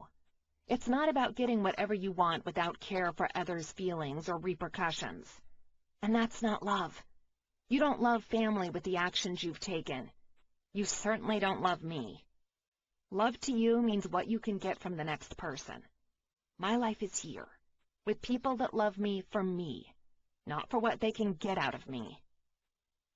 Saying the words had a deep cleansing effect in an area of her soul that had suffered years of pain and abuse. Cass left without another look back. The door slammed behind the woman she once thought family. Carla's heart had already been broken when it came to her sister and mother. But it felt like spikes were being hammered into her chest when she realized the lengths Cass would go to for money. "I'm sorry." Jordan hugged her close. "But you're right about something." She turned to her friend, the one out of all of them that could probably understand why Carla was the way she was. "What?" "We do love you. And we'll love your babies as much, if not more, than you can imagine. There's no need to be scared to have sisters anymore." She smiled. "You have me and Ellie and Emma and Nick. We're all here for you." She was right. For the past 8 years, they'd been more family to her than Cass and Laura. Time and again, they had stood firmly by her side, helping her cope through bad dates, awful days at the job, illness, and now pregnancy. "Thank you." Carla threw her arms around Jordan to give her a tight hug for being such a wonderful friend. One of her real sisters, their bond stronger than any other out there. Bubbles of happiness expanded in her chest. She pulled away with that knowledge. Jordan, Ellie, Nick, and Emma were the sisters she'd always wanted. The sisters who had never deserted her and would always have her back. I didn't stop to think that I already had a great family with you guys, that I didn't need to be closed in. Jordan smiled, the golden ring slowly seeping from her eyes. "It's okay. I had Eric in my life for what felt forever, but I couldn't understand why he and his family wanted me around. But there comes a moment where you have to dive in and take a chance on those who have proven they care. She nodded. I know. And Nate? Nate. Her man. The shifter whose touch felt like a new brand. The man whose smile or deep words had her heart beating double time. The future father of her children, whose look turned her legs to jelly. I'm going to embrace our relationship. No more hiding. Wonderful. She turned to grab her bag. Now let's go eat. I'm starving. Carla clucked her tongue. I thought I was the pregnant one. Come on, Jordan groaned, wiping the accumulating sweat off her brow. Food. She shook her head. I don't think we should be going anywhere. There's bad guys looking for you, Jordan. We need to keep you safe. Jordan bit her lip in thought. What if I call some enforcers to escort us? Carla nodded, a little less worried to leave if they had enforcers guarding her friend. I guess that could work. It was another 10 minutes before Sherry and 3 other enforcers showed up. Okay, they're outside. We can go now. The question is, where should we go? Jordan asked. Well, we may as well go over to Barbara's house. I don't want anyone to worry about where we could be. Besides, she's always cooking. Jordan nodded as they marched toward the front door. It's what happens when you have a bunch of kids. She patted Carla's tummy. That's gonna be you soon. Oh, hell no. She wasn't a cook. Not that she didn't like to cook. It just didn't work out for her. At all. Things burned even when she sat there and watched it. Food was undercooked, overcooked, or plain inedible. There was no way she'd put her kids through that. She'd just have to hire someone to feed her kids. I can't even boil water. I've burned enough pots to know I shouldn't try. I guess it's a good thing Nate can cook. Barbara ensured all her boys could take care of their women. I really like Barbara. I know. I do too. Chapter 12. Nate's fear for the women twisted his gut. He sent a quick text to Sherry to head over to Carla's house with a few of the enforcers and guard the women. He wasn't leaving anything to chance. The idea of Cass having access to Carla and Jordan fired up his wrath. He turned to his brothers and shut off the phone. Eric had returned from the meeting down south and had planned on surprising his maid at the bridal shower they'd set up for her. They'd been sitting around Eric's bar talking about the need for Caleb to make a move as soon as possible. If he didn't do something in the next few weeks, there could be other alphas ready to move in on his land and possibly try to fight Rocco for the pack. It was the last thing Caleb needed, and the one thing they needed to prevent. We need to go. Nate focused on Eric. The ones hiring humans to go after Jordan are at the Forked Steakhouse. They hired Carla's sister to lead them both there. Eric jumped to his feet. The chair tumbled backward, slamming on the floor with a crack. Do we know who it is? No, but if we hurry, we can end this. Eric called Jordan and verified she was fine as they headed out the door. Nate grinned at Eric's booming order for Jordan to sit her ass still until it was safe for her to be out. They piled into 2 trucks. Eric and Jake in one, and Nate and Mason in another. They stopped far back down the road. It was a possibility that it was a setup. They needed to stop quietly. The restaurant was desolate from the outside, which wasn't new. The place wasn't due to open for another week after being remodeled. Though it had a sign saying "Come in," most of the locals knew it was still closed. Spread into 2 sets, Mason and Jake marched toward the front entrance while Nate and Eric closed in on the backside. A dusty old Nissan pulled up at that moment. Cass hopped out of the driver's side, and a tall man impressed sweats from the passenger side. Fury burned at his throat. He'd never been tempted to throw a woman into a jail cell, or to shred her into tiny pieces with his claws. She slammed the car door and went around the gray car, the other guy following close behind. "Hurry up, Charlie. These people are going to be pissed," Cass muttered. "Of course they are. You had one job and you couldn't do it," Charlie argued. A moment later, a loud shout sounded from the restaurant. "What the fuck happened?" a male voice yelled from inside. "They realized she was lying," Charlie answered. "It's not a big deal. I'll get you information on where she is later on. Why didn't you tell me she knew when I was lying?" she accused. "She's a shifter, you idiot. Of course she can tell you're lying. It's part of all of us," the same voice said with an angry tone. "There are no more chances." "What are you talking about?" Cass asked, voice trembling. For once, the woman sounded scared. "Listen, I can still get them for you," Charlie promised. "I work with them." Eric grumbled low. Nate glanced sharply to his right. His brother's features had turned feral. The anger came off in waves from him. Nate didn't blame him. He recognized the name Charlie from the night he scented a mail on Carla. He'd love to get his hands on the bastard. "I'm done with both of you. I'll get her myself." "What the fuck are you doing? Let go of me, you asshole!" Cass yelled. "Ronnie, Vic, Rob, get rid of them," the same guy said.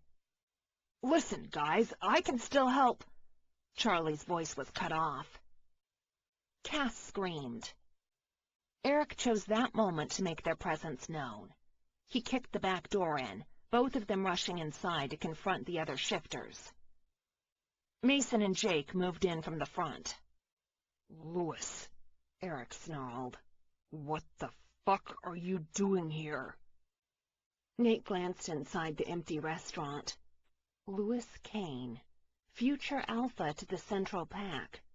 The same pack the White Wolf female Jordan killed belonged to. "Wolf?" Lewis turned to Eric, his blonde hair and ice-blue eyes adding to the paleness of his skin. "I heard you were out of town. I'm here now." Cass struggled to be let loose. The man holding her arm slapped her unconscious, the blow so loud it rang out in the open space. She dropped on the ground with a thud next to Charlie's body. Carla's co-worker had his throat torn open. He lay there, in a pool of blood, eyes wide open in shock. Lewis's features started to shift. His massive frame rivaled that of Eric or his brothers. "Your family killed one of mine, my sister. She went after my mate." Eric's growl was barely human now. "Someone has to pay." Lewis's bones popped, a sure sign of the coming change. "I'm not leaving without retribution." "You'll have to go through me to touch her." Those were Eric's last words before the shift. A whirlwind of bones popped. Growls and snarls and all shifted into their wolves. The pure whites rushed to the attack. Mason, Jake, and Nate handled Lewis's backup, swiping claws and biting back to keep the men from interfering between Eric and Lewis. "I'm going to kill you, and her," Lewis threatened through the wolf link all their animals shared. One of the whites rushed around toward the center of the room where the two alphas were locked in battle. Nate growled, jumped, and landed on the white wolf, knocking him off his feet. The other wolf hit the ground hard. An angry snarl sounded from him. "Let them fight," Nate ordered. The wolf got up on his feet again and attacked. He swiped at Nate's muzzle with his claws, but Nate was faster, bigger, meaner. He bit down on the front leg of the white. Bones gave under his at the same time he heard them break. Nate's beast took control then. The white kicked Nate on the side, attempting to push him off before he delivered a death blow. The other animal bared his canines in threat, but couldn't get on all four due to the broken front paw. Nate rocked back on his hind legs and growled, pawing at the ground and keeping the other animal from getting away. I'm telling you, man, let them resolve their own shit. Fuck you. Lewis is going to kill your alpha, and then we're going to get rid of your whole family. There was no fucking way that guy was going to threaten his people and get away with it. Nate attacked. He launched onto the other wolf. Ignoring the teeth trying to bite him, he shoved the animal off his attempt at standing. They landed hard, with Nate pinning the white down. The white whined at the amount of weight on his broken limb. A quick look and he saw Eric had the upper hand on Lewis. Not that it surprised him. Eric was future alpha. He could take on anyone. Both animals were bloody, and Nate got a quick view of gashes and bite wounds. Lewis tried to bite down on one of Eric's hind legs, but it was no use. Eric's wolf growled loudly. Then, in a blur of movement, he bit down on the white, holding him hostage by the neck. He crunched down until the life leached away from the animal from a broken neck. The white under Nate tried to shove him off, but he knew what was coming. With a massive bite, he locked jaws on the wolf under him, and bit down hard. The wolf struggled below to get away. It was no use. Nate's canines squeezed shut until they broke through bone, muscle, and the wolf lay there, dead, practically decapitated, like Lewis and those who'd try to hurt his family. Nate sat in the tub filled with warm water and Carla's lavender-scented bubble bath. She'd tried to explain he was fine, that she didn't need to worry about him or the minor wounds he was sporting. He was used to it, and after a couple of shifts, they'd be gone. But she hadn't listened. She'd gone out of her way to set up a bath for him, claiming it would help his aching muscles. Her change in attitude had knocked him off kilter. She'd fully embraced him. Them. It was like she'd broken down the wall that had been there before, and he could see the rest of her finally. And he loved what he saw. Need more bubble bath? She poked her head in from the bathroom entrance. His heart felt lighter at the smile she gave him. It was no longer wary or filled with insecurity. It was pure joy. No, but I could do with you joining me. He winked. She shook her head, long dark curls bouncing around the curve of her breasts. Nuh-uh, you're hurt. You need to rest and relax and if you come in here with me, I'll feel better sooner. He used the washcloth she'd given him and slowly slid it down his torso, watching her eyes latch on to the movement. The scent of her arousal filled the room, and he knew he had her. I need help reaching some spots. She gulped, her gaze riveted on the bubbles covering his nipple. Help. I promise I'll behave. He almost choked saying that. Behave? Not if he could get her in there naked. She licked her lips. Need flared bright in her eyes. Okay. His cock turned rock hard watching her shrug out of her clothes. Her curves were more voluptuous with pregnancy. Her breasts larger, her hips wider, and the small flare of her belly only added to the beauty that was his mate. He'd yet to bite her, and it was time. Though Carla's house wasn't large, she'd mentioned having the bathroom redone to be bigger and fit a massive soaking tub inside. She said she liked bubble baths. He was glad she had. Now he could do more than just sit in the tub alone. He held her hand and helped her sit between his legs, her ass cushioning his cock. His arms went around her torso, instantly grabbing onto her breasts. Nate, she said breathily. He kissed the side of her neck, enjoying her move to display more of it for his access. Pure submission. Oh! She gasped when he squeezed her nipples. He knew her nipples were sensitive and loved her body's responses to his touches. Nate! Oh, God! She thrust her breast out into his palms, the large mounds overflowing in his hands from their new size.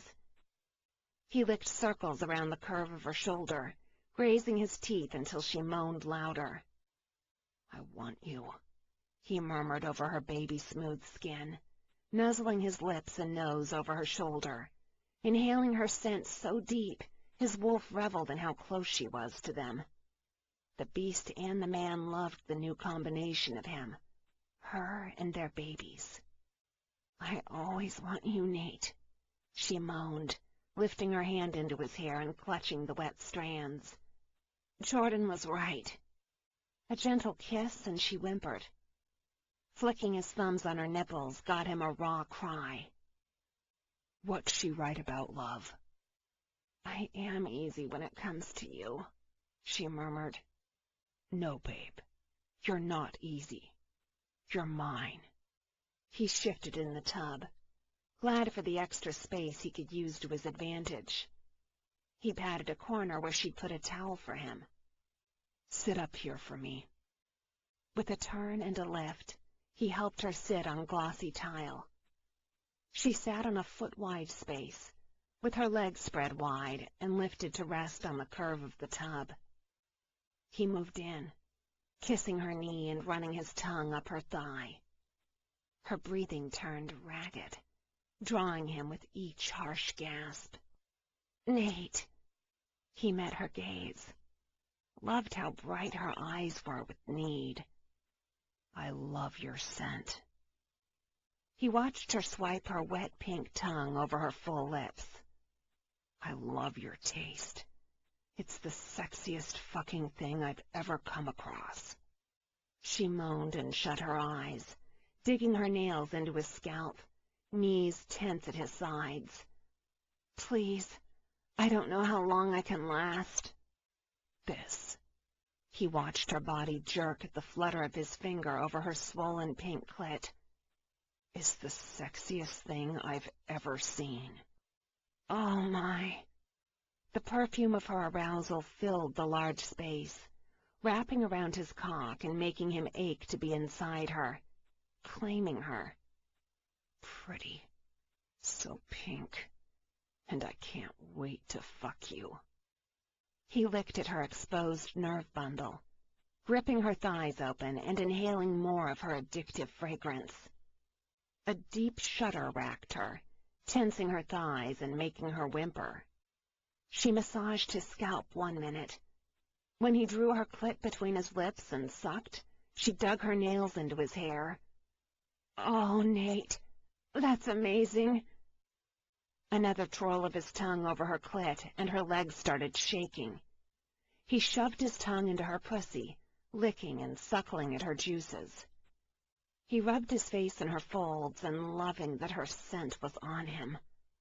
A growl combined with the thrust of his tongue into her sex, and she was gasping for breath.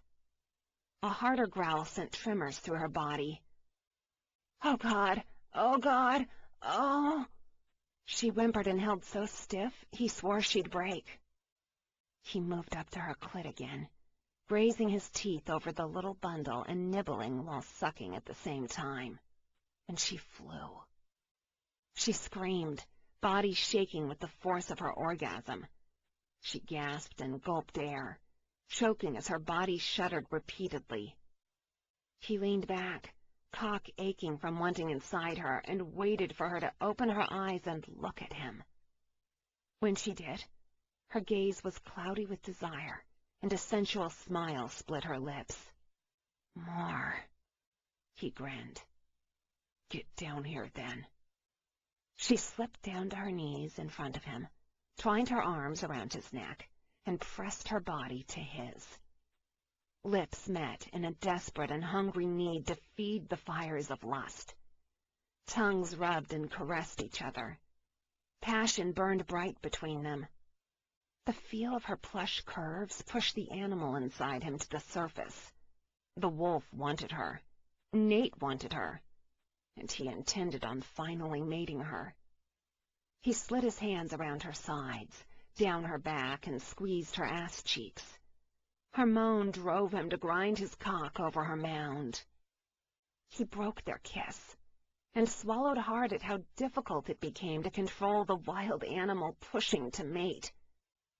"Turn around and lean your arms on the edge of the tub," he ordered, his voice a deep growl. She didn't question him. There was no fear in her face, only need. A new wave of her arousal flooded the area. "I'm sorry," he said, caressing a hand down her spine, between her cheeks and her pussy. "Why?" she moaned, head dropping forward. Her upper body lowered, and she raised her ass high in the air.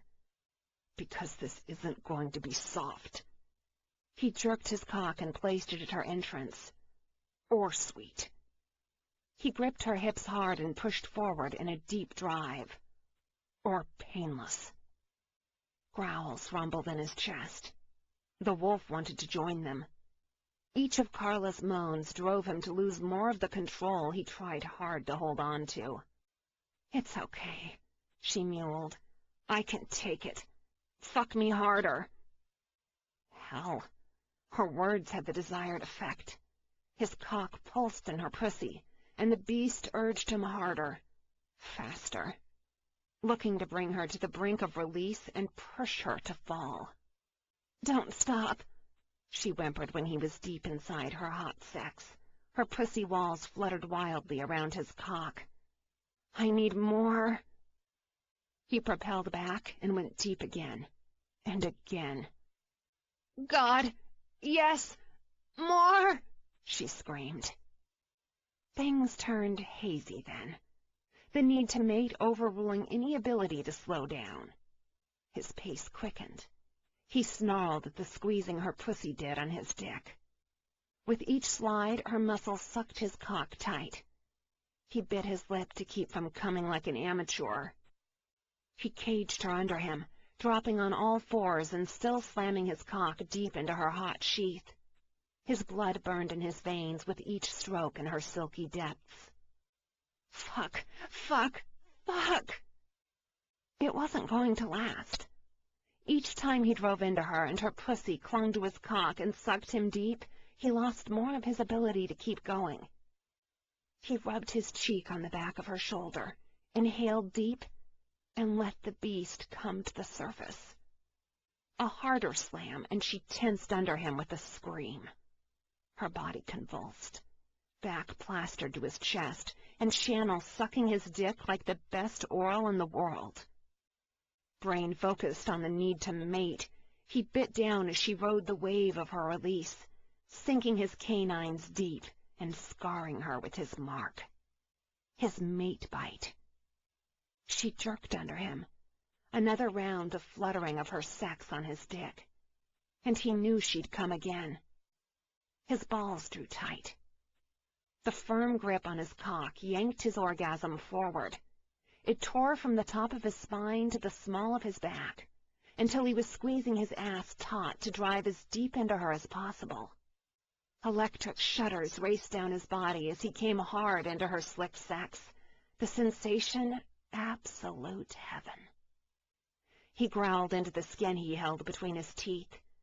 It was fucking amazing.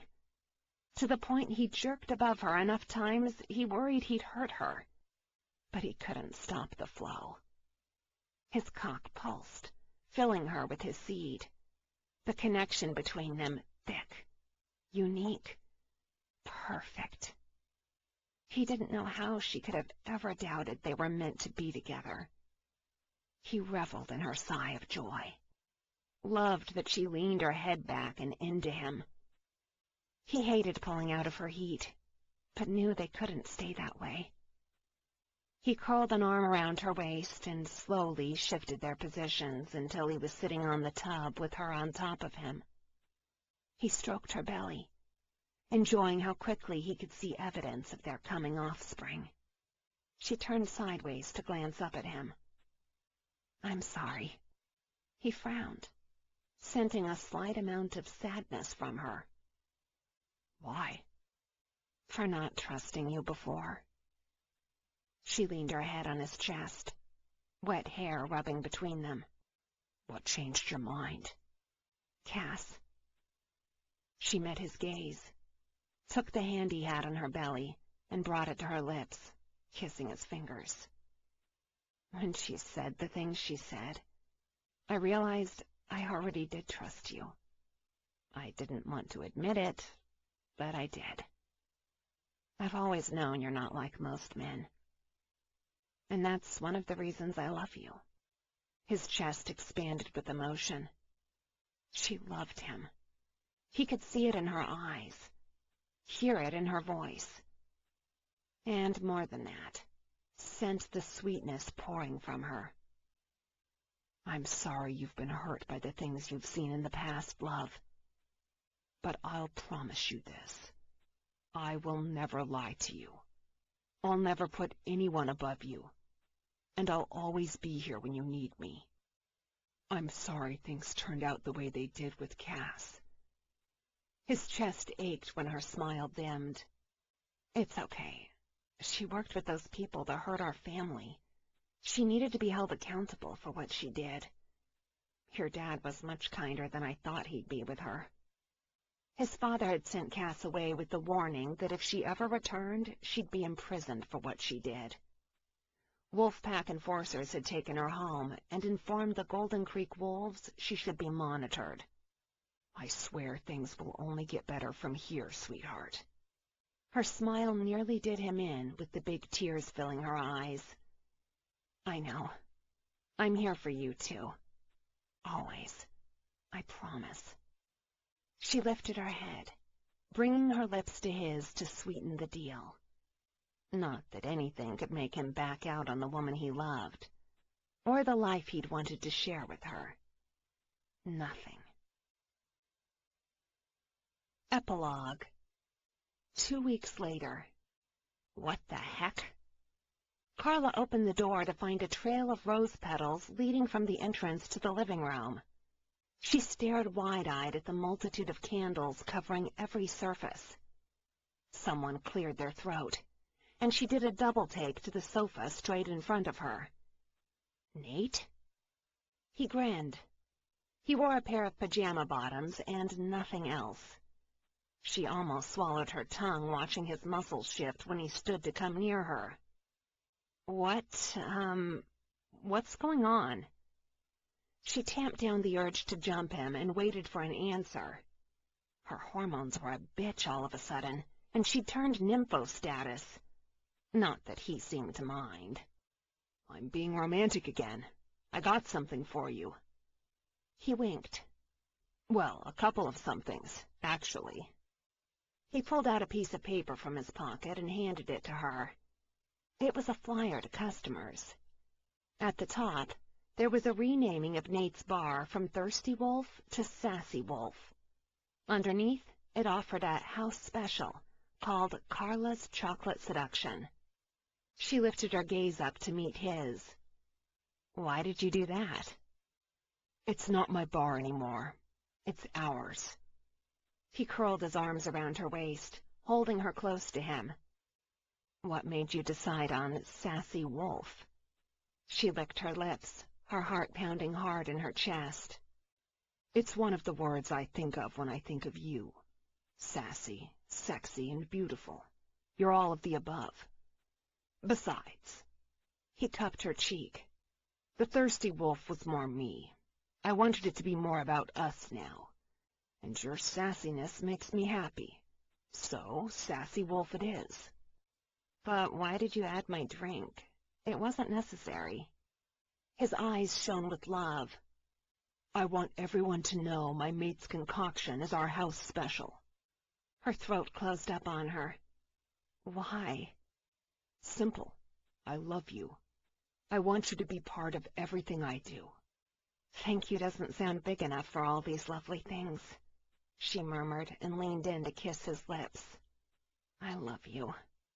He met her halfway, brushing his lips over hers, and just as she was about to deepen the contact, he pulled back. Hold that thought. I got my other something coming. Oh, hell. What is it? He turned around, and she really did almost jump him. A large tattoo of a set of wolves and cubs covered his back. There were no names, but she knew what it meant. "Oh, Nate," she gasped. "It's beautiful." He turned back to face her. "I know." He pulled her into his arms, wrapping his arms around her waist. "I really think you should get that tattoo with my name on it." And there he went again. "No." "You know you want to." She fought the grin threatening to split her lips, but couldn't stop the chuckle at his little kid expression. "Nope, no tattoos. I'll leave that to sexy hard bodies like yours." She loved the fact Nate's inks were beautiful art pieces she got to see up close and touch whenever she wanted. Her previous favorite had been a tribal piece of a wolf. She found the intricate design of black lines and loops that turned into a howling beast fascinating. But now, her favorite hands down was the one on his back of their family. "Fine. Then I have something you can do." She leaned back and met his gaze. "Wasn't this about you being romantic?" "Yeah. We're going to go to the bedroom, and you're going to rub—" "If you say your feet, you're going to find out why that sofa is comfortable to sleep on," she grumbled.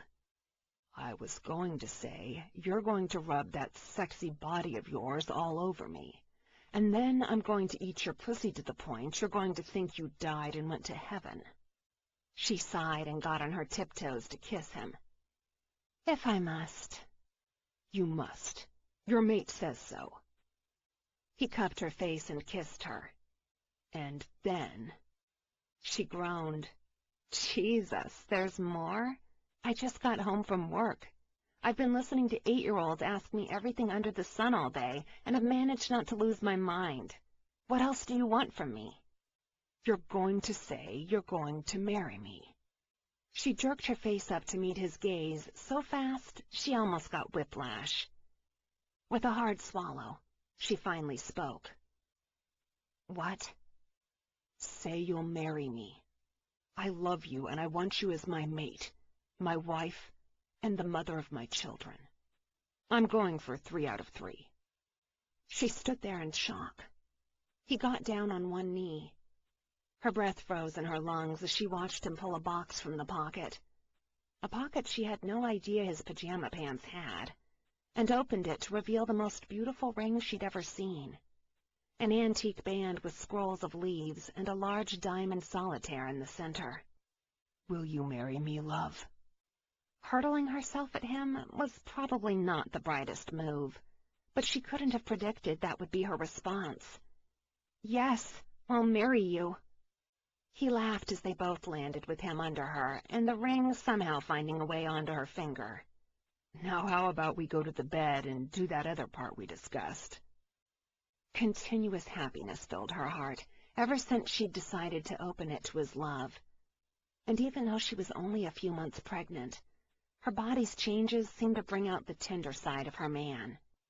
Not that he hadn't been a sweetheart before, but lately his constant pampering brought endless smiles to her face. Sometimes his attempts were downright comical, like the time he tried to bake. He might be a great cook, but cookies hated him. Hockey pucks had nothing on him, and yet knowing he'd tried to do something because she'd been craving homemade chocolate chip cookies meant more than him going to the store to buy them. Their children, all 3 of them, as confirmed by her doctor, were lucky to have him as their father. She was lucky to have the very caring shifter for a mate. In seconds, they were on their way to the bedroom, feet stomping on the wooden floor. "I think I like this romantic side of you. How often can I expect it?" "Every chance I need an excuse to drag you back to bed," he said with a cocky smile. "Yeah," she giggled. "I really like this idea." This concludes A Mate's Bite by Milly Taiden. Narrated by Erica Rapson. Copyright 2014 by Milly Taiden. This unabridged audiobook is published by arrangement with Milly Taiden and was produced in the year 2014 by Tantor Media Incorporated, which holds the copyright thereto. Please visit Tantor.com for more information on our growing library of unabridged audiobooks and to take advantage of special offers. Or call toll-free 877-7-TANTOR to request a catalog. Audible hopes you have enjoyed this program.